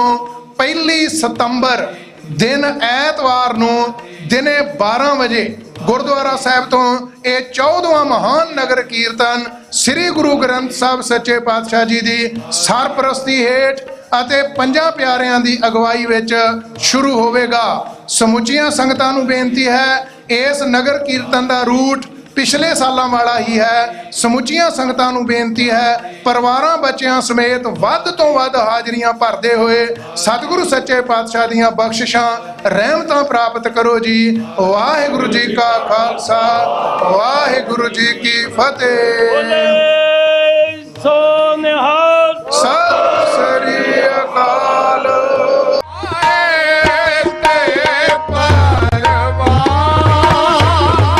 20ਵੀਂ ਸਦੀ ਦੇ ਮਹਾਨ ਸਿੱਖ ਫਿਲਾਸਫਰ ਅਤੇ ਦੂਰਦਰਸ਼ੀ ਵਿਦਵਾਨ ਸਰਦਾਰ ਕਪੂਰ ਸਿੰਘ ਦੀ ਨਿੱਘੀ ਯਾਦ ਵਿੱਚ 18 ਅਗਸਤ 2024 ਦਿਨ ਐਤਵਾਰ ਨੂੰ ਗੁਰਦੁਆਰਾ ਸਾਹਿਬ ਰਿਵਰਸਾਈਡ LA ਵਿਖੇ ਵਿਸ਼ੇਸ਼ ਸਮਾਗਮ ਕਰਵਾਇਆ ਜਾ ਰਿਹਾ ਹੈ। ਖਾਲਿਸਤਾਨ ਅਫੇਅਰ ਸੈਂਟਰ ਦੇ ਸੰਚਾਲਕ ਡਾਕਟਰ ਅਮਰਜੀਤ ਸਿੰਘ ਖਾਸ ਤੌਰ ਤੇ ਮੌਜੂਦਾ ਹਾਲਾਤਾਂ ਅਤੇ ਸਰਦਾਰ ਕਪੂਰ ਸਿੰਘ ਦੇ ਜੀਵਨ ਬਾਰੇ ਸੰਗਤ ਨਾਲ ਵਿਚਾਰਾਂ ਦੀ ਸਾਂਝ ਪਾਉਣਗੇ। ਗੁਰਦੁਆਰਾ ਸਾਹਿਬ ਪ੍ਰਬੰਧਕ ਕਮੇਟੀ ਅਤੇ LA ਸਿੱਖ ਯੂਥ ਵੱਲੋਂ ਸਥਾਨਕ ਸੰਗਤਾਂ ਨੂੰ ਇਸ ਸਮਾਗਮ ਵਿੱਚ ਹਾਜ਼ਰੀ ਭਰਨ ਲਈ ਬੇਨਤੀ ਕੀਤੀ ਜਾਂਦੀ ਹੈ। 18 ਅਗਸਤ ਦਿਨ ਐਤਵਾਰ Gurdwara Sahib Riverside, Los Angeles, LA।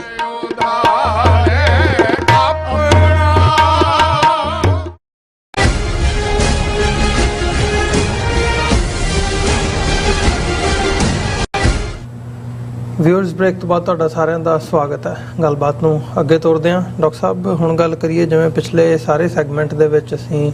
1947 ਤੋਂ ਪਹਿਲਾਂ ਦੇ ਹਾਲਾਤਾਂ ਦਾ ਜ਼ਿਕਰ ਕੀਤਾ ਹੈ ਖਾਸ ਤੌਰ ਤੇ ਹੁਣ 1947 ਤੋਂ ਬਾਅਦ ਦਾ ਜਿਹੜਾ ਟਾਈਮ ਸੀਗਾ ਉਹਦੇ ਤੇ ਥੋੜਾ ਜਿਹਾ ਫੋਕਸ ਕਰੀਏ। 1947 ਤੋਂ ਬਾਅਦ ਮਤਲਬ ਜਿਹੜੇ ਸਿੱਖ ਆਗੂ ਭਾਵੇਂ ਕਾਂਗਰਸ ਦੀ ਉਹਦੇ ਵਿੱਚ ਸੀਗੇ, ਸਪੈਲ ਦੇ ਥੱਲੇ ਸੀ, ਜਾਂ ਉਹਨਾਂ ਦੇ ਆਪਣੇ ਇੰਟਰਸਟ ਸੀ, ਜਾਂ ਜਿਵੇਂ ਤੁਸੀਂ ਇਵੈਂਚੁਅਲੀ ਫਾਈਨਲ ਉਹ ਕੀਤਾ ਕਿ ਉਹ ਮੈਚ ਹੀ ਨਹੀਂ ਸੀ ਜਿਹੜੀ ਹਿੰਦੂਤਵਾਦੀ ਲੀਡਰਸ਼ਿਪ ਸੀਗੀ ਨਹਿਰੂ, ਗਾਂਧੀ, ਪਟੇਲ ਇਹਨਾਂ ਦਾ। ਤੇ ਜਦੋਂ ਹਾਲਾਤ ਉਹ ਬਦਲ ਗਏ, ਫਿਰ ਉਹ ਨਹਿਰੂ ਦੇ ਬਿਆਨ ਜਾਂ ਗਾਂਧੀ ਦੇ ਬਿਆਨਾਂ ਨੂੰ ਯਾਦ ਕਰਨ ਲੱਗ ਪਏ ਕਿ ਜੀ ਉਹਨਾਂ ਨੇ ਸਾਡੇ ਨਾਲ ਵਾਅਦੇ ਕੀਤੇ ਸੀ, ਜਾਂ ਇਹ ਕਹਿ ਲਓ ਵੀ ਜਦੋਂ ਉਹ 50s ਦੇ ਵਿੱਚ 60s ਦੇ ਵਿੱਚ ਜਦੋਂ ਉਹਨਾਂ ਨੂੰ ਆਪਣਾ ਅੰਤ ਨੇੜੇ ਨਜ਼ਰ ਆਉਣ ਲੱਗਦਾ, ਫਿਰ ਉਹ ਆਪਣੀਆਂ ਗਲਤੀਆਂ ਵੀ ਮੰਨਦੇ ਆ, ਜਾਂ ਇਹ ਕਹਿੰਦੇ ਆ ਕਿ ਨਹੀਂ ਸਾਡੇ ਕੋਲੋਂ ਇਹ ਗੱਲ ਠੀਕ ਨਹੀਂ ਹੋਈ, ਜੇ ਸਾਡਾ ਵੱਖਰਾ ਰਾਜ, ਵੱਖਰੀ ਹੋਂਦ ਸਾਡੀ ਕਾਇਮ ਰਹਿੰਦੀ, ਉਹੀ ਸਾਡਾ ਜਿਹੜਾ ਸੋਲੂਸ਼ਨ ਹੈ ਉਹ ਹੋਣਾ ਸੀ। ਸੋ 47 ਤੋਂ ਬਾਅਦ ਦਾ ਜਿਹੜਾ ਦੌਰ ਹੈ ਉਸ ਬਾਰੇ ਥੋੜਾ ਜਿਹਾ ਚਾਨਣਾ ਪਾਓ ਵੀ ਇਹ ਸਾਰੇ ਟਾਈਮ ਪੀਰੀਅਡ ਦੇ ਵਿੱਚ ਜਾਂ ਜਿਸ ਸੰਦਰਭ ਦੇ ਵਿੱਚ ਅਸੀਂ ਗੱਲ ਕੀਤੀ ਹੈ ਕਨਫਿਊਜ਼ਨ ਦਾ ਦੌਰ, ਤੇ ਕਨਫਿਊਜ਼ਨ ਦੇ ਵਿੱਚੋਂ ਫਿਰ 1950 ਜਾਂ ਜਦੋਂ 1900 ਭਾਰਤ ਦਾ ਸੰਵਿਧਾਨ ਲਾਗੂ ਕੀਤਾ ਜਾਂਦਾ ਹੈ 49 ਦੇ ਵਿੱਚ ਸਿੱਖਾਂ ਵੱਲੋਂ, ਉਹ ਦਿਨ ਕਾਲੇ ਦਿਵਸ ਦੇ ਤੌਰ ਦੇ ਉੱਤੇ ਮਨਾਇਆ ਜਾਂਦਾ। ਸੋ ਉਹ ਟਾਈਮ ਪੀਰੀਅਡ ਦੇ ਵਿੱਚ ਕੀ ਡਿਵੈਲਪਮੈਂਟਸ ਹੋਈਆਂ, ਫਿਰ ਜਿਹੜਾ ਬੇਗਾਨਗੀ ਦਾ ਅਹਿਸਾਸ ਕੌਮ ਦੇ ਵਿੱਚ ਆਉਣਾ ਸ਼ੁਰੂ ਹੋਇਆ, ਉਹਦਾ ਮੁੱਢ ਕਿੱਥੋਂ ਵੱਜਦਾ ਤੇ ਉਹ ਗੱਲ ਅੱਗੇ ਕਿਵੇਂ ਤੁਰਦੀ ਹੈ? ਦੇਖੋ, ਤੁਸੀਂ ਬੜਾ ਟੁਕਵਾਂ ਸਵਾਲ ਕੀਤਾ ਹੈ, ਕਿਉਂਕਿ ਬਹੁਤ ਸਾਰੇ ਲੋਕਾਂ ਨੂੰ ਜਿਹੜੇ ਬੀਤੇ ਦੇ ਨਾਲ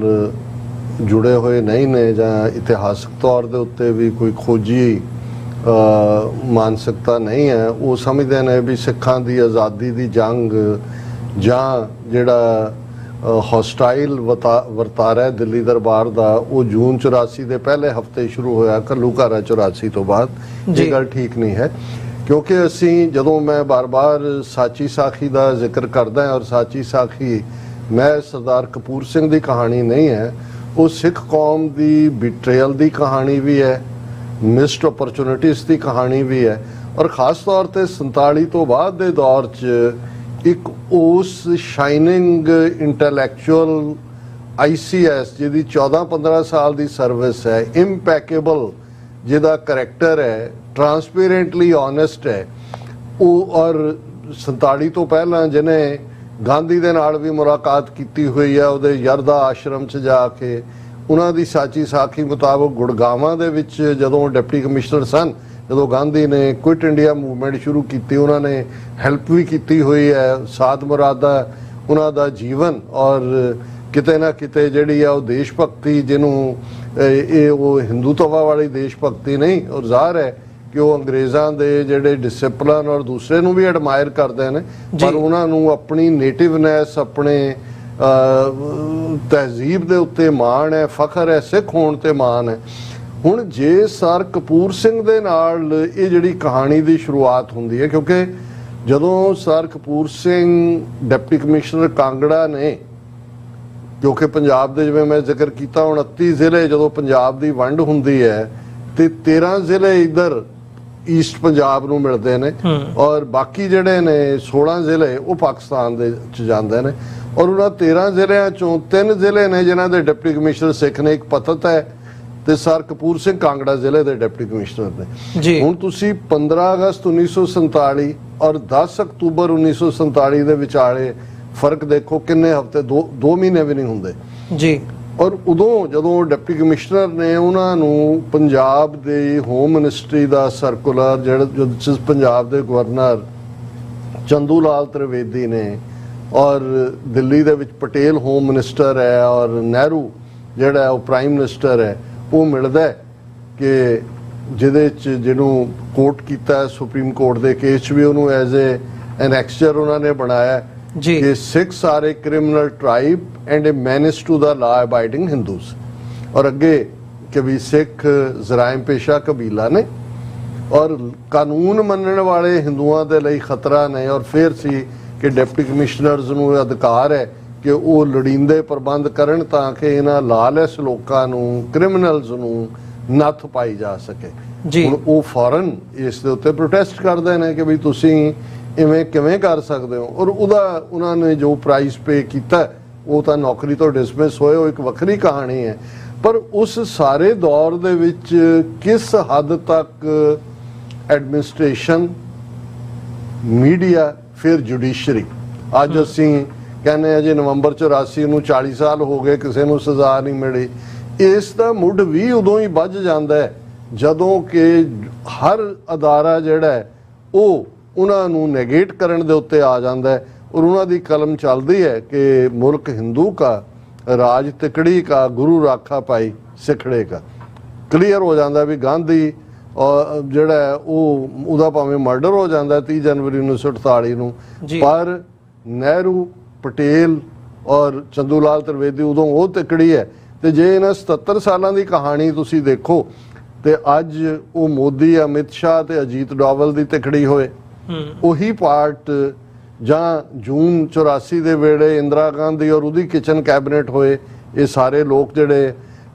ਅੱਜ ਕਾਂਗਰਸ ਦੇ ਵਿੱਚ ਨੇ ਉਸ ਵੇਲੇ ਉਹਦਾ ਹਿੱਸਾ ਨੇ। ਸੋ ਇਹ ਉਦੋਂ ਹੀ ਉਹਨਾਂ ਨੇ ਇਹ ਫੈਸਲਾ, ਔਰ ਮੈਂ ਕੱਲ ਦੇ ਪ੍ਰੋਗਰਾਮ ਦੇ ਵਿੱਚ ਈਵਨ ਇਹ ਗੱਲ ਡਾਕਟਰ MS ਰੰਧਾਵਾ ਜਿਹੜੇ 47 ਦੇ ਵਿੱਚ ਦਿੱਲੀ ਦੇ ਡਿਪਟੀ ਕਮਿਸ਼ਨਰ ਸਨ ਔਰ ਜਿਨ੍ਹਾਂ ਨੇ ਅਗਲੇ 2 ਸਾਲਾਂ ਦੇ ਵਿੱਚ ਆਲਮੋਸਟ 40 ਲੱਖ ਤੋਂ ਜ਼ਿਆਦਾ ਸਿੱਖਾਂ ਹਿੰਦੂਆਂ ਨੂੰ ਮੁੜ ਵਸੇਵਾ ਕਰਵਾਇਆ, ਕਿਉਂਕਿ ਉਹ ਬਾਅਦ ਚ ਅੰਬਾਲਾ ਡਿਵੀਜ਼ਨ ਦੇ ਆ ਕੇ ਕਮਿਸ਼ਨਰ ਲੱਗੇ, ਔਰ ਕਿਵੇਂ ਉਹਨਾਂ ਨੇ ਪੰਜਾਬ ਦੇ ਵਿੱਚ ਉਹਨਾਂ ਨੂੰ ਲਿਆ ਕੇ ਵਸਾਇਆ। 7000 ਪਟਵਾਰੀ ਦਿਨ ਰਾਤ ਲੱਗੇ ਹੋਏ ਨੇ, ਉਹ ਇੱਕ ਵੱਖਰੀ ਕਹਾਣੀ ਹੈ। ਪਰ ਉਹ ਆਪਣੀ ਸਵੈ ਜੀਵਨੀ ਦੇ ਵਿੱਚ ਇਹ ਗੱਲ ਕਹਿੰਦੇ ਨੇ ਕਿ ਉਸ ਪੀਰੀਅਡ ਦੇ ਵਿੱਚ ਹੀ ਜਿਹੜਾ ਇੱਕ ਹਿੰਦੂਆਂ ਦਾ, ਪੰਜਾਬੀ ਹਿੰਦੂਆਂ ਦਾ ਵਫਦ ਨਹਿਰੂ ਦੇ ਕੋਲ ਜਾਂਦਾ ਹੈ ਔਰ ਉਹ ਇਹ ਕਹਿੰਦਾ ਹੈ ਕਿ ਜੀ ਸਾਨੂੰ ਤੁਸੀਂ ਜਿਹੜਾ 7 ਕਿਲੋਮੀਟਰ ਦੂਰ 500 ਏਕੜ ਜ਼ਮੀਨ ਅਲਾਟ ਕਰ ਦਿਓ ਤਾਂ ਕਿ ਅਸੀਂ ਆਪਣੀ ਹਿੰਦੂਆਂ ਦੀ ਬਸਤੀ ਵਸਾ ਸਕੀਏ। ਤੇ ਨਹਿਰੂ ਕਹਿੰਦਾ ਕਿ 7 ਕਿਲੋਮੀਟਰ ਦੂਰ ਨਹੀਂ ਜੀ, 700 ਕਿਲੋਮੀਟਰ ਦੂਰ। ਉਸ ਤੋਂ ਤੁਸੀਂ ਅੰਦਾਜ਼ਾ ਲਾ ਲਓ ਕਿ ਵੀ ਇਹ ਬੇਸ਼ੱਕ ਅੱਜ ਪੰਜਾਬੀ ਹਿੰਦੂ ਇਹਨਾਂ 72 76 77 ਸਾਲਾਂ 'ਚ ਟੂਲ ਬਣੇ ਨੇ, ਆਪਣੀ ਮਾਂ ਬੋਲੀ ਤੋਂ ਮੁੱਕਰੇ। ਗੁਲਜ਼ਾਰੀ ਲਾਲ ਨੰਦਾ ਪੰਜਾਬੀ ਹਿੰਦੂ, ਹੁਣ ਵੀ ਤੁਸੀਂ ਦੇਖੋਗੇ ਸਿੱਖਾਂ ਨੂੰ ਮਾਰਨ ਵਾਲੇ ਜਿੰਨੇ ਏਜੰਡੇ ਹੋਣਗੇ ਉਹਨਾਂ 'ਚ ਸਭ ਤੋਂ ਮੂਹਰੇ ਵਿਦਨ ਸਿਸਟਮ ਵੀ ਉਸ ਕਿਸਮ ਦੇ ਲੋਕ। ਲੇਕਿਨ ਉਸ ਪੀਰੀਅਡ 'ਚ ਇਹ ਨਹੀਂ ਵੀ ਸਿੱਖਾਂ ਨੂੰ ਕ੍ਰਿਮੀਨਲ ਟ੍ਰਾਈਬ ਐਲਾਨਿਆ ਹੋਇਆ ਹੈ ਜੀ। ਨਹਿਰੂ ਨੂੰ ਉਹਨਾਂ ਤੋਂ ਵੀ ਖਤਰਾ, ਮੈਂ ਉਹ ਕਹਿੰਦਾ 7 ਕਿਲੋਮੀਟਰ ਨਹੀਂ 700 ਕਿਲੋਮੀਟਰ ਦੂਰ। ਔਰ ਇਹੀ ਪਾਰਟ ਜਦੋਂ ਗੋਪੀ ਚੰਦ ਭਾਰਗਵ ਪੰਜਾਬ ਦਾ ਚੀਫ ਮਿਨਿਸਟਰ ਹੈ, ਨਹਿਰੂ ਨੂੰ ਇੱਕ ਸਟੇਜ ਤੇ, ਕਿਉਂਕਿ ਲਾਹੌਰ ਪਾਕਿਸਤਾਨ 'ਚ ਰਹਿ ਗਿਆ, ਔਰ ਉਹ ਨਹਿਰੂ ਨੂੰ ਕਹਿੰਦਾ ਵੀ ਕਿਉਂਕਿ ਦਿੱਲੀ ਆਲਰੇਡੀ ਪੰਜਾਬ ਦਾ ਹਿੱਸਾ ਸੀ, ਅੰਬਾਲਾ ਡਿਵੀਜ਼ਨ ਦੇ ਨਾਲ ਹੀ ਇਹ ਜੁੜਦੇ ਸੀ ਕਿ ਭਾਈ ਸਾਂਝੀ ਰਾਜਧਾਨੀ ਨਾ ਬਣਾ ਦਈਏ ਪੰਜਾਬ ਦੀ ਰਾਜਧਾਨੀ ਵੀ, ਹਾਲਾਂਕਿ ਕਾਂਗਰਸ ਦਾ ਸੀ। ਉਹਨੂੰ ਕਿਹਾ ਦੁਬਾਰਾ ਨਾ ਆਪਣੀ ਜ਼ੁਬਾਨ ਤੇ ਇਹ ਗੱਲ ਲਿਆਏ। ਸੋ ਮੈਨੂੰ ਇਹ ਲੱਗਦਾ ਹੈ ਕਿ ਵੀ ਜਿਹੜੀ ਸਿੱਖਾਂ ਦੀ ਆਜ਼ਾਦੀ ਲਈ ਖਲੋਣ ਦੀ ਸਪਿਰਿਟ ਸੀ, ਸਿੱਖ ਵੈਲਿਊ ਸਿਸਟਮ ਜਿਹਨੇ ਅੰਗਰੇਜ਼ਾਂ ਨੂੰ ਝੁਕਾਇਆ, ਨਹਿਰੂ ਔਰ ਪਟੇਲ ਇਹ ਪਹਿਲੇ ਦਿਨ ਤੋਂ ਹੀ ਖੌਫਜ਼ਦਾ ਸੀ ਕਿ ਜਦੋਂ ਵੀ, ਔਰ ਕੱਲਾ ਤੁਸੀਂ ਇਹ ਨਹੀਂ ਇੱਕ ਇੱਕ ਸਟੈਪ ਤੁਸੀਂ ਦੇਖੋਗੇ, ਹੁਣ ਅੰਗਰੇਜ਼ਾਂ ਨੇ ਮੇਰਠ ਨੂੰ ਸਿੱਖ ਰੈਜੀਮੈਂਟਲ ਸੈਂਟਰ ਬਣਾਇਆ ਕਿ ਭਾਈ ਦਿੱਲੀ ਦੇ ਨੇੜੇ ਸਿੱਖ ਜਿਹੜੇ ਨੇ ਉਹ ਬਹਾਦਰ ਨੇ, ਕੱਲ ਨੂੰ ਦਿੱਲੀ ਸੇਫ ਰਹਿਣੀ ਚਾਹੀਦੀ ਹੈ। ਔਰ ਤੁਸੀਂ ਇਹ ਦੇਖੋ ਕਿ ਵੀ ਇਹਨਾਂ ਨੇ ਉਦੋਂ ਤਾਂ ਕੋਈ ਸੰਤ ਪਿੰਡਰਾਲੇ ਨਹੀਂ ਸੀ ਆਏ ਕਿ ਜਿੱਥੇ ਇੱਕ ਬਣਿਆ ਸੈਂਟਰ ਹੈ ਰੈਜੀਮੈਂਟਲ ਸੈਂਟਰ, ਇਹ ਰੈਜੀਮੈਂਟਾਂ ਦੀਆਂ ਆਪਣੀਆਂ ਹਿਸਟਰੀਜ਼ ਹੁੰਦੀਆਂ ਨੇ ਜਿਨ੍ਹਾਂ ਨੂੰ ਸਦੀਆਂ ਤੱਕ ਕੈਰੀ ਕੀਤਾ ਜਾਂਦਾ, ਪਰ ਉਹਨੂੰ ਚੁੱਕ ਕੇ ਕਿਵੇਂ ਰਾਮਗੜ੍ਹ ਲੈ ਗਏ ਬਿਹਾਰ ਦੇ ਵਿੱਚ ਤਾਂ ਕਿ ਕਦੇ ਉਹ ਪੰਜਾਬ ਪਹੁੰਚ ਨਾ ਸਕਣ। ਔਰ ਇਹੀ ਅੰਦਾਜ਼ਾ ਲਾਓ ਕਿ ਜੋ ਜੂਨ 84 ਦਾ ਇਹਨਾਂ ਨੇ ਘੱਲੂਘਾਰਾ ਵਰਤਾਇਆ, ਜੇ ਮੇਰਠ ਦੇ ਵਿੱਚ ਸਿੱਖ ਫੌਜ ਹੁੰਦੀ, ਜੇ ਉੱਥੋਂ 5000 ਫੌਜੀ ਜਾਂ ਰੰਗਰੂਟ ਨਿਕਲਦੇ ਨੇ ਉਹਨਾਂ ਨੂੰ ਤਾਂ ਕਿਹਨੇ ਪਹੁੰਚਣ ਦੇਣਾ ਸੀ, ਤੇ ਇਧਰ ਫਿਰ ਕੀ ਹੁੰਦਾ। ਸੋ ਇਹਨਾਂ ਨੇ ਉਦੋਂ ਤੋਂ ਹੀ ਮਿੱਥ ਲਿਆ ਸੀ ਕਿ ਸਿੱਖਾਂ ਨੂੰ ਕਰਟੇਲ ਕਰਨਾ।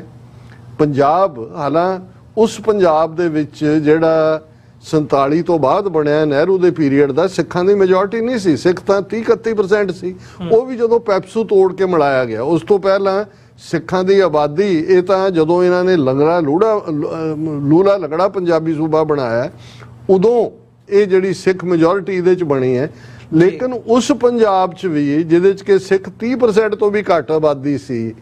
ਇਹਨਾਂ ਨੇ ਨਾ ਕੋਈ ਇੰਡਸਟਰੀ ਲੱਗਣ ਦਿੱਤੀ, ਨਾ ਕੋਈ ਹੋਰ ਰਾਦਰ ਉਹ ਸਕੀਮਾਂ ਲਿਆ ਕੇ ਭਾਖੜਾ, ਉਹ ਅੰਗਰੇਜ਼ਾਂ ਦੇ ਵੇਲੇ ਦਾ ਸੀ, ਉਹਨਾਂ ਨੇ ਤੁਸੀਂ ਇਸ ਕਦਰ ਲਿਆਂਦਾ। ਔਰ ਈਵਨ ਜੇ ਪੰਜਾਬ ਦੇ ਪਾਣੀਆਂ ਦੀ ਲੁੱਟ ਦੀ ਗੱਲ ਕਰੀਏ, ਬਹੁਤਾ SYL ਕਨਾਲ ਦੀ ਗੱਲ ਹੁੰਦੀ ਹੈ, ਇਹ ਲੋਕ ਭੁੱਲ ਜਾਂਦੇ ਨੇ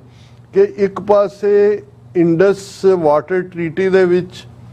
ਪੰਜਾਬ ਨੂੰ ਹੀ ਇਹ ਪਾਣੀ ਮਿਲਿਆ ਜੋ ਉਹਦੇ ਬੇਸਨ ਤੇ ਬੇਸ, ਲੇਕਿਨ 1956 ਦੇ ਵਿੱਚ ਹੀ ਰਾਜਸਥਾਨ ਨੌਨ ਰਾਈਪੇਰੀਅਨ ਨੂੰ ਪੰਜਾਬ ਦਾ ਹਿੱਸਾ ਬਣਾ ਕੇ 16.5 ਮਿਲੀਅਨ ਏਕੜ ਫੁੱਟ ਪਾਣੀ ਜਿਹੜਾ ਪੰਜਾਬ ਦੇ ਦਰਿਆਵਾਂ ਦਾ ਸੀ, ਉਹਦੇ ਚੋਂ 8.5 ਮਿਲੀਅਨ ਏਕੜ ਫੁੱਟ ਤਾਂ 1956 ਹੀ ਦੇਣਾ ਸ਼ੁਰੂ ਕਰਤਾ ਸੀ ਕੈਰੋਂ ਦੇ ਜ਼ਮਾਨੇ 'ਚ। ਕੋਈ ਐਗਰੀਮੈਂਟ ਨਹੀਂ, ਕਾਨਸਟੀਟਿਊਸ਼ਨ ਦੀ ਜਿਹੜੀ ਹੈ ਲੁੱਟ, ਔਰ ਬਾਅਦ ਦੇ ਵਿੱਚ ਹਰਿਆਣੇ ਨੂੰ ਵੀ ਉਵੇਂ ਹੀ, ਹਰਿਆਣਾ ਯਮਨਾ ਦਾ ਪਾਣੀ ਪੰਜਾਬ ਨੂੰ ਨਹੀਂ ਦੇਗਾ, ਪੰਜਾਬ ਨੂੰ ਕਿਹਾ ਵੀ ਤੁਸੀਂ ਸਤਲੁਜ ਦਾ ਇੱਕੋ ਇੱਕ ਸਾਡਾ ਰੀਸੋਰਸ। ਸੋ ਤੁਸੀਂ ਇਹ ਦੇਖੋਗੇ ਕਿ ਜਿਹੜੀ ਬਦ ਨੀਤੀ ਸੀ ਕਿ ਸਿੱਖਾਂ ਨੂੰ ਤੁੰਨ ਕੇ ਰੱਖੋ, ਇਹਨਾਂ ਨੂੰ ਸਿਰ ਨਾ ਚੁੱਕਣ ਦਿਓ, ਇਹਨਾਂ ਨੂੰ ਸਿਆਸੀ ਤੌਰ ਤੇ ਤਾਕਤਵਰ ਨਾ ਹੋਣ ਦਿਓ, ਸਿੱਧਾ ਗੁਰਦੁਆਰਿਆਂ ਦੇ ਹੁਣ ਤਾਂ ਹਟ ਗਏ, ਹੁਣ ਤਾਂ ਉਹਨਾਂ ਨੇ ਕਮੇਟੀਆਂ ਹੀ ਇੰਨੀਆਂ ਕੁ ਬਣਾ ਕੇ ਸਿੱਧਾ BJP ਨੇ ਕਬਜ਼ਾ ਕਰ ਲਿਆ। Congress as a party Shiromani Gurdwara Prabandhak committee ਦੀਆਂ ਚੋਣਾਂ ਲੜਦੀ ਸੀ। ਜੇ ਪ੍ਰਤਾਪ ਸਿੰਘ ਕੈਰੋਂ ਨੂੰ ਚੀਫ ਮਿਨਿਸਟਰ ਬਣਾਇਆ, ਉਹਨਾਂ ਨੇ 2 ਹਿੰਦੂ ਚੀਫ ਮਿਨਿਸਟਰ ਪਹਿਲਾਂ ਟਰਾਈ ਕਰ ਲਏ, ਗੋਪੀ ਚੰਦ ਭਾਰਗਵ ਔਰ ਭੀਮ ਸੈਨ ਸੱਚਰ, ਵੀ ਇਹ ਸਿੱਖਾਂ ਨੂੰ ਕਾਬੂ ਨਹੀਂ ਕਰ ਸਕਦੇ। ਕੈਰੋਂ ਤੋਂ ਉਹਨਾਂ ਨੇ ਕਿਵੇਂ ਅਕਾਲੀਆਂ ਨੂੰ ਕੁੱਟਵਾਇਆ, ਕਿਵੇਂ ਪੰਜਾਬੀ ਸੂਬੇ ਦਾ ਵਿਰੋਧ ਕਰਵਾਇਆ, ਕਿਵੇਂ ਸੰਤ ਫਤਿਹ ਸਿੰਘ ਨੂੰ ਖੜਾ ਕਰਕੇ ਮਾਸਟਰ ਤਾਰਾ ਸਿੰਘ ਦਾ ਸਿਆਸੀ ਕੈਰੀਅਰ ਐਂਡ ਕੀਤਾ। ਇਹ ਜੋ ਤੁਸੀਂ ਸਾਰਾ ਕੁਝ ਦੇਖੋਗੇ ਤੇ ਬਿਲਕੁਲ ਜੇ ਅਫਜ਼ਲ ਅਹਿਸਨ ਰੰਧਾਵਾ 9 ਜੂਨ 1984 ਨੂੰ ਨਵਾਂ ਘੱਲੂਘਾਰਾ ਜਿਹੜੀ ਆਪਣੀ ਨਜ਼ਮ ਦੇ ਵਿੱਚ ਇਹ ਲਾਈਨ ਕਹਿੰਦਾ ਕਿ ਵੈਰੀਆਂ ਕੱਢ ਵਿਖਾਲਿਆ 5 ਸਦੀਆਂ ਦਾ ਵੈਰ। ਸੋ ਇਹ 5 ਸਦੀਆਂ ਦਾ ਇਸ ਗੰਗੂ ਬਾਹਮਣ ਦੀ ਔਲਾਦ ਨਹਿਰੂ ਨੂੰ ਜਿਹੜਾ ਇਹਦੇ ਪਿਓ ਦਾ ਵਰਤਾਰਾ ਮੋਤੀ ਲਾਲ ਨਹਿਰੂ ਦਾ, ਜੇ ਤੁਸੀਂ ਨਹਿਰੂ ਕਮੇਟੀ ਰਿਪੋਰਟ 1920 ਦੀ ਦੇਖੋ ਤੇ ਤੁਹਾਨੂੰ ਕਲੀਅਰਲੀ ਐਂਟੀ ਸਿੱਖ ਜਿਹੜਾ ਬਾਇਜ਼ ਹੈ ਨਜ਼ਰ ਆਉਂਦਾ। ਗਾਂਧੀ ਜਿਹੜਾ ਹਾਲਾਂ ਭਾਵੇਂ ਮਰ ਗਿਆ 30 ਜਨਵਰੀ 1948 ਨੂੰ, ਨਹੀਂ ਤਾਂ ਉਹਨੇ ਪਤਾ ਨਹੀਂ ਹੋਰ ਕੀ ਗੁਲ ਖਿਲਾਣੇ ਸੀ। ਉਹਦੀਆਂ ਤੁਸੀਂ ਰਾਈਟਿੰਗਸ ਕੱਢ ਲਓ, complete works of Mahatma Gandhi ਜਿਹੜਾ India the information and broadcasting ministry ਨੇ ਛਾਪਿਆ, 30 ਪੇਜ ਉਹਦੇ ਚੋਂ ਅਸੀਂ ਇੱਕ ਵਾਰ ਕੱਢੇ ਸੀ ਜਿਹੜੇ ਐਂਟੀ ਸਿੱਖ ਰਾਈਟਿੰਗ, ਗੁਰਮੁਖੀ ਦੇ ਖਿਲਾਫ, ਗੁਰੂ ਗੋਬਿੰਦ ਸਿੰਘ ਸਾਹਿਬ ਨੂੰ ਮਿਸਗਾਈਡਡ ਪੈਟਰੀਓਟ, ਇਸ ਕਿਸਮ ਦੇ ਲਫ਼ਜ਼, ਕਿਰਪਾਨ ਦੇ ਉੱਤੇ ਸਵਾਲ, ਗੁਰਮੁਖੀ ਸਕ੍ਰਿਪਟ ਦੇ ਉੱਤੇ ਸਵਾਲ, ਈਵਨ ਇਹ ਕਹਿਣਾ, ਉਹਨੇ ਕਹਿਣਾ मुझे तो गुरु ग्रंथ साहिब में कुछ अलग नहीं लगता है, इतना बार राम का नाम है, मैं तो उसे एक हिंदू ग्रंथ मानता हूँ। सो ये ਜਿਹੜਾ ਪਾਰਟ ਬਾਅਦ ਦੇ ਵਿੱਚ ਕਨਸਟੀਟਿਊਸ਼ਨ ਦਾ ਹਿੱਸਾ ਬਣਦਾ, ਤੁਸੀਂ ਇੰਡੀਅਨ ਕਨਸਟੀਟਿਊਸ਼ਨ ਦੀ ਗੱਲ ਕੀਤੀ, ਇਹ ਐਵੇਂ ਨਹੀਂ ਹੋਇਆ ਕਿ ਆਰਟੀਕਲ 25(b) ਜਿਹੜਾ ਹੈ ਉਹ ਸਿੱਖਾਂ ਬੌਧੀਆਂ ਜੈਨੀਆਂ ਨੂੰ ਨੂੜ ਕੇ ਹਿੰਦੂ ਬਣਾ ਦਿੰਦਾ। ਫਿਰ ਕੱਲੀ ਗੱਲ ਉੱਥੇ ਤੱਕ ਨਹੀਂ ਰੁਕਦੀ ਹੈ, 1954-55 ਤੱਕ ਪਹੁੰਚਦੇ ਆ, ਜਿਹੜੇ additional 5 Hindu succession act, Hindu marriage act ਔਰ ਹਿੰਦੂ ਐਡੋਪਸ਼ਨ ਐਂਡ ਇੱਕ ਹੋਰ ਐਕਟ ਗਾਰਡੀਅਨਸ਼ਿਪ ਐਕਟ, ਉਹਦੇ ਸਾਰਿਆਂ ਸਿੱਖਾਂ ਨੂੰ ਹਿੰਦੂ ਬਣਾਇਆ ਜਾਂਦਾ। ਇਹ ਪਰਪੈਚੁਏਟ ਕੀਤਾ ਜਾਂਦਾ ਔਰ ਇਹ ਫੌਜ ਚੋਂ ਜਿਹੜਾ ਉਹ ਕਿ ਜੀ ਇੰਦਰਾ ਗਾਂਧੀ ਤੱਕ ਪਹੁੰਚਦੇ ਆ ਕਿ ਜੀ ਇਹ ਜਿਹੜਾ ਆਬਾਦੀ ਵਾਈਜ਼ ਭਰਤੀ ਹੋਏਗੀ। ਹੁਣ ਤੁਸੀਂ ਬਾਕੀ ਨੈਸ਼ਨਲ IAS IPS ਦੂਜੀਆਂ ਤੀਜੀਆਂ ਸਰਵਿਸਿਜ਼ ਨੇ, ਮੈਰਿਟ ਬੇਸਡ ਨੇ, ਉਹਨਾਂ ਨੂੰ ਕਹੋ ਜੀ ਕਿ ਵੀ ਇਹ ਤਾਂ ਸਾਰੇ ਸਪੋਰਟਸ ਦੇ ਮਾਮਲੇ 'ਚ, ਈਵਨ ਅਸ਼ਵਨੀ ਕੁਮਾਰ, ਹੁਣ ਤੁਸੀਂ ਗੱਲ ਕੀਤੀ ਹੈ, ਹੁਣ ਅਸ਼ਵਨੀ ਕੁਮਾਰ ਇੱਕ ਬਹੁਤ ਫਿਰਕੂ ਆਰੀਆ ਸਮਾਜੀ ਹਿੰਦੂ ਸੀ, ਜਿਹਨੇ ਜਦੋਂ ਪਹਿਲਾ ਦਰਬਾਰ ਸਾਹਿਬ ਤੇ ਹਮਲਾ ਹੁੰਦਾ ਹੈ ਤੇ ਉਹ ਜਿਹੜਾ SSP ਜਾਂ DIG ਦੇ ਨਾਤੇ ਉਹਨੇ ਹੀ ਲੀਡ ਕੀਤਾ ਸੀ ਦਰਬਾਰ, ਲੇਕਿਨ ਸਪੋਰਟਸਮੈਨ ਸੀ, ਚੰਗੇ ਸਪੋਰਟਸਮੈਨਾਂ ਨੂੰ ਹਾਕੀ ਫੈਡਰੇਸ਼ਨ ਦਾ ਚੇਅਰਮੈਨ ਬਣਿਆ। ਔਰ ਜਦੋਂ ਇੱਕ ਓਲੰਪਿਕ ਤੋਂ ਬਾਅਦ ਜਿਹੜਾ ਉਹ ਸਿੱਖ ਜਿੱਤ ਕੇ ਆਏ, ਉਹਦੀ ਟ੍ਰੇਨਿੰਗ ਦੇ ਲਈ ਜਿਹੜੇ ਨੇ ਉਸ ਟੀਮ ਦੇ ਵਿੱਚ 8-9 ਸਿੱਖ ਮੁੰਡੇ ਸੀ। ਔਰ ਉਹਨੇ ਅਸ਼ਵਨੀ ਕੁਮਾਰ ਨੇ ਖੁਦ ਇਹ ਗੱਲ ਲਿਖੀ ਆਪਣੇ ਆਰਟੀਕਲ 'ਚ ਵੀ ਜਾਂ ਹੋਰ ਲਿਖਤ 'ਚ ਵੀ ਆਇਆ ਹੋਏਗਾ ਕਿ ਜੀ ਮੈਂ ਫਲਾਣੀ ਥਾਂ ਸੀ ਸ੍ਰੀਨਗਰ ਕੇ ਕਿੱਥੇ, ਤੇ ਮੈਨੂੰ ਇੱਕਦਮ ਕਾਲ ਆਈ ਕਿ ਇੰਦਰਾ ਗਾਂਧੀ ਨੇ ਬੁਲਾਇਆ, ਕਹਿੰਦੇ ਮੈਂ ਗਿਆ ਵੀ ਪਤਾ ਨਹੀਂ ਕੀ ਹੈ, ਔਰ ਮੈਨੂੰ ਕਹਿੰਦੇ ਇੰਦਰਾ ਗਾਂਧੀ ਨੇ ਕਿਹਾ कि भी इतने ज़्यादा सिख खिलाड़ी हॉकी में क्यों हैं, तो कहते भी मैं क्या कि भी ये सिखा दे नैचुरल है, उन्होंने वो खेडते ने, उन्होंने एबिलिटी है और एबिलिटी के लिहाज नाल, पर उन्हें कहा कि भी मैनू ये गल इन्नी चुभी कि मैं हॉकी फैडरेशन के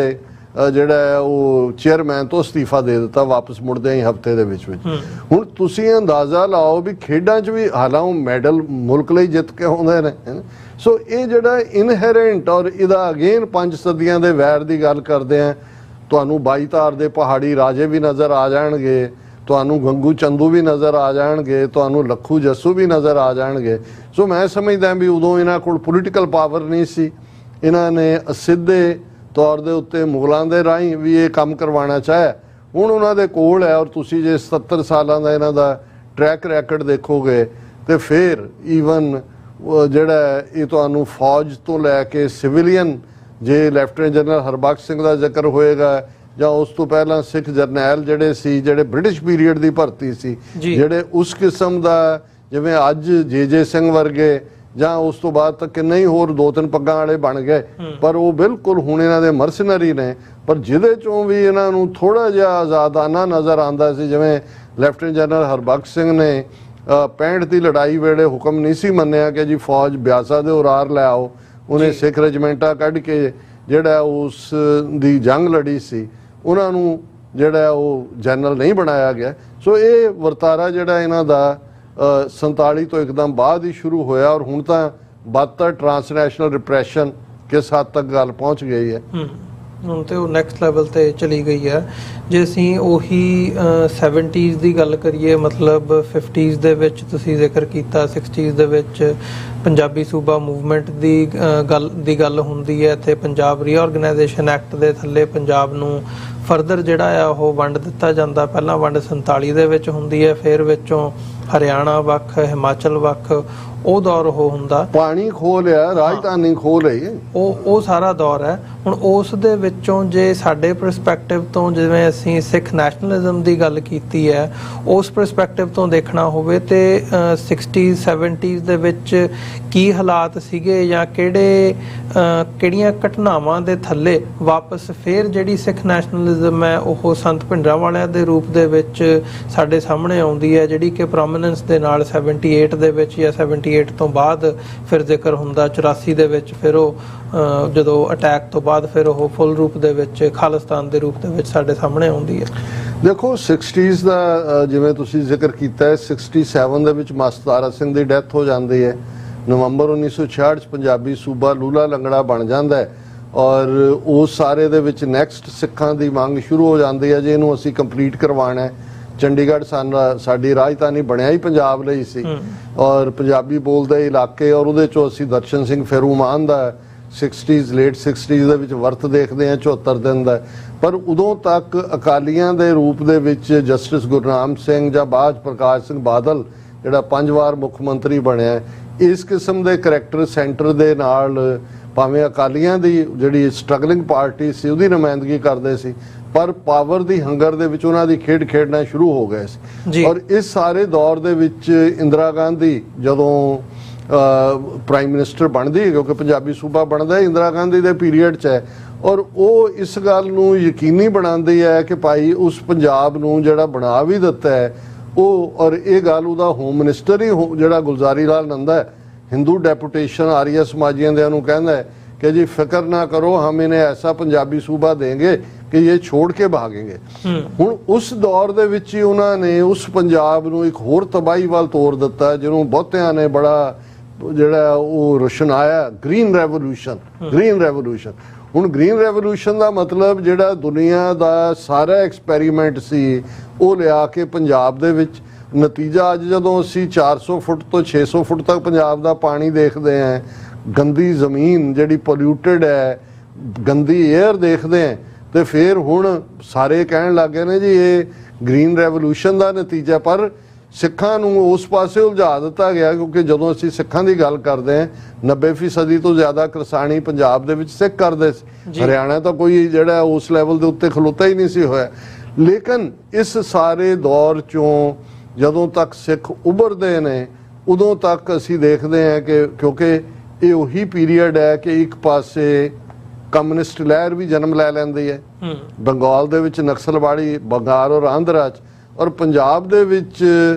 100 तो ज़्यादा नौजवान प्रकाश सिंह बादल दे पीरीयड जिहड़ा झूठे पुलिस मुकाबलियां दा काम शुरू हुंदा है, जिहड़ा 80s दे विच एक वर्स्ट फैम दे विच गया, वो पंजाब च उदों शुरू कर दिता जांदा है। क्योंकि जिहड़ी एक पासे ये ग्रीन रेवोल्यूशन दे नां थल्ले जिस किस्म दी एक नॉवरिश मूवमेंट खड़ी की जाती है, नवे नवे बने अमीरां दी विदाउट रियलाइजिंग की तबाही है, रिबेलीयन भी शुरू हो जाता है, नक्सलाइट मूवमेंट जिहदे सिखां दे मुंडे ने पेंडू सिख ने जिहड़े जस्टिस लई खलो रहे ने। और उदों तक पहुँचदे हैं अर्ली 70s दे विच ज्ञानी gel Singh chief minister Punjab दा, अगेन कांग्रेस फिर धर्म का कार्ड खेडण लग जाती है। गुरु गोबिंद सिंह मार्ग चंडीगढ़ तो आनंदपुर साहब तो दिल्ली तक मार्च गुरु तेग बहादुर साहब दे 500 उधर एमरजेंसी लग जाती है। हुण तुसीं जदों इन्हां घटनाक्रम नूं देखोगे कि 1975 दे विच इंदिरा गांधी दे खिलाफ जदों एक मूवमेंट जयप्रकाश नारायण खड़ा करदा है टोटल रेवोल्यूशन दे नां थल्ले, तो इंदिरा गांधी एमरजेंसी ला दिंदी है। अगेन सिखां विचला वो सिखां नूं भुल जांदा है कि साडे नाल 47 तो हुण तक असीं फिर पैन नैशनल झंडा चुक लेंदे हैं एमरजेंसी के खिलाफ 42-43 हज़ार, बाकी RSS सब सुसरी वांग सुते हुए ने, साडे जड़े ने वो 43,000 तो ज़्यादा गिरफ्तारियां दिंदे ने। 75 तो 21 महीने एमरजेंसी चल रही। फिर हुकूमत मुरारजी देसाई दी बनदी है जदों, उदों को तुसीं देखदे हो कि बई नरकधारियां नूं एजेंसियां खड़ियां कर दिंदियां ने। पंजाब दिल्ली दे विच हुकूमत अकाली भाईवाल ने, पंजाब दा चीफ मिनिस्टर बादल है, विसाखी का दिन है, अमृतसर का शहर है, पूरे असले नाल लैस उन्होंने तोड़िया जाता है, गुरु ग्रंथ साहब नूं बेअदब करने वालियां गल्लां गद्दी पुणा और दूजा खड़ा किया जाता है और उन्होंने सेफ दिल्ली पहुँचाया जाता है। ਭਾਰਤ ਭਰ ਦੇ ਜਿਹੜੇ ਲੋਕ ਉਹੀ ਐਮਰਜੈਂਸੀ ਤੋਂ ਬਾਅਦ ਸਿੱਖਾਂ ਦੇ ਗੁਣ ਗਾਉਂਦੇ ਸੀ ਜੀ, ਸਾਨੂੰ ਉਹ ਕਹਿੰਦੇ ਜੀ ਇਹ ਤਾਂ ਬੜੇ ਤੰਗ ਦਿਲ ਨੇ, ਇਹ ਤਾਂ ਨਿਰੰਕਾਰੀ ਤਾਂ ਜਿਹੜੇ ਨੇ ਬੜੇ ਉਦਾਰ ਦਿਲ, ਇਹ ਤਾਂ ਫਲਾਣਾ ਹਿਊਮੈਨਿਟੇਰੀਅਨ ਕੰਮ ਕਰਦੇ ਨੇ, ਢਿਮਕਾ ਕਰਦੇ ਨੇ, ਇਹ ਤਾਂ ਕੱਟੜਵਾਦ ਔਰ ਦੂਸਰਾ ਹੈ। ਔਰ ਤੁਸੀਂ ਦੇਖਦੇ ਹੋ ਕਿ ਸਾਰੇ ਨਾ ਸਿਰਫ ਭਾਰਤ ਦਾ ਮੀਡੀਆ ਜਾਂ ਦੂਜਾ ਉਹਨਾਂ ਦੇ ਨਾਲ ਖਲੋਂਦਾ ਹੈ, ਨਾਲ ਦੀ ਨਾਲ ਤੁਸੀਂ ਅਦਾਲਤੀ ਸਿਸਟਮ 'ਚ ਦੇਖਦੇ ਹੋ ਵੀ ਉਹ ਮਾਰਨ ਵਾਲੇ ਸਿੰਘਾਂ ਨੂੰ ਉਹ ਸਾਰੇ ਬਰੀ ਕਰ ਦਿੱਤੇ ਜਾਂਦੇ ਨੇ। ਔਰ ਫਿਰ ਸੰਤ ਪਿੰਡਾਂ ਵਾਲਿਆਂ ਦਾ ਉਹ ਵਾਰ ਔਰ ਉਹ ਮੂਵਮੈਂਟ 80s ਦੇ ਜਿਹਦੇ ਬਾਰੇ ਬਹੁਤ ਸਾਰਿਆਂ ਕੋਲ ਜਾਣਕਾਰੀ ਹੈ, ਪਰ ਇਹ ਸਾਨੂੰ ਉਸ ਪਾਸੇ ਵੱਲ ਪੁਸ਼ ਕਰ ਦਿੱਤਾ ਗਿਆ। ਔਰ ਈਵਨ ਧਰਮਯੁੱਧ ਮੋਰਚਾ ਜਿਹੜਾ 82 ਤੋਂ ਜੂਨ 84 ਤੱਕ ਚੱਲਦਾ ਹੈ, ਜਦੋਂ ਕਿ ਫਿਰ ਟੋਟਲ ਵਾਰ ਹੁੰਦੀ ਹੈ, ਉਹਦੇ 'ਚ ਵੀ ਕੋਈ ਇੰਡੀਪੈਂਡੈਂਟ ਖਾਲਿਸਤਾਨ ਮੁਲਕ ਦੀ ਮੰਗ ਨਹੀਂ ਹੈ। ਅਨੰਦਪੁਰ ਸਾਹਿਬ ਦਾ ਮਤਾ ਜਿਹੜਾ ਅਕਾਲੀਆਂ ਨੇ 1971-72 ਦੇ ਪੀਰੀਅਡ ਦੇ ਵਿੱਚ ਐਕਸੈਪਟ ਕੀਤਾ ਸੀ, ਜਿਹੜਾ ਮੋਰ ਆਟੋਨਮੀ, ਠੀਕ ਹੈ ਕੁਛ ਉਹਦੇ 'ਚ ਫਲਾਵਰੀ ਲੈਂਗੁਏਜ, ਖਾਲਸਾ ਜੀ ਕੇ ਬੋਲ ਬਾਲੇ, ਚੜ੍ਹਦੀ ਕਲਾ ਔਰ ਇਹ ਸਾਰੇ ਲਫ਼ਜ਼ ਨੇ, ਲੇਕਿਨ ਮੂਲ ਰੂਪ ਦੇ ਵਿੱਚ ਤੁਸੀਂ ਦੇਖਦੇ ਹੋ ਤਾਂ ਉਹ ਆਟੋਨਮਸ ਜਿਹੜੇ ਰਾਜ ਨੇ ਉਹਨਾਂ ਨੂੰ ਆਟੋਨਮੀ ਦੇਣਾ ਤਾਂ ਕਿ 2-3-4 ਮਹਿਕਮੇ ਸੈਂਟਰ ਦੇ ਕੋਲ ਹੋਣ, ਪਰ ਉਹਦੇ ਖਿਲਾਫ ਕਿਵੇਂ ਧੂਆਂਧਾਰ ਪ੍ਰਚਾਰ ਹੁੰਦਾ ਹੈ, ਪਿੰਡਾਂ ਵਾਲਿਆਂ ਨੂੰ ਕਿਵੇਂ ਡਿਮੋਨਾਈਜ਼ ਕੀਤਾ ਜਾਂਦਾ ਹੈ, ਔਰ ਫਿਰ ਜੂਨ 84 ਤੋਂ ਬਾਅਦ ਕਿਵੇਂ ਨਵੰਬਰ 84 ਦੇ ਵਿੱਚ ਕੀ ਹੁੰਦਾ ਹੈ, ਤੇ RSS ਦਾ ਆਈਡੀਆਲੋਗ ਜਿਹੜਾ 5 ਸਦੀਆਂ ਦੇ ਵੈਰ ਦੀ ਗੱਲ ਹੈ, ਉਹ ਜਿਹੜਾ ਉਹ ਆਪਣਾ 9 ਨਵੰਬਰ ਨੂੰ ਇਹ ਸਾਰੇ ਪਾਸੇ ਜਿਹੜਾ ਹੈ ਉਹ ਆਪਣਾ ਸਰਕੂਲਰ ਜਾਰੀ ਕਰਦਾ ਹੈ ਕਿ ਭਾਈ ਸਿੱਖਾਂ ਨੂੰ ਆਰਾਮ ਨਾਲ ਬਹਿ ਜਾਣਾ ਚਾਹੀਦਾ ਹੈ, ਜੋ ਇਹਨਾਂ ਨਾਲ ਹੋਇਆ ਹੈ ਖੁਦ ਜ਼ਿੰਮੇਵਾਰ ਨੇ, ਇਹ ਆਪਣੀ ਵੱਖਰੀ ਹੋਂਦ ਮੰਗਦੇ ਨੇ, ਔਰ ਇਹਨਾਂ ਨੂੰ ਇਹ ਰਿਅਲਾਈਜ਼ ਹੋਣਾ ਚਾਹੀਦਾ ਹੈ ਕਿ ਭਾਈ ਇਹ ਹਿੰਦੂ ਸਮੁੰਦਰ ਦੀਆਂ ਲਹਿਰਾਂ ਨੇ। ਔਰ ਫਿਰ ਇਹਨਾਂ 40 ਸਾਲਾਂ ਦੀ ਹਿਸਟਰੀ ਤਾਂ ਆਪਣੇ ਆਪ ਦੇ ਵਿੱਚ ਬਹੁਤ ਕੁਝ ਬਿਆਨਦੀ ਹੈ ਜੀ। ਡਾਕਟਰ ਸਾਹਿਬ, ਇਹ ਤੋਂ ਪਹਿਲਾਂ ਅੱਗੇ ਵਧੀਏ, ਇੱਕ ਹੋਰ ਗੱਲ, ਜਿਵੇਂ ਤੁਸੀਂ ਕਾਂਗਰਸ ਦਾ ਜਾਂ ਅਸੀਂ ਅਕਾਲੀਆਂ ਦਾ ਜ਼ਿਕਰ ਕਰਦੇ ਹਾਂ, ਮਤਲਬ ਅਕਾਲੀ ਫੈਕਸ਼ਨ, ਸਿੱਖਾਂ ਦੀ ਜਿਹੜੀ ਧਿਰ ਸੀ ਉਹ ਅਕਾਲੀ ਸੀ। ਅਸੀਂ ਅਰਲੀ 1900s ਦੇ ਵਿੱਚ ਚਲੇ ਜਾਂਦੇ ਹਾਂ, ਜਦੋਂ ਇਹ ਕਨਫਿਊਜ਼ਨ ਦੇ ਦੌਰ ਦੀ ਤੁਸੀਂ ਗੱਲ ਕਰਦੇ ਹੋ, ਕਿਹੜਾ ਟਾਈਮ ਪੀਰੀਅਡ ਸੀ ਜਦੋਂ ਅਕਾਲੀ ਜਾਂ ਜਿਹੜੇ ਸਿੱਖ ਨੇ ਉਹ ਕਾਂਗਰਸ ਦੇ ਵਿੱਚ ਡਾਇਰੈਕਟਲੀ ਜਾਂਦੇ ਨੇ? ਕਿਉਂਕਿ ਮੁੜਕੇ ਤੇ ਆ ਕੇ ਸਿੱਖਾਂ, ਜਿਵੇਂ ਤੁਸੀਂ ਜ਼ਿਕਰ ਕੀਤਾ ਵੀ ਫਿਰ ਤੇ 2 ਵਾਰੀ ਐਕਸਪੈਰੀਮੈਂਟ ਕਰਨ ਤੋਂ ਬਾਅਦ ਉਹਨਾਂ ਨੇ ਮੁੱਖ ਮੰਤਰੀ ਪੰਜਾਬ ਦਾ ਸਿੱਖ ਹੀ ਲਾਇਆ ਤੇ ਉਹੀ ਮਰਸਨਰੀ ਕਰੈਕਟਰ ਨੂੰ ਫਿਰ ਯੂਜ਼ ਕੀਤਾ। ਸਿੱਖ ਡਾਇਰੈਕਟਲੀ ਕਦੋਂ ਐਸੋਸੀਏਟ ਹੁੰਦੇ ਆ ਕਾਂਗਰਸ ਦੇ ਨਾਲ? ਦੇਖੋ, ਉਹ ਤਾਂ 1920 'ਚ ਜਿਵੇਂ ਮੈਂ ਜ਼ਿਕਰ ਕੀਤਾ ਹੈ ਕਿ ਜਦੋਂ ਬਾਬਾ ਖੜਕ ਸਿੰਘ ਦੀ ਕਮਾਂਡ ਦੇ ਵਿੱਚ ਇੱਕੋ ਵੇਲੇ ਅਕਾਲੀ ਔਰ ਕਾਂਗਰਸ ਇਵੇਂ ਸੀ ਕਿ ਦੋਵੇਂ ਦਾ ਹੀ ਹਿੱਸਾ ਬਣ ਸਕਦੇ। ਕਾਂਗਰਸ ਦੀਆਂ ਜੜ੍ਹਾਂ ਕੋਈ ਨਹੀਂ ਸੀ ਪੰਜਾਬ 'ਚ, ਅਕਾਲੀਆਂ ਦੇ ਨਾਲ ਹੀ ਉਹ ਐਸੋਸੀਏਟ ਕਰਕੇ, ਔਰ ਉਹ ਸਮਝਦੇ ਸੀ ਵੀ ਅਸੀਂ ਤਾਂ ਸਾਰੇ ਮੁਲਕ ਨੂੰ ਆਜ਼ਾਦ ਕਰਾਣਾ। ਸੋ ਈਵਨ ਮੈਂ 1950 ਦਾ ਵੀ ਤੁਹਾਨੂੰ ਇੱਕ ਕਿੱਸਾ ਦੱਸ ਸਕਦਾ ਹਾਂ ਕਿ ਇੱਕ ਸਟੇਜ ਤੇ ਕੁਝ ਵਿਚਾਲਿਆਂ ਨੇ, ਜਿਹੜੇ ਵਿਚੋਲੇ ਸੀ, ਉਹਨਾਂ ਨੇ ਕਿਹਾ ਕਿ ਦੇਖੋ, ਜੇ ਅਕਾਲੀ ਆਪਣੇ ਆਪ ਨੂੰ ਸੀਮਤ ਕਰ ਲੈਣ ਕਿ ਉਹਨਾਂ ਨੇ ਗੁਰਦੁਆਰਿਆਂ ਦੇ ਵਿੱਚ ਧਾਰਮਿਕ ਪੱਧਰ ਦੇ ਉੱਤੇ, ਤੇ ਕਾਂਗਰਸ ਤਾਂ ਜਮਾਤ ਹੈ ਜਿਹੜੀ ਹੈ ਉਹ ਸਾਂਝੀ, ਔਰ ਅਕਾਲੀ ਜਿਹੜੇ ਨੇ ਉਹਨਾਂ ਨੂੰ ਲੋੜ ਹੀ ਨਹੀਂ ਹੈ ਸਿਆਸੀ ਤੌਰ ਤੇ ਚੋਣਾਂ, ਜੋ ਉਹ ਕਾਂਗਰਸ 'ਚ ਮਰਜ ਕਰ ਦੇਣ ਅਕਾਲੀ ਦਲ ਨੂੰ ਔਰ ਸ਼੍ਰੋਮਣੀ ਕਮੇਟੀ ਦੇ ਥੱਲੇ। ਔਰ master Tara Singh even went to that extent 1955 ਜਾਂ 56 ਦੇ ਦੌਰ 'ਚ ਅਕਾਲੀ ਦਲ ਨੂੰ ਭੰਗ ਕਰਕੇ ਕਾਂਗਰਸ ਦੇ ਵਿੱਚ ਮਰਜ ਕਰ ਦਿੱਤਾ ਗਿਆ ਸੀ ਕਿ ਵੀ ਠੀਕ ਹੈ ਇਹਨਾਂ 'ਚ ਲੜਨਗੇ ਅਸੀਂ ਤਾਂ। ਲੇਕਿਨ ਉਹ ਕੁਝ ਮਹੀਨੇ ਉਸ ਤੋਂ ਬਾਅਦ ਜਦੋਂ ਚੋਣਾਂ ਆਈਆਂ ਔਰ ਉਹਦੇ 'ਚ ਇਹ ਜਿਹੜੇ ਸਰਦਾਰ ਸਵਰਨ ਸਿੰਘ ਜਾਂ ਦੂਜੇ ਤੀਜੇ ਜਿਹੜੇ ਮੁੜ ਕੇ ਗਏ, ਕਦੇ ਵਾਪਸ ਨਹੀਂ ਆਏ, ਇਹ ਉਸ ਦੌਰ ਦੇ ਵਿੱਚ ਅਕਾਲੀਆਂ 'ਚੋਂ ਹੀ ਕਾਂਗਰਸ ਦੇ ਵਿੱਚ ਸੀ। ਅਕਾਲੀ ਦਲ ਦੀ ਹੋਂਦ ਵੀ ਖਤਮ ਕਰ ਦਿੱਤੀ ਗਈ ਸੀ। ਪਰ ਕੁਝ ਮਹੀਨਿਆਂ ਤੋਂ ਬਾਅਦ ਹੀ ਇਹ ਰਿਅਲਾਈਜ਼ ਹੋਇਆ, ਜਿਹੜੀ ਸਿੱਖ ਲੀਡਰਸ਼ਿਪ ਸੀ ਮਾਸਟਰ ਤਾਰਾ ਸਿੰਘ ਦੀ, ਕਿ ਇਹ ਵੱਡੀ ਭੁੱਲ ਹੋ ਗਈ। ਇਹ ਤਾਂ ਉਹਨਾਂ ਨੇ ਕਾਲ ਦਿੱਤੀ ਕਿ ਵੀ ਉਹਨਾਂ 'ਚੋਂ ਮੇਰਾ ਖਿਆਲ 5% ਵੀ ਵਾਪਸ ਨਹੀਂ ਆਏ। ਔਰ ਫਿਰ ਉਹੀ ਜਿਹੜੇ ਅਕਾਲੀ ਟਰਨ ਕਾਂਗਰਸੀ ਸੀ, ਉਹਨਾਂ ਨੇ ਜਿਹੜਾ ਟੂ ਦਾ ਹਿਲਟ ਯੂਜ਼ ਕੀਤਾ ਸਿੱਖਾਂ ਨੂੰ ਸਬਡਿਊ ਕਰਨ ਦੇ ਲਈ। ਉਹਨਾਂ ਦੇ ਵਿੱਚ ਹੀ ਅਸੀਂ ਫਿਰ ਹੁਕਮ ਸਿੰਘ ਵਰਗਾ ਬੰਦਾ, ਜਿਹੜਾ ਇੱਕ ਸਟੇਜ ਤੇ ਅਕਾਲੀ ਦਲ ਦਾ ਪ੍ਰਧਾਨ ਵੀ ਸੀ ਔਰ ਦੂਜਾ ਉਹ ਜਿਹੜਾ ਉਹ ਪਾਰਲੀਮੈਂਟ ਦਾ ਸਪੀਕਰ ਵੀ ਬਣਦਾ ਜਾ ਕੇ, ਬਾਅਦ ਦੇ ਵਿੱਚ ਗਵਰਨਰ ਵੀ ਲੱਗਦਾ। ਸੋ ਇਹ ਜਿਹੜਾ ਮੈਂ ਸਮਝਦਾ ਹਾਂ ਕਿ ਵੀ ਮਾਸਟਰ ਤਾਰਾ ਸਿੰਘ ਵੀ ਬਹੁਤ ਭੰਬਲ ਭੂਸੇ ਦਾ ਸ਼ਿਕਾਰ ਸੀ। ਹਾਲਾਂ ਉਹਨਾਂ ਦੀ ਸ਼ਖਸੀਅਤ ਦੇ ਬਾਰੇ ਬਹੁਤ ਕੁਝ ਜ਼ਿਆਦਾ ਨੈਗੇਟਿਵਿਟੀ 47 ਦੇ ਦੌਰ ਕਰਕੇ ਵੀ ਹੁੰਦੀ ਹੈ। ਔਰ ਉਹਨੂੰ ਈਵਨ ਸਰ ਕਪੂਰ ਸਿੰਘ ਜਿਹੜੇ ਖੁਦ ਹੀ 47 ਦੇ ਸਾਰੇ ਲਈ ਮਾਸਟਰ ਤਾਰਾ ਸਿੰਘ ਨੂੰ ਦੋਸ਼ੀ ਦੱਸਦੇ ਨੇ, ਕਿਤੇ ਜਾ ਕੇ ਫਿਰ ਇਹ ਵੀ ਕਹਿੰਦੇ ਨੇ ਕਿ ਮੱਚ ਮੈਲਾਈਂਡ ਮਾਸਟਰ ਤਾਰਾ ਸਿੰਘ, ਕਿਉਂਕਿ 47 ਤੋਂ ਬਾਅਦ ਉਹ ਕਹਿੰਦੇ ਨੇ ਵੀ ਜੇ ਫਿਰ ਸਿੱਖ ਹੱਕਾਂ ਜਾਂ ਤਾਰਾ ਸਿੰਘ ਨੇ ਰਿਅਲਾਈਜ਼ ਕਰ ਲਿਆ ਕਿ ਬਹੁਤ ਵੱਡਾ ਬਲੰਡਰ ਹੋ ਗਿਆ, ਫਿਰ ਉਹਨੇ ਉਹਨਾਂ ਦਾ ਕੋਈ ਅਹੁਦਾ ਵੀ ਆਫਰ ਨਹੀਂ, ਜਿਹੜਾ ਉਹ ਆਫਰ ਕੀਤੇ ਅਹੁਦੇ ਨੂੰ ਵੀ ਐਕਸੈਪਟ ਨਹੀਂ ਕੀਤਾ। ਅਖੀਰ ਤੱਕ ਪੰਥ ਹੀ ਕਰਦਾ ਰਿਹਾ। ਸਰ ਕਪੂਰ ਸਿੰਘ ਇਹ ਗੱਲ ਕਹਿੰਦੇ ਨੇ, ਲੇਕਿਨ ਉਹਨਾਂ ਨੇ ਉਦੋਂ ਤੱਕ ਇੰਨਾ ਕੁ ਜਿਹੜਾ ਉਹ ਘੁਸਪੈਠ ਹੀ ਨਹੀਂ, ਰਾਦਰ ਪੂਰੇ ਦੇ ਪੂਰੇ ਖਰੀਦੇ ਹੋਏ ਸੀ। ਔਰ ਅੱਜ ਵੀ ਜੇ ਤੁਸੀਂ ਇਹ ਦੌਰਾ ਦੇਖੋ, ਇਹ ਤੁਹਾਨੂੰ ਇਹ ਸਮਝਣਾ ਕੋਈ ਔਖਾ ਨਹੀਂ ਹੋਏਗਾ ਕਿ ਉਹ ਬਾਦਲ ਅਕਾਲੀ ਦਲ ਹੋਏ ਜਾਂ ਜਿਹੜੇ ਹੁਣ ਆ ਡਾਈਸੈਂਟਿੰਗ ਲਾਈਨ ਵੀ ਚੱਲ ਰਹੀ ਹੈ, ਸਾਰਿਆਂ ਦੇ ਹੀ ਕਿਤੇ ਨਾ ਕਿਤੇ ਜਿਹੜੇ ਲਿੰਕ ਨੇ ਉਹ ਜੁੜੇ ਹੋਏ ਨੇ ਦਿੱਲੀ ਦੇ ਨਾਲ। ਜਦੋਂ ਟੌੜਾ ਬਾਦਲ ਤਲਵੰਡੀ ਦੌਰ ਸੀ, ਕੋਈ ਅਡਵਾਨੀ ਦੇ ਨੇੜੇ ਸੀ ਤੇ ਬਾਦਲ ਵਾਜਪਾਈ ਦੇ ਨੇੜੇ ਸੀ। ਸੋ ਇਹ ਸਾਰੇ ਹੀ ਲੋਕ ਜਿਹੜੇ ਨੇ, ਫਿਰ ਸੈਂਟਰ ਨੂੰ ਪਤਾ ਲੱਗ ਗਿਆ ਕਿ ਭਾਈ ਇਹ ਹਉਮੈ ਦੇ, ਖੁਸ਼ਾਮਦ ਦੇ, ਬਾਦਲ ਤਾਂ ਖੈਰ ਸਿੱਧਾ ਕਰਪਸ਼ਨ ਔਰ ਦੂਸਰੇ 'ਚ ਨੇ। ਫਿਰ ਉਹਨਾਂ ਨੇ ਇਹ ਸਾਰੇ ਜਿਹੜੇ ਇਨਾਮ ਨੇ ਜਾਂ ਇਹ ਸਾਰੇ ਖਾਜੇ ਨੇ ਜਾਂ ਖਾਬੇ ਨੇ, ਇਹ ਯੂਜ਼ ਕੀਤੇ ਇਹਨਾਂ ਸਾਰਿਆਂ ਨੂੰ ਜਿਹੜਾ ਉਹ ਟਿਕਾਣੇ ਰੱਖਣ ਦੇ ਲਈ। ਜੀ ਡਾਕਟਰ ਸਾਹਿਬ, ਥੋੜੀ ਜੀ ਇੱਕ ਕਮਰਸ਼ੀਅਲ ਬ੍ਰੇਕ ਲੈਣੇ ਆ ਇੱਥੇ। ਵਿਊਅਰਸ ਬ੍ਰੇਕ ਤੋਂ ਬਾਅਦ ਗੱਲਬਾਤ ਨੂੰ ਅਸੀਂ ਅੱਗੇ ਤੋਰਾਂਗੇ ਤੇ ਜਿਹੜਾ 84 ਤੋਂ ਬਾਅਦ ਦਾ ਟਾਈਮ ਪੀਰੀਅਡ ਹੈ ਜਾਂ ਅੱਜ ਦੀ ਜਿਹੜੇ ਹਾਲਾਤਾਂ ਦੀ ਗੱਲ ਹੈ, ਫਿਰ ਗੱਲ ਅੱਗੇ ਤੋਰਦੇ ਹਾਂ।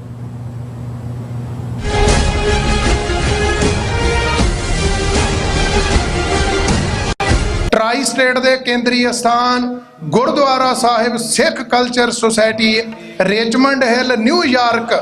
ਤੇ ਇਸ ਗੁਰਦੁਆਰਾ ਸਾਹਿਬ ਦੀ ਸਮੁੱਚੀ ਪ੍ਰਬੰਧਕ ਕਮੇਟੀ ਵੱਲੋਂ ਸਮੁੱਚੀਆਂ ਸੰਗਤਾਂ, ਪੰਥਕ ਜਥੇਬੰਦੀਆਂ ਅਤੇ ਸੇਵਾ ਸੁਸਾਇਟੀਆਂ ਦੇ ਸਹਿਯੋਗ ਨਾਲ ਹਰ ਸਾਲ ਦੀ ਤਰ੍ਹਾਂ ਸ੍ਰੀ ਗੁਰੂ ਗ੍ਰੰਥ ਸਾਹਿਬ ਮਹਾਰਾਜ ਸੱਚੇ ਪਾਤਸ਼ਾਹ ਜੀ ਦੇ ਪਹਿਲੇ ਪ੍ਰਕਾਸ਼ ਉਤਸਵ ਦੀਆਂ ਖੁਸ਼ੀਆਂ ਵਿੱਚ ਜੋ ਹਰ ਸਾਲ ਨਗਰ ਕੀਰਤਨ ਸਜਾਇਆ ਜਾਂਦਾ ਹੈ, ਇਸ ਸਾਲ ਗੁਰਦੁਆਰਾ ਸਿੱਖ ਕਲਚਰ ਸੁਸਾਇਟੀ ਤੋਂ 1 ਸਤੰਬਰ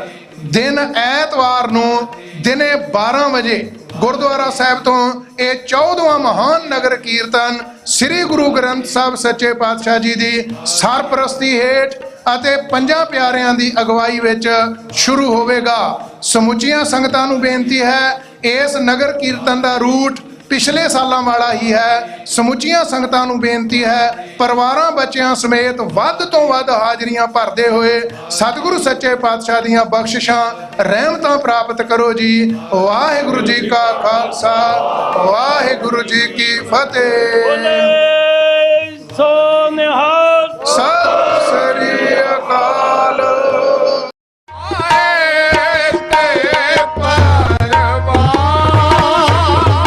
20ਵੀਂ ਸਦੀ ਦੇ ਮਹਾਨ ਸਿੱਖ ਫਿਲਾਸਫਰ ਅਤੇ ਦੂਰਦਰਸ਼ੀ ਵਿਦਵਾਨ ਸਰਦਾਰ ਕਪੂਰ ਸਿੰਘ ਦੀ ਨਿੱਘੀ ਯਾਦ ਵਿੱਚ 18 ਅਗਸਤ 2024 ਦਿਨ ਐਤਵਾਰ ਨੂੰ ਗੁਰਦੁਆਰਾ ਸਾਹਿਬ ਰਿਵਰਸਾਈਡ LA ਵਿਖੇ ਵਿਸ਼ੇਸ਼ ਸਮਾਗਮ ਕਰਵਾਇਆ ਜਾ ਰਿਹਾ ਹੈ। ਖਾਲਿਸਤਾਨ ਅਫੇਅਰ ਸੈਂਟਰ ਦੇ ਸੰਚਾਲਕ ਡਾਕਟਰ ਅਮਰਜੀਤ ਸਿੰਘ ਖਾਸ ਤੌਰ ਤੇ ਮੌਜੂਦਾ ਹਾਲਾਤਾਂ ਅਤੇ ਸਰਦਾਰ ਕਪੂਰ ਸਿੰਘ ਦੇ ਜੀਵਨ ਬਾਰੇ ਸੰਗਤ ਨਾਲ ਵਿਚਾਰਾਂ ਦੀ ਸਾਂਝ ਪਾਉਣਗੇ। ਗੁਰਦੁਆਰਾ ਸਾਹਿਬ ਪ੍ਰਬੰਧਕ ਕਮੇਟੀ ਅਤੇ LA ਸਿੱਖ ਯੂਥ ਵੱਲੋਂ ਸਥਾਨਕ ਸੰਗਤਾਂ ਨੂੰ ਇਸ ਸਮਾਗਮ ਵਿੱਚ ਹਾਜ਼ਰੀ ਭਰਨ ਲਈ ਬੇਨਤੀ ਕੀਤੀ ਜਾਂਦੀ ਹੈ। 18 ਅਗਸਤ ਦਿਨ ਐਤਵਾਰ Gurdwara Sahib Riverside, Los Angeles, LA।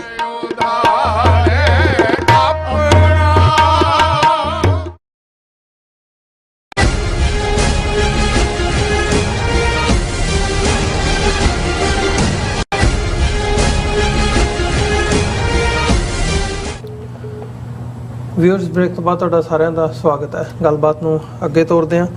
Doctor ਸਾਹਿਬ, ਅਖੀਰਲਾ ਸੈਗਮੈਂਟ ਮੋਸਟ ਲਾਈਕਲੀ ਸਾਡਾ ਇਹ ਅੱਜ ਦੇ ਸ਼ੋਅ ਦਾ, ਤੇ ਜਿਵੇਂ ਅਸੀਂ ਜ਼ਿਕਰ ਕਰ ਰਹੇ ਹਾਂ 1984 ਤੱਕ ਪਹੁੰਚਦੇ ਹਾਂ, ਫਿਰ ਸੰਤ ਭਿੰਡਰਾਂ ਵਾਲਿਆਂ ਤੇ ਉਹਨਾਂ ਦੇ ਨਾਲ ਜਿਹੜੇ ਸਿੰਘ ਸ਼ਹੀਦ ਹੁੰਦੇ ਨੇ, ਉਹਨਾਂ ਦੀ ਸ਼ਹਾਦਤ ਤੋਂ ਬਾਅਦ ਐਟਲੀਸਟ ਥਾਟ ਦੇ ਲੈਵਲ ਤੇ ਉਹ ਪਰਪੱਕ ਤੌਰ ਦੇ ਉੱਤੇ ਗੱਲ ਕਲੀਅਰ ਹੁੰਦੀ ਹੈ ਕਿ ਭਾਈ ਹੁਣ ਸੰਤਾਂ ਦੇ ਜਿਹੜੇ ਬਚਨ ਸੀ ਵੀ ਜਿਸ ਦਿਨ ਫੌਜ ਨੇ ਦਰਬਾਰ ਸਾਹਿਬ ਦੀ ਹਦੂਦ ਦੇ ਵਿੱਚ ਪੈਰ ਪਾਏ ਉਸ ਦਿਨ ਖਾਲਿਸਤਾਨ ਦੀ ਨੀਂਹ ਰੱਖੀ ਜਾਵੇਗੀ। ਫਿਰ ਖਾਲਿਸਤਾਨ ਦੀ ਡਿਕਲੇਰੇਸ਼ਨ ਹੁੰਦੀ ਹੈ, ਸਰਬੱਤ ਖਾਲਸਾ ਤੋਂ ਐਲਾਨ ਕੀਤਾ ਜਾਂਦਾ ਆ। ਸੋ ਉਹ ਦੌਰ ਫਿਰ ਹੈਗਾ ਵੀ ਅਸੀਂ ਵਾਪਸ ਜਿਹੜਾ ਰਾਜ ਖੁੱਸਿਆ ਸੀ 1849 ਦੇ ਵਿੱਚ, ਉਸ ਦੇ ਵਿੱਚ ਉਸ ਥਾਟ ਦੇ ਵਿੱਚ ਦੁਬਾਰਾ ਅਲਾਈਨ ਹੁੰਦੀ ਹੈ ਕੌਮ ਦਾ ਇੱਕ ਹਿੱਸਾ ਕਿ ਭਾਈ ਨਹੀਂ, ਹੁਣ ਸਾਡਾ ਰਾਜ ਤੋਂ ਬਿਨਾਂ ਗੁਜ਼ਾਰਾ ਨਹੀਂ ਹੈ। ਹਾਲਾਂਕਿ ਨਾਲ ਜਦੋਂ ਅਸੀਂ ਦੇਖਦੇ ਹਾਂ ਉਹ ਲੋਕ ਵੀ ਨੇ ਜਿਹੜੇ ਭੰਬਲ ਭੂਸੇ ਦਾ ਸ਼ਿਕਾਰ ਨੇ, ਉਹ ਵੀ ਨੇ ਜਿਹੜੇ ਬੇਈਮਾਨ ਨੇ, ਰਲੇ ਹੋਏ ਨੇ, ਉਹ ਵੀ ਨੇ ਜਿਹੜੇ ਕਿਸੇ ਅਹੁਦੇ ਦੀ ਭੁੱਖ ਦੇ ਵਿੱਚ ਜਾਂ ਹੋਰ ਆਪਣੀਆਂ ਜਿਹੜੀਆਂ ਲਾਲਸਾਵਾਂ ਲਾਲਚ ਹੁੰਦੇ ਨੇ, ਉਹ ਪੈਸੇ ਦਾ, ਚੌਧਰ ਦਾ, ਹੋਰ ਕਿਸੇ ਕਿਸਮ ਦਾ ਉਹ ਹੋਵੇ, ਹਰ ਇੱਕ ਦੇ ਆਪੋ ਆਪਣੇ ਇੰਟਰਸਟ ਹੈਗੇ ਆ। ਪਰ ਇੱਕ ਨਿਊਕਲੀਅਸ ਦੇ ਤੌਰ ਦੇ ਉੱਤੇ ਇੱਕੋ ਥਾਟ ਸਾਡੇ ਸਾਹਮਣੇ ਆਉਂਦਾ ਜਿਹੜਾ ਸਿੱਧੇ ਰੂਪ ਦੇ ਵਿੱਚ ਖਾਲਿਸਤਾਨ ਦੀ ਲੜਾਈ ਲੜਦਾ ਆ। ਉਹਦੇ ਉਤਾਰ ਚੜ੍ਹਾਅ ਅਸੀਂ ਪਿਛਲੇ ਸਮੇਂ ਦੇ ਵਿੱਚ ਦੇਖਿਆ। 84 ਤੋਂ ਲੈ ਕੇ ਜੇ ਹੁਣ ਤੱਕ ਦਾ ਅਸੀਂ ਟਾਈਮ ਪੀਰੀਅਡ ਦੇਖਣਾ ਹੋਵੇ, 84 ਦਾ ਟਾਈਮ ਪੀਰੀਅਡ ਹੈ, ਨਸਲਕੁਸ਼ੀ ਦੀ ਗੱਲ ਹੁੰਦੀ ਹੈ। ਉਸ ਤੋਂ ਬਾਅਦ ਡਰੱਗੀ ਬਣਾਉਣ ਦੀ, ਪੰਜਾਬ ਨੂੰ ਹਰ ਲੈਵਲ ਤੋਂ, ਐਜੂਕੇਸ਼ਨ ਤੋਂ ਲੈ ਕੇ ਹਰ ਕਿਸਮ ਦੇ ਰਿਸੋਰਸ ਤੋਂ ਡਿਪਰਾਈਵ ਕਰਨ ਦੀ ਗੱਲ ਹੈਗੀ ਹੈ। ਤੇ ਅੱਜ ਜਦੋਂ ਫਿਰ ਬਾਹਰ ਉੱਥੋਂ ਮਾਈਗ੍ਰੇਸ਼ਨ ਹੁੰਦੀ ਹੈ ਤੇ ਬਾਹਰਲੇ ਮੁਲਕਾਂ ਦੇ ਵਿੱਚੋਂ ਆਵਾਜ਼ ਉੱਠਦੀ ਹੈ, 84 ਦੀ ਗੱਲ ਕਰਦੇ ਆ ਜਾਂ ਆਪਣੇ ਰਾਈਟਸ ਦੀ ਗੱਲ ਕਰਦੇ ਆ, ਤੇ ਫਿਰ ਟਰਾਂਸਨੈਸ਼ਨਲ ਰਿਪਰੈਸ਼ਨ ਜਿਹੜੀ ਹੈ ਉਹ ਸਾਡੇ ਉੱਤੇ ਲਿਆ ਕੇ ਥੋਪ ਦਿੱਤੀ ਜਾਂਦੀ ਹੈ। ਸੋ ਇਹਨਾਂ ਹਾਲਾਤਾਂ ਦੇ ਵਿੱਚ ਹੁਣ ਤੁਸੀਂ ਕਿਵੇਂ ਦੇਖ ਰਹੇ ਹੋ ਜਿਹੜੀ ਸਟਰਗਲ ਹੈ 84 ਤੋਂ ਬਾਅਦ with all ups and downs, ਕੀ ਨਜ਼ਰ ਆ ਰਿਹਾ ਹੈ? ਦੇਖੋ, ਬੇਸ਼ੱਕ ਅਸੀਂ 1947 ਦੀ ਵੱਡੀ ਟ੍ਰੈਜਡੀ ਜਿਸ ਨੂੰ ਉਜਾੜਾ ਸਾਡੇ ਬਜ਼ੁਰਗ ਕਹਿੰਦੇ ਸਨ, ਉਸ ਦਾ ਜ਼ਿਕਰ ਕੀਤਾ ਹੈ, ਜਿਸ ਦੇ ਵਿੱਚ ਸਿੱਖ ਕੌਮ ਦਾ ਲੱਕ ਟੁੱਟਾ ਕਿਉਂਕਿ 40% ਸਿੱਖ ਲਹਿੰਦੇ ਪੰਜਾਬ ਚੋਂ ਜਾਂ ਉਸ ਖਿੱਤੇ ਚੋਂ ਜਿਹੜਾ ਪਾਕਿਸਤਾਨ ਦਾ ਹਿੱਸਾ ਬਣਿਆ ਉੱਜੜ ਕੇ ਆਏ। ਸਦੀਆਂ ਤੋਂ ਬਣਾਈ ਪ੍ਰਾਪਰਟੀ, ਜ਼ਮੀਨਾਂ ਔਰ ਖਾਸ ਤੌਰ ਤੇ ਕੈਨਾਲ ਕਾਲੋਨੀਜ਼ ਦੇ ਵੇਲੇ ਜਿਸ ਲੈਵਲ ਦੇ ਉੱਤੇ ਪ੍ਰੋਸਪੈਰਿਟੀ, ਮੁਰੱਬਿਆਂ ਦੇ ਮਾਲਕ ਜਿਹੜੇ ਨੇ ਉਹ ਇੱਧਰ ਆਏ ਤੇ ਰੁਪਏ ਦੇ ਬਦਲੇ ਚਵਾਨੀ, ਉਹ ਵੀ ਉਜੜੀਆਂ ਥਾਵਾਂ। ਔਰ ਕਿਉਂਕਿ ਸਿਰਫ 20% ਤੋਂ ਵੀ ਘੱਟ ਜਿਹੜਾ ਸਿੰਚਾਈ ਵਾਲਾ ਏਰੀਆ ਸੀ, ਇਰੀਗੇਸ਼ਨ ਵਾਲਾ, ਉਹ ਈਸਟ ਪੰਜਾਬ ਦੇ ਹਿੱਸੇ ਆਇਆ, ਸਾਰਾ ਕੈਨਾਲ ਨੈਟਵਰਕ ਉਧਰ ਗਿਆ। ਔਰ ਸਭ ਉਸ ਤੋਂ ਵੀ ਜਿਹੜਾ ਦਿਖਾਉਣ ਵਾਲੀ ਸੀ ਕਿ ਵੀ ਸਾਡੇ ਮੱਕਾ ਤੇ ਮਦੀਨਾ ਤੋਂ ਲੈ ਕੇ 240 ਜਾਂ 270 ਤੱਕ ਹਿਸਟੋਰੀਕਲ ਗੁਰਦੁਆਰੇ, ਜਿਹੜੀ ਸਾਡੀ ਤਹਿਜ਼ੀਬ ਦਾ ਵੀ ਇਕੱਲਾ ਧਾਰਮਿਕ ਤੌਰ ਤੇ ਨਹੀਂ, ਹਵੇਲੀਆਂ, ਕਿਲੇ ਜਿਹੜੇ ਕਿਸੇ ਵੀ ਮੁਲਕ ਦੀ ਤਹਿਜ਼ੀਬ ਬਣਾਉਂਦੇ ਨੇ, ਉਹ ਵੀ ਪਾਕਿਸਤਾਨ ਦੇ ਵਿੱਚ ਗਏ। ਔਰ ਜਿਹੜੇ ਉਜੜੇ ਪੁਜੜੇ ਆਏ ਜਿਨ੍ਹਾਂ ਨੂੰ ਪਨਾਹਗੀਰ ਬਣਾਇਆ ਗਿਆ, ਉਹਨਾਂ ਨੂੰ ਕ੍ਰਿਮੀਨਲ ਟ੍ਰਾਈਬ ਬਣਾਇਆ ਗਿਆ, ਉਹ ਅਸੀਂ ਜ਼ਿਕਰ ਕਰਕੇ ਹਟੇ ਜੀ। ਹੁਣ ਇਹਨਾਂ ਹਾਲਾਤਾਂ ਤੋਂ ਜੇ ਅੱਜ ਅਸੀਂ ਜਦੋਂ ਕਿ 15 ਅਗਸਤ ਵਾਲੇ ਦਿਨ ਨਿਊਯਾਰਕ ਸ਼ਹਿਰ ਦੇ ਇਸ ਲੌਂਗ ਆਈਲੈਂਡ ਦੇ ਸਟੂਡੀਓ ਸਾਲ ਦੀ ਜਿਹੜੀ ਹੈ ਉਹ ਭਾਰਤੀ ਹਕੂਮਤ ਦੀ ਜ਼ੁਲਮਾਂ ਦੀ ਕਹਾਣੀ ਵੀ ਜਿਹੜੀ ਹੈ ਉਸ ਦਾ ਹਿੱਸਾ ਹੈ, ਜਿਸ ਦੇ ਵਿੱਚ ਇੱਕ ਤੋਂ ਬਾਅਦ ਇੱਕ ਜੈਨੋਸਾਈਡ। ਸੋ ਪਹਿਲਾ ਪਾਰਟ ਤਾਂ ਮੈਂ ਇਹ ਸਮਝਦਾ ਵੀ ਜਿਹੜਾ ਇੱਕ ਸ਼ਾਰਟ ਕਮਿੰਗ 47 ਦੇ ਵਿੱਚ ਵੱਡੀ ਮਹਿਸੂਸ ਸੀ ਕਿ ਜੀ ਪੰਜਾਬ ਦੇ 29 ਜ਼ਿਲ੍ਹਿਆਂ ਚੋਂ ਕਿਸੇ ਇੱਕ ਜ਼ਿਲ੍ਹੇ 'ਚ ਵੀ ਅਸੀਂ ਮੈਜੋਰਿਟੀ 'ਚ ਨਹੀਂ ਸੀ। ਬੇਸ਼ੱਕ ਉਦੋਂ ਅੱਧਾ ਪੰਜਾਬ ਜਾਂ 13 ਜ਼ਿਲ੍ਹੇ ਸਾਨੂੰ ਮਿਲੇ, ਇੱਕ ਵੱਡਾ ਹਿੱਸਾ ਉੱਧਰ ਗਿਆ। 66 'ਚ ਇਹਨਾਂ ਨੇ ਹਰਿਆਣਾ, ਹਿਮਾਚਲ, ਚੰਡੀਗੜ੍ਹ 3 ਸਟੇਟਾਂ ਉਹਦੇ ਚੋਂ ਕੱਢ ਕੇ ਇੱਕ ਯੂਨੀਅਨ ਟੈਰੀਟਰੀ 2 ਸਟੇਟਾਂ ਸਾਨੂੰ ਫਰਦਰ ਜਿਹੜਾ ਹੈ ਉਹ ਪੰਜਾਬ ਨੂੰ ਕਮਜ਼ੋਰ ਕੀਤਾ। ਪਰ ਅੱਜ ਉਹ ਪੰਜਾਬ ਜਿਹਦੇ ਭਾਵੇਂ ਜ਼ਿਲ੍ਹੇ ਹੁਣ 22-23 ਬਣ ਗਏ ਨੇ, ਉਹ ਖਿੱਤਾ 50,300 ਸਕੁਅਰ ਕਿਲੋਮੀਟਰ ਤੋਂ ਜ਼ਿਆਦਾ ਦਾ, ਜਿੱਥੇ ਸਿੱਖ ਸੋਲਿਡ ਮੈਜੋਰਿਟੀ 'ਚ ਨੇ। ਇਹ ਵੱਖਰੀ ਕਹਾਣੀ ਹੈ ਕਿ ਦੁਸ਼ਮਣ ਦਾ ਅਗਲਾ ਜਿਹੜਾ ਵੈਪਨ ਹੈ ਉਹ ਡੈਮੋਗ੍ਰਾਫੀ ਬਦਲ ਕੇ ਡੈਮੋਗ੍ਰਾਫਿਕ ਚੇਂਜ ਕਰਨ ਦਾ। ਪਰ ਅੱਜ ਜਦੋਂ ਅਸੀਂ ਆਪਣਾ ਖਾਲਿਸਤਾਨ ਦਾ ਕਲੇਮ ਜਿਹੜਾ ਤੁਸੀਂ ਜ਼ਿਕਰ ਕੀਤਾ ਕਿ ਵੀ ਜੂਨ 84 ਤੋਂ ਬਾਅਦ ਤਾਂ ਕੋਈ ਭੰਬਲ ਭੂਸਾ ਨਹੀਂ ਸੀ, ਸਰਬੱਤ ਖਾਲਸਾ ਨੇ ਉਹਨੂੰ ਜਿਹੜਾ ਮਤੇ ਦੇ ਰੂਪ ਦੇ ਵਿੱਚ ਡੈਕਲੇਰੇਸ਼ਨ ਆਫ ਖਾਲਿਸਤਾਨ ਦੇ ਰੂਪ 'ਚ ਲੈ ਆਂਦਾ। ਪਰ ਅੱਜ ਸਾਡੇ ਕਲੇਮ ਦਾ ਜਿਹੜਾ ਇੱਕ ਸੋਲਿਡ ਬੇਸ ਹੈ ਕਿ ਸਾਡੇ ਕੋਲ 50,300 ਸਕੁਅਰ ਕਿਲੋਮੀਟਰ ਤੋਂ ਜ਼ਿਆਦਾ ਟੈਰੀਟਰੀ ਜਿਹੜੀ ਅਸੀਂ ਓਨ ਕਰਦੇ ਹਾਂ, ਜਿੱਥੇ ਅਸੀਂ ਮੈਜੋਰਿਟੀ 'ਚ ਹੈ। ਪਹਿਲੀ ਗੱਲ। ਦੋ, ਕੋਈ ਦੁਨੀਆ ਦੀ ਤਾਕਤ ਸਾਨੂੰ ਇਹ ਬਲੇਮ ਨਹੀਂ ਕਰ ਸਕਦੀ ਕਿ ਅਸੀਂ ਕੋਈ ਅਡਰਾਪਨ ਜਾਂ ਕੋਈ ਥਿਓਕ੍ਰੈਟਿਕ ਸਟੇਟ, ਧਰਮਅੰਧਤਾ ਦਾ ਸ਼ਿਕਾਰ ਹੋ ਕੇ ਇਸ ਪਾਸੇ ਤੁਰੇ। ਉਹਦੇ 'ਚ ਭਾਵੇਂ ਸਾਡੀ ਲੀਡਰਸ਼ਿਪ ਦਾ ਗਲਤ ਫੈਸਲਾ ਸੀ 47 ਦੌਰ ਦਾ, ਲੇਕਿਨ ਸਾਡੇ ਕੋਲ ਇੱਕ ਆਰਗੂਮੈਂਟ ਹੈ ਕਿ ਭਾਈ ਅਸੀਂ ਇੱਕ ਸੈਕੂਲਰ ਸਿਸਟਮ ਦੇ ਨਾਲ ਜਾਣਾ ਜਿਹੜਾ ਉਹ ਕਬੂਲਿਆ ਸੀ। ਪਰ ਉਸ secular so called secular system ਨੇ ਜੋ ਸਾਡੇ ਨਾਲ ਕੀਤਾ, ਅਸੀਂ ਇਸ ਸਿੱਟੇ ਤੇ ਪਹੁੰਚੇ ਹਾਂ ਕਿ ਸਾਡੇ ਕੋਲ ਹੁਣ ਆਪਣੇ ਮੁਲਕ ਤੋਂ ਬਿਨਾਂ ਕੋਈ ਚਾਰਾ ਨਹੀਂ। ਇਹ ਕਨਵਿੰਸਿੰਗ ਆਰਗੂਮੈਂਟ ਆਪਣਿਆਂ ਲਈ ਵੀ ਹੈ, ਦੂਸਰਿਆਂ ਲਈ ਵੀ ਹੈ ਜੀ। ਹਿਸਟਰੀ ਆਫ ਪਰਸੀਕਿਊਸ਼ਨ, ਜਦੋਂ ਤੁਸੀਂ ਹਾਲਾਂ ਨੇਸ਼ਨ ਦੀਆਂ ਕੋਈ ਜਿਹੜੀਆਂ ਨੇ ਉਹ ਸਪੈਸੀਫਿਕ ਡੈਫੀਨੇਸ਼ਨਸ ਤਾਂ ਨਹੀਂ ਨੇ, ਪਰ ਜਦੋਂ ਵੀ ਪੋਲੀਟੀਕਲ ਸਾਇੰਸ ਦੇ ਵਿਦਿਆਰਥੀ ਨੂੰ ਕਿਸੇ ਵੀ ਥਾਂ ਦਾ ਉਹ ਸਮਝਦਾ ਹੈ ਵੀ ਜਿਹੜੇ ਗਰੁੱਪ ਨੇ ਜਾਂ ਕਬੀਲੇ ਨੇ ਜਾਂ ਇੱਕ ਲੈਂਗੁਏਜ ਬੋਲਣ ਵਾਲੇ ਨੇ ਜਾਂ ਦੂਜੇ ਨੇ, ਇੱਕ ਬੇਸ ਜਿਹੜਾ ਤੁਹਾਨੂੰ ਕਾਮਨ ਐਂਟੀਟੀ ਦੇ ਤੌਰ ਤੇ ਜਿਹੜਾ ਤੁਹਾਡੇ ਕੌਮ ਦੇ ਰੁਤਬੇ ਨੂੰ ਐਸਟੈਬਲਿਸ਼ ਕਰਦਾ ਹੈ, ਉਹ ਲੈਂਗੁਏਜ ਹੈ। ਬੇਸ਼ੱਕ ਜਦੋਂ ਅਸੀਂ ਪੰਜਾਬੀ ਕਹਿੰਦੇ ਹਾਂ ਤੇ ਅੱਜ ਸਾਡੇ ਪੰਜਾਬ ਦੀ ਆਬਾਦੀ ਲਗਭਗ ਜਿਹੜਾ 35 ਮਿਲੀਅਨ ਹੈ, ਪਾਕਿਸਤਾਨੀ ਪੰਜਾਬ ਦੀ ਲਗਭਗ 90 ਮਿਲੀਅਨ ਤੋਂ ਜ਼ਿਆਦਾ ਹੈ, ਤੇ ਪੰਜਾਬੀ ਜਿਹੜੀ ਹੈ ਉਹ ਆਲਮੋਸਟ ਸ਼ਾਇਦ ਜੇ ਮੈਂ ਗਲਤ ਨਾ ਹੋਵਾਂ ਤੇ 200 ਮਿਲੀਅਨ ਤੋਂ ਜ਼ਿਆਦਾ ਲੋਕਾਂ ਦੀ ਬੋਲੀ ਹੈ, ਉਸ ਤੋਂ ਵੀ ਮੱਚ ਮੋਰ। ਲੇਕਿਨ ਲਹਿੰਦੇ ਪੰਜਾਬ ਵਾਲਿਆਂ ਦਾ ਉਹ ਤਾਂ ਉਹਨਾਂ ਦਾ ਭਾਵੇਂ ਮੁਲਕ ਬਣ ਗਿਆ, ਉਹਨਾਂ ਨੇ ਤਾਂ ਉਰਦੂ ਆਪਟ ਕਰ ਲਿਆ। ਸਾਡੇ ਪੰਜਾਬ ਵਾਲੇ ਸਾਡੇ ਹਿੰਦੂ ਭੈਣ ਭਰਾਵਾਂ ਨੇ ਹਿੰਦੀ ਦੇ ਨਾਲ ਮੁਹੱਬਤ ਦਿਖਾਈ, ਪੰਜਾਬੀ ਤੋਂ ਕਿਨਾਰਾ ਕੀਤਾ। ਸੋ ਅੱਜ ਜਦੋਂ ਅਸੀਂ ਹੋਮੋਜੈਨਿਟੀ ਦੀ ਗੱਲ ਕਰਦੇ ਹਾਂ, ਇਹ ਪੰਜਾਬ ਜਿਹੜਾ ਹੈ, ਜਿਹੜਾ ਸਾਡਾ ਨਿਊਕਲੀਅਸ ਹੈ ਖਾਲਿਸਤਾਨ ਦਾ, ਪੰਜਾਬੀ ਸਪੀਕਿੰਗ ਹੈ, ਜਿਹੜਾ ਸਾਨੂੰ ਬਾਉਂਡ ਕਰਦਾ ਹੈ ਟੂਗੈਦਰ ਜੀ। ਹਿਸਟਰੀ ਆਫ ਪਰਸੀਕਿਊਸ਼ਨ ਜਦੋਂ ਟਾਰਗੇਟ ਕੀਤਾ ਗਿਆ ਸਿੱਖ ਕੌਮ ਨੂੰ ਕੀਤਾ ਗਿਆ, ਸਿੱਖਾਂ ਦੇ ਜਿਹੜਾ ਅੰਮ੍ਰਿਤਧਾਰੀਜ਼ ਡੇਂਜਰਸ ਪੀਪਲ, ਔਰ ਜੋ ਸਰਕੂਲਰ ਬਾਤਚੀਤ 'ਚ ਆਇਆ ਔਰ ਜੋ ਪੰਜਾਬ 'ਚ ਹੰਟਿੰਗ ਹੋਈ, ਪੰਜਾਬ ਦਾ ਹਿੰਦੂ ਤਾਂ ਜਿਹੜਾ ਉਹ ਦਿੱਲੀ ਦਾ ਭਾਈਵਾਲ ਰਿਹਾ। ਇਸ ਲਈ ਆਲਰੇਡੀ ਹੁਣ ਜੇ ਅਸੀਂ ਇਸ ਨੂੰ ਸਿੱਖ ਸਟੇਟ ਦੇ ਤੋਂ ਭਾਵੇਂ ਉਹਨੂੰ ਅਸੀਂ ਉਹਦੇ 'ਚ ਹਿੰਦੂਆਂ, ਮੁਸਲਮਾਨਾਂ, ਈਸਾਈਆਂ ਜਾਂ ਕੋਈ ਨਹੀਂ ਵੀ ਮੰਨਣ ਵਾਲਾ, ਉਹਨੂੰ ਵੀ ਅਸੀਂ ਓਪਨ ਰੱਖ ਕੇ ਦੇਖਦੇ, ਪਰ ਇਹਦੇ 'ਚ ਕੋਈ ਸ਼ੱਕ ਨਹੀਂ ਹੈ ਕਿ ਜੇ ਸਿੱਖਾਂ ਨੇ ਹੀ ਲੜਾਈ ਲੜਨੀ ਹੈ ਜਾਂ ਲੜੀ ਹੈ ਤੇ ਉਹ ਸਿੱਖਾਂ ਦਾ ਸੂਬਾ ਹੈ, ਔਰ ਉਹ ਸਿੱਖ ਮਜ਼ਹਬ ਦੇ ਨਾਂ ਥੱਲੇ, ਜੇ ਅਸੀਂ ਖਾਲਸੇ ਦੇ ਨਾਂ ਥੱਲੇ ਖਾਲਿਸਤਾਨ ਕਹਿੰਦੇ ਹਾਂ, ਹਾਲਾਂ ਉਹਦਾ ਸਟਰਕਚਰ ਕੋਈ ਥਿਓਕ੍ਰੈਟਿਕ ਦਾ ਜੋ ਤੁਸੀਂ ਡੈਫੀਨੇਸ਼ਨ ਦੇਖੋਗੇ ਜਿਹਨੂੰ ਧਰਮ ਗੁਰੂ ਚਲਾਉਂਦੇ ਨੇ ਜਾਂ ਕਿਸੇ ਹੋਰ ਉਸ ਕੈਟਾਗਰੀ 'ਚ ਅਸੀਂ ਫਾਲ ਨਹੀਂ ਕਰਦੇ ਜੀ। ਨੈਕਸਟ, ਜਿਸ ਇੰਡੀਅਨ ਸਿਸਟਮ ਨੇ ਸਾਨੂੰ 47 ਦੇ ਵਿੱਚ ਵਾਅਦਾ ਖਿਲਾਫੀਆਂ ਕੀਤੀਆਂ, 47 ਤੋਂ 84 ਤੱਕ ਅਸੀਂ ਅਟੈਂਪਟ ਕੀਤੇ, ਔਰ ਉਹਨਾਂ ਨੇ ਇਸ ਹੱਦ ਤੱਕ ਇਸ ਸਾਰੇ ਪਾਰਟ ਨੂੰ ਸਪਰੈਡ ਕਰ ਦਿੱਤਾ ਹੈ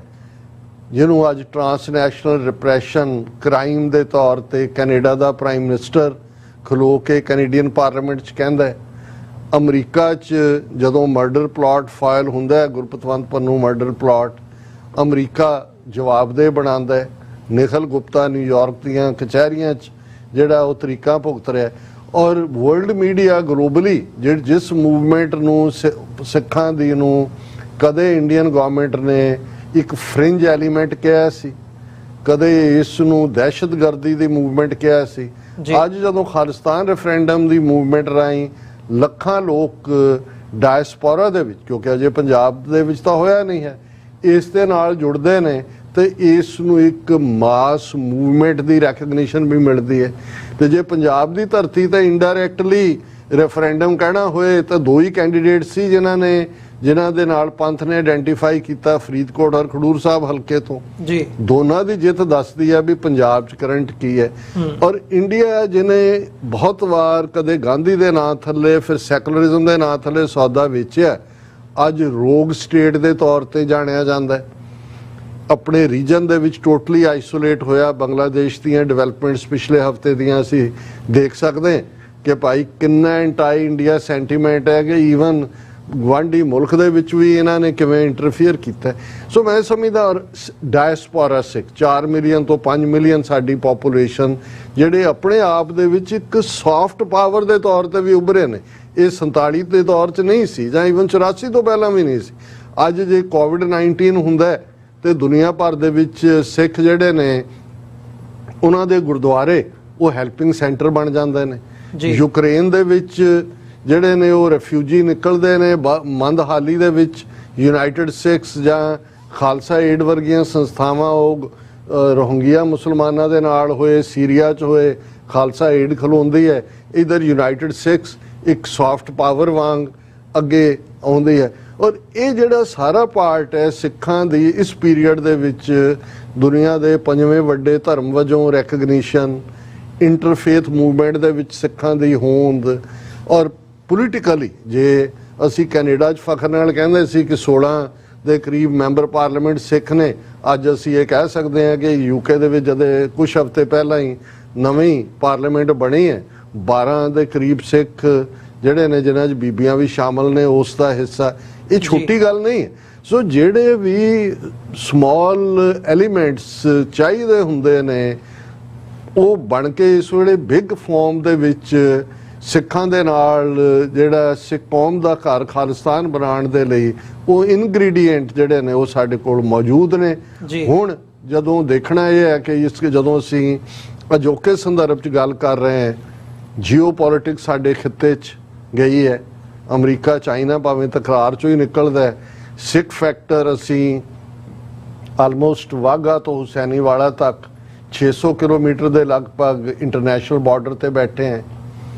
ਐਜ਼ ਏ ਬਫਰ ਸਟੇਟ ਦੀ ਗੱਲ ਜਦੋਂ ਅਸੀਂ ਤੋਰਦੇ ਸੀ, ਅੱਜ ਇੰਡੀਆ ਔਰ ਪਾਕਿਸਤਾਨ ਹੋਸਟਾਈਲ ਹੈ, ਇੰਡੀਆ ਔਰ ਚਾਈਨਾ ਹੋਸਟਾਈਲ ਹੈ, ਔਰ ਇਸ ਸਾਰੇ ਦੌਰ ਦੇ ਵਿੱਚ ਇੰਟਰਨੈਸ਼ਨਲੀ ਜੇ ਸਟੇਬਿਲਿਟੀ ਔਰ ਪੀਸ ਔਰ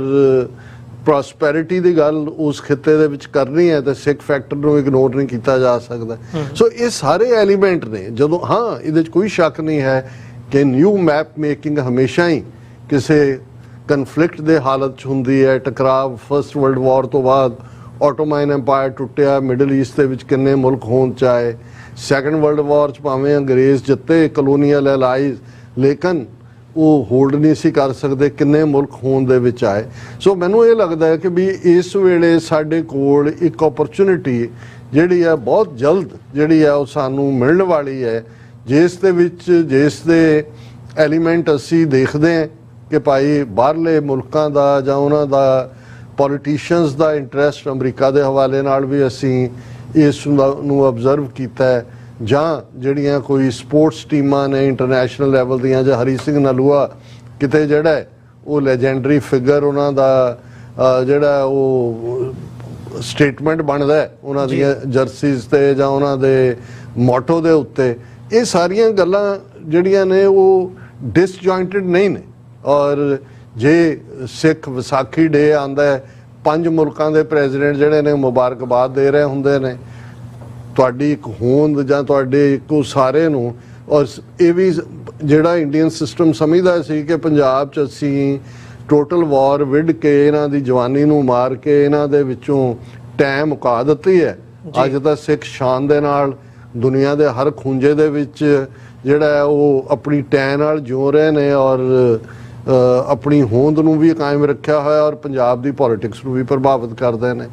ਕਿਸਾਨ ਮੋਰਚੇ ਨੇ ਇਹ ਦੱਸ ਦਿੱਤਾ ਕਿ ਭਾਈ ਜਿਹੜੇ ਲੋਕ ਕਹਿੰਦੇ ਸੀ ਕਿ 2% ਨੇ ਬਾਕੀ ਤਾਂ ਕੋਈ ਨਹੀਂ ਹੈ, ਕਿਵੇਂ ਜਿਹੜੇ ਮੋਦੀ ਬਾਰੇ ਸੀ ਕਿ ਕਿਸੇ ਅੱਗੇ ਝੁਕਣ ਵਾਲਾ ਨਹੀਂ, ਉਹਨੂੰ ਕਿਵੇਂ ਝੁਕਣ ਤੇ ਮਜਬੂਰ ਕੀਤਾ। ਸੋ ਇਹ ਸਾਰੇ ਫੈਕਟਰ ਨੇ, ਮੈਨੂੰ ਲੱਗਦਾ ਵੀ ਜਿੰਨੀ ਪੋਜ਼ਿਟਿਵਿਟੀ ਇਸ ਵੇਲੇ ਹੈ ਖਾਲਿਸਤਾਨ ਦੀ ਕਾਇਮੀ ਨੂੰ ਲੈ ਕੇ ਔਰ ਉਸ ਦੀਆਂ ਸੰਭਾਵਨਾਵਾਂ ਨੂੰ ਲੈ ਕੇ, ਮੈਂ ਸਮਝਦਾ ਵੀ ਇਮੀਡੀਏਟ ਜੂਨ 84 ਤੋਂ ਬਾਅਦ ਕੁਛ ਇਸ ਕਿਸਮ ਦਾ ਐਮੋਸ਼ਨਲ ਉਭਾਰ ਨੂੰ ਅਸੀਂ ਪੋਲੀਟੀਕਲ ਈਡੀਅਮ 'ਚ ਨਹੀਂ ਸੀ ਕਨਵਰਟ ਕਰ ਸਕੇ, ਕਿਉਂਕਿ ਸਾਡੇ ਕੋਲ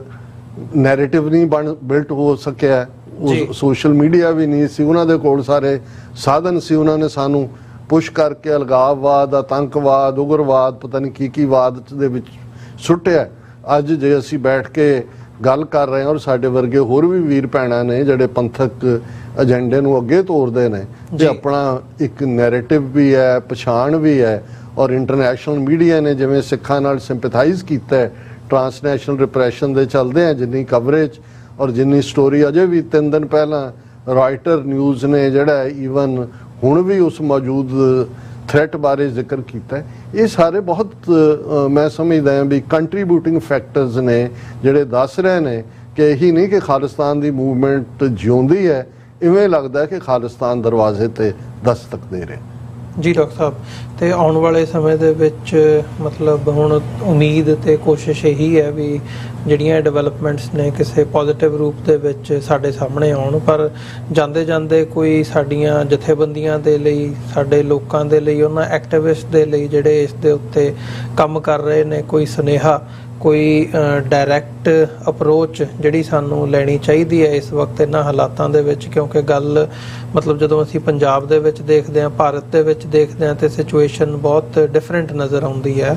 ਭਾਰਤ ਦੀ ਸਿਚੁਏਸ਼ਨ ਉਹ ਚਾਰੇ ਪਾਸਿਓਂ ਹੁਣ ਘਿਰੇ ਹੋਏ ਆ, ਉਹਨਾਂ ਦੀ ਬੰਗਲਾਦੇਸ਼ ਦੇ ਵਿੱਚ ਡਿਵੈਲਪਮੈਂਟਸ ਹੋਈਆਂ ਨੇ, ਪਹਿਲਾਂ ਅਸੀਂ ਸ਼੍ਰੀਲੰਕਾ, ਨੇਪਾਲ ਦਾ, ਜਦੋਂ ਅਸੀਂ ਗੁਆਂਢੀਆਂ ਨਾਲ ਦੇਖਦੇ ਹਾਂ, ਫਿਰ ਜੀਓਪੋਲਿਟਿਕਸ ਦਾ ਅਸੀਂ ਜ਼ਿਕਰ ਕਰਦੇ ਹਾਂ, ਅਮਰੀਕਾ ਦੇ ਇੰਟਰਸਟ ਕਿੱਥੇ ਨੇ ਵੀਜ਼ਾ ਵੀ ਚਾਈਨਾ ਤੇ ਰਸ਼ੀਆ। ਸੋ ਇੰਡੀਆ ਦੀ ਸਿਚੁਏਸ਼ਨ ਕਿਸੇ ਡਿਫਰੈਂਟ ਲੈਵਲ ਤੇ ਹੈ। ਸੋ ਸਾਡੇ ਲਈ ਜਦੋਂ ਅਸੀਂ ਡਾਇਸਪੋਰਾ 'ਚ ਬੈਠ ਕੇ ਦੇਖ ਰਹੇ ਹਾਂ, ਇੱਥੇ ਦੀਆਂ ਆਰਗੇਨਾਈਜੇਸ਼ਨਸ ਜੋ ਕੰਮ ਕਰ ਰਹੀਆਂ ਨੇ ਆਪੋ ਆਪਣੇ ਲੈਵਲ ਤੇ ਜਿਹੜੇ ਬੰਦੇ ਪੰਜਾਬ ਦੇ ਵਿੱਚ ਬੈਠੇ ਆ ਉੱਥੇ ਵੀ ਆਰਗੇਨਾਈਜੇਸ਼ਨਸ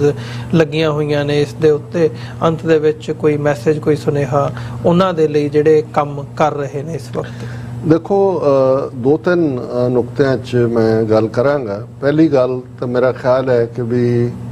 ਕਿਸੇ ਸਿੱਖ ਨੂੰ ਇਸ ਬਾਰੇ ਹੁਣ ਕੋਈ ਭੁਲੇਖਾ ਨਹੀਂ ਹੋਣਾ ਚਾਹੀਦਾ ਕਿ ਖਾਲਿਸਤਾਨ ਦੀ ਕਾਇਮੀ ਤੋਂ ਬਿਨਾਂ ਸਿੱਖਾਂ ਦਾ ਕੋਈ ਮਸਲਾ ਹੱਲ ਨਹੀਂ ਹੋਣਾ। ਇਹ ਇੱਕ ਬਾਟਮ ਲਾਈਨ ਹੈ। ਦੂਸਰਾ, ਜਦੋਂ ਅਸੀਂ ਨਿਸ਼ਾਨਾ ਮਿਥ ਲਿਆ, ਦੂਸਰਾ ਹੁੰਦਾ ਐਨਮੀ ਆਈਡੈਂਟੀਫਿਕੇਸ਼ਨ। ਇਹ ਅਸੀਂ ਦੇਖ ਲਿਆ ਇਹਨਾਂ 40 ਸਾਲਾਂ 'ਚ ਇੰਦਰਾ ਗਾਂਧੀ ਤੋਂ ਮੋਦੀ ਤੱਕ ਕਿੰਨੇ ਰਜੀਮ ਦੇ ਮਾਸਟਰ ਬਣੇ, ਕਿੰਨੇ ਪ੍ਰਾਈਮ ਮਿਨਿਸਟਰ, ਕਿੰਨੀਆਂ ਹਕੂਮਤਾਂ, 10 ਸਾਲ ਮਨਮੋਹਨ ਸਿੰਘ। ਦੂਸਰਾ ਅਸੀਂ ਇਹ ਦੇਖ ਲਿਆ ਕਿ ਦਿੱਲੀ ਸਿੱਖਾਂ ਦੀ ਵੈਰਣ ਹੈ ਔਰ ਦਿੱਲੀ ਨੇ ਇਹਨਾਂ 40 ਸਾਲਾਂ 'ਚ ਕੋਈ ਵੀ ਐਸਾ ਯਤਨ ਉਦਮ ਨਹੀਂ ਕੀਤਾ ਜਿਹਦੇ ਥੱਲੇ ਕਿ ਉਹ ਕਿਸੇ ਲੌਜੀਕਲ ਕਨਕਲੂਜਨ ਦੇ ਨਾਲ ਸਿੱਖਾਂ ਦੇ ਨਾਲ ਜਿਹੜਾ ਉਹ ਟੇਬਲ ਤੇ ਬੈਠ ਕੇ ਟੇਬਲ ਟਾਕ ਨਾਲ ਰਾਹੀਂ ਸਿੱਖਾਂ ਨੂੰ ਉਹਨਾਂ ਦਾ ਬਣਦਾ ਹੱਕ ਦੇਣ। ਸੋ ਜ਼ਾਹਰ ਹੈ ਵੀ, ਔਰ ਉਹ ਤਾਂ ਟ੍ਰਾਂਸਨੈਸ਼ਨਲ ਰਿਪਰੈਸ਼ਨ ਤੱਕ ਪਹੁੰਚ ਗਏ। ਥਰਡਲੀ, ਜੇ ਇਸ ਸਾਰੇ ਨੂੰ ਮੈਂ ਇਨੇ ਨਟ ਸ਼ੈਲ ਕਹਿਣਾ ਹੋਏ, ਜਿਹੜਾ ਮੇਰਾ ਇੱਕ ਫੀਅਰ ਹੈ, ਜਿਹੜਾ ਸਰ ਕਪੂਰ ਸਿੰਘ ਹੋਰਾਂ ਦਾ ਵੀ ਫੀਅਰ ਰਿਹਾ 47 ਦੌਰ 'ਚ, ਕਿਉਂਕਿ ਉਹਨਾਂ ਨੇ ਅਕਾਲੀ ਲੀਡਰਸ਼ਿਪ ਦਾ ਹਾਲ ਦੇਖਿਆ ਸੀ, ਕਿ ਅੱਜ ਵੀ ਇਹਦੇ 'ਚ ਕੋਈ ਸ਼ੱਕ ਨਹੀਂ ਹੈ ਕਿ ਇੰਡੀਵਿਜੂਅਲ ਲੈਵਲ ਦੇ ਉੱਤੇ ਜਿਹੜਾ ਸਿੱਖ ਜਿੱਥੇ ਵੀ ਹੈ ਉਹ ਕੁਛ ਨਾ ਕੁਛ ਕਰ ਰਿਹਾ। ਜਿਹੜਾ ਵੀ ਸਿੱਖ ਹੈ ਉਹ ਭਾਵੇਂ ਬੱਚਿਆਂ ਨੂੰ ਪੰਜਾਬੀ ਪੜ੍ਹਾਉਂਦਾ ਹੈ। ਹੁਣ ਆ ਪਿਛਲੇ ਦਿਨਾਂ 'ਚ ਤੁਸੀਂ ਪੈਰੈਂਟਿੰਗ ਦਾ ਦੇਖਿਆ ਕਿ ਭਾਈ ਪੇਰੈਂਟਸ ਵੀ ਚਾਹੁੰਦੇ ਨੇ ਸਾਡੇ ਬੱਚੇ ਬੱਚੀਆਂ ਇਸ ਪਾਸੇ ਹੋਣ। ਅਸੀਂ ਇਹ ਵੀ ਚਾਹੁੰਦੇ ਹਾਂ ਗੁਰਦੁਆਰਿਆਂ ਦੇ ਵਿੱਚ 200 400 ਤੋਂ ਲੈ ਕੇ 1000 ਤੱਕ ਗੁਰਮਤ ਸਿੱਖਣ ਵਾਲੇ ਵਿਦਿਆਰਥੀ ਨੇ। ਅਸੀਂ ਇਹ ਵੀ ਚਾਹੁੰਦੇ ਹਾਂ ਵੀ ਸਾਡੇ ਬੱਚੇ ਜਿਹੜੇ ਨੇ ਅੱਡ-ਅੱਡ ਸ਼ੋਬਿਆਂ ਦੇ ਵਿੱਚ ਸਿੱਖੀ ਸਰੂਪ ਦੇ ਲਈ ਸਾਡੀਆਂ ਜਥੇਬੰਦੀਆਂ ਉਹ ਇੱਥੇ ਲੜੀਆਂ ਨੇ ਆਪਣੇ ਕਕਾਰਾਂ ਦੇ ਲਈ, ਦੂਸਰਿਆਂ ਦੇ ਲਈ, ਉਹ ਵੀ ਸਾਡੀ ਇੱਕ ਹੋਂਦ ਚੱਲ ਰਹੀ ਹੈ। ਪਰ ਜਿਹੜਾ ਮੈਂ ਇਹ ਮਹਿਸੂਸ ਕਰਦਾ ਹਾਂ ਕਿ ਪੋਲੀਟੀਕਲ ਲੈਵਲ ਦੇ ਉੱਤੇ ਕਲੈਰਿਟੀ ਦੇ ਨਾਲ ਆਪਣੇ ਥਾਟ ਨੂੰ ਅੱਗੇ ਤੋਰਨ ਵਾਲੀਆਂ ਜਥੇਬੰਦੀਆਂ, ਭਾਵੇਂ ਕੱਲੀਆਂ ਉੱਥੇ ਦਲ ਖਾਲਸਾ, ਸ਼੍ਰੋਮਣੀ ਅਕਾਲੀ ਦਲ ਅੰਮ੍ਰਿਤਸਰ ਜਾਂ ਭਾਈ ਅੰਮ੍ਰਿਤਪਾਲ ਸਿੰਘ ਆਏ, ਉਹਨਾਂ ਨੇ ਵਾਰਿਸ ਪੰਜਾਬ ਦੇ, ਦੀਪ ਸਿੱਧੂ ਉਸ ਤੋਂ ਪਹਿਲਾਂ, ਇਹ ਸਾਰਾ ਹੋਇਆ। ਲੇਕਿਨ ਕਿਤੇ ਨਾ ਕਿਤੇ ਅਸੀਂ, ਔਰ ਮੈਨੂੰ ਬੜੀਆਂ ਹੋਪਸ ਜਦੋਂ ਵਰਲਡ ਸਿੱਖ ਪਾਰਲੀਮੈਂਟ ਦੇ ਕਨਸੈਪਟ ਦੀ ਗੱਲ ਆਈ ਕਿ ਵੀ ਸਿੱਖਾਂ ਦੇ ਵਿੱਚ ਜਿਹੜਾ ਮਾਡਲ ਹੈ ਲੀਡਰਸ਼ਿਪ ਦਾ ਉਹ ਸ਼ਖਸੀਅਤ ਪ੍ਰਸਤੀ ਦਾ ਨਹੀਂ ਹੈ। ਅਸੀਂ ਸ਼ਖਸੀਅਤ ਪ੍ਰਸਤ ਨਹੀਂ, ਕਲੈਕਟਿਵ ਮਾਡਲ ਹੈ। ਔਰ ਮਿਸਲਾਂ ਦੇ ਪੀਰੀਅਡ 'ਚ ਵੀ ਉਹ ਕਲੈਕਟਿਵ ਮਾਡਲ ਹੀ ਸੀ ਜਿਹਨੇ ਮੁਗਲਾਂ ਔਰ ਅਫਗਾਨਾਂ ਦੋਨਾਂ ਨੂੰ ਭਾਂਜ ਦਿੱਤੀ ਔਰ ਰਾਜ ਕਾਇਮ ਕੀਤਾ। ਸੋ ਕਿਤੇ ਨਾ ਕਿਤੇ ਇਹ ਜਿਹੜਾ ਇੰਡੀਵਿਜੂਅਲਿਜ਼ਮ ਹੈ ਸਾਡੇ ਦੇ ਵਿੱਚ, ਮੇਰੀ ਜਥੇਬੰਦੀ, ਮੇਰੀ, ਇਹ ਠੀਕ ਹੈ, ਜਿਹਨੇ ਕੰਮ ਕਰਨਾ ਹੈ ਉਸ ਨੂੰ ਪੰਥ 'ਚੋਂ ਪਿਆਰ ਵੀ ਮਿਲਣਾ ਹੈ, ਉਹਦੀ ਰੈਕਗਨੀਸ਼ਨ ਵੀ ਹੋਣੀ ਹੈ। ਪਰ ਉਹ ਇਹ ਸਮਝੇ ਕਿ ਨਾ ਮੇਰੇ ਤੋਂ ਪਹਿਲਾਂ ਕੋਈ ਹੋਇਆ, ਨਾ ਕਿਸੇ ਹੋਰ ਨੂੰ ਮੈਂ ਟੋਲਰੇਟ ਕਰਨਾ, ਇਵੇਂ ਹੋਣਾ ਨਹੀਂ ਹੈ। ਅਲਟੀਮੇਟਲੀ ਜਿਹੜਾ ਗੁਰੂ ਦਾ ਮਨਸ਼ਾ ਵੀ ਸੀ ਪੰਥ ਦੇ ਨਾਲ, ਉਹ ਕਲੈਕਟਿਵ ਲੀਡਰਸ਼ਿਪ ਦਾ। ਸੋ ਮੈਨੂੰ ਇਹ ਲੱਗਦਾ ਕਿ ਵੀ ਇਹ ਸਾਨੂੰ ਜਿਹੜੀ ਹੌਸਟਿਲਿਟੀ ਹੈ ਉਸ ਨੂੰ ਖਤਮ ਕਰਕੇ ਜਥੇਬੰਦੀਆਂ ਨੂੰ ਕਲੈਕਟਿਵ ਦੌਰ ਦੇ ਵਿੱਚ ਪ੍ਰੋਜੈਕਟ ਲੀਕ ਕੇ ਕੰਮ ਕਰਨ ਦਾ ਜਿਹੜਾ ਉਹ ਸ਼ੁਰੂ ਕਰਨਾ ਚਾਹੀਦਾ ਹੈ। ਕਿਉਂਕਿ ਜੇ ਮੁਲਕ ਜਦੋਂ ਬਣਦੇ ਨੇ, ਇਕੱਲੀ ਗੱਲ ਮੁਲਕ ਬਣਨ ਦੇ ਨਹੀਂ ਹੁੰਦੀ। ਜਿਵੇਂ ਅਸੀਂ ਗੱਲ ਜੇ 47 ਦੌਰ ਦੀ ਕੀਤੀ, ਤੇ ਮੈਂ ਜਦੋਂ ਡਾਕਟਰ MS ਰੰਧਾਵਾ ਦਾ ਦੇਖਿਆ ਕਿ ਵੀ 50 ਲੱਖ ਲੋਕਾਂ ਨੂੰ 2 ਸਾਲ ਦੇ ਵਿੱਚ ਵਸਾਣਾ,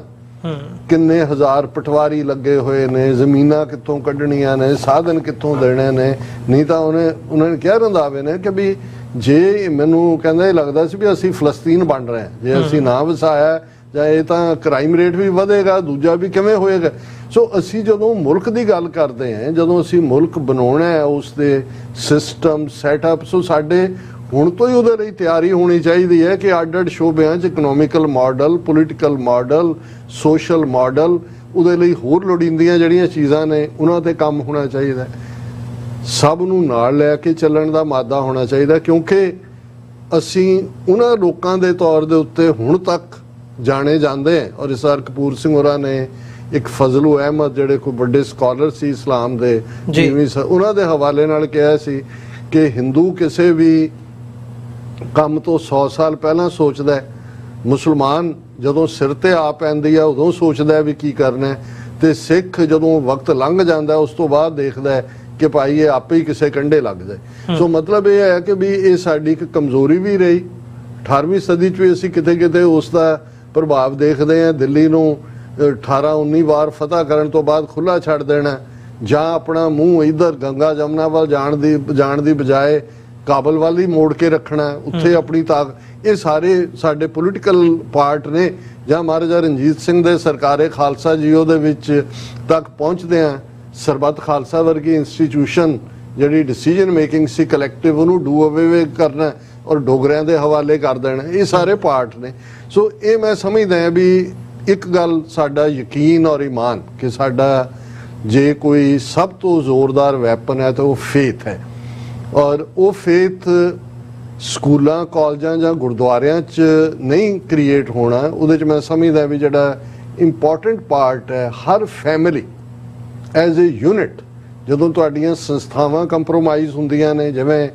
ਅਕਾਲ ਤਖਤ, ਸ਼੍ਰੋਮਣੀ ਕਮੇਟੀ, ਕਿੰਨੀਆਂ ਕਮੇਟੀਆਂ, ਹਰਿਆਣਾ ਕਮੇਟੀ, ਇੱਧਰ ਉੱਧਰ, ਤੁਸੀਂ ਉਹਨਾਂ ਤੋਂ ਆਸ ਕਰੋ। ਜਾਂ ਬਾਹਰ ਵੀ ਮੈਨੂੰ ਕੋਈ ਸ਼ੱਕ ਨਹੀਂ ਹੈ ਕਿ ਇੱਕ ਹਿੱਸਾ ਜਿਹਦੇ 'ਚ ਇਨਫਿਲਟ੍ਰੇਸ਼ਨ ਵੀ ਹੈ, ਉਹ ਕੋਈ ਵੀ ਕ੍ਰੀਏਟਿਵ ਏਜੰਡਾ ਵੀ ਨਹੀਂ ਹੋਣ ਦਿੰਦੇ।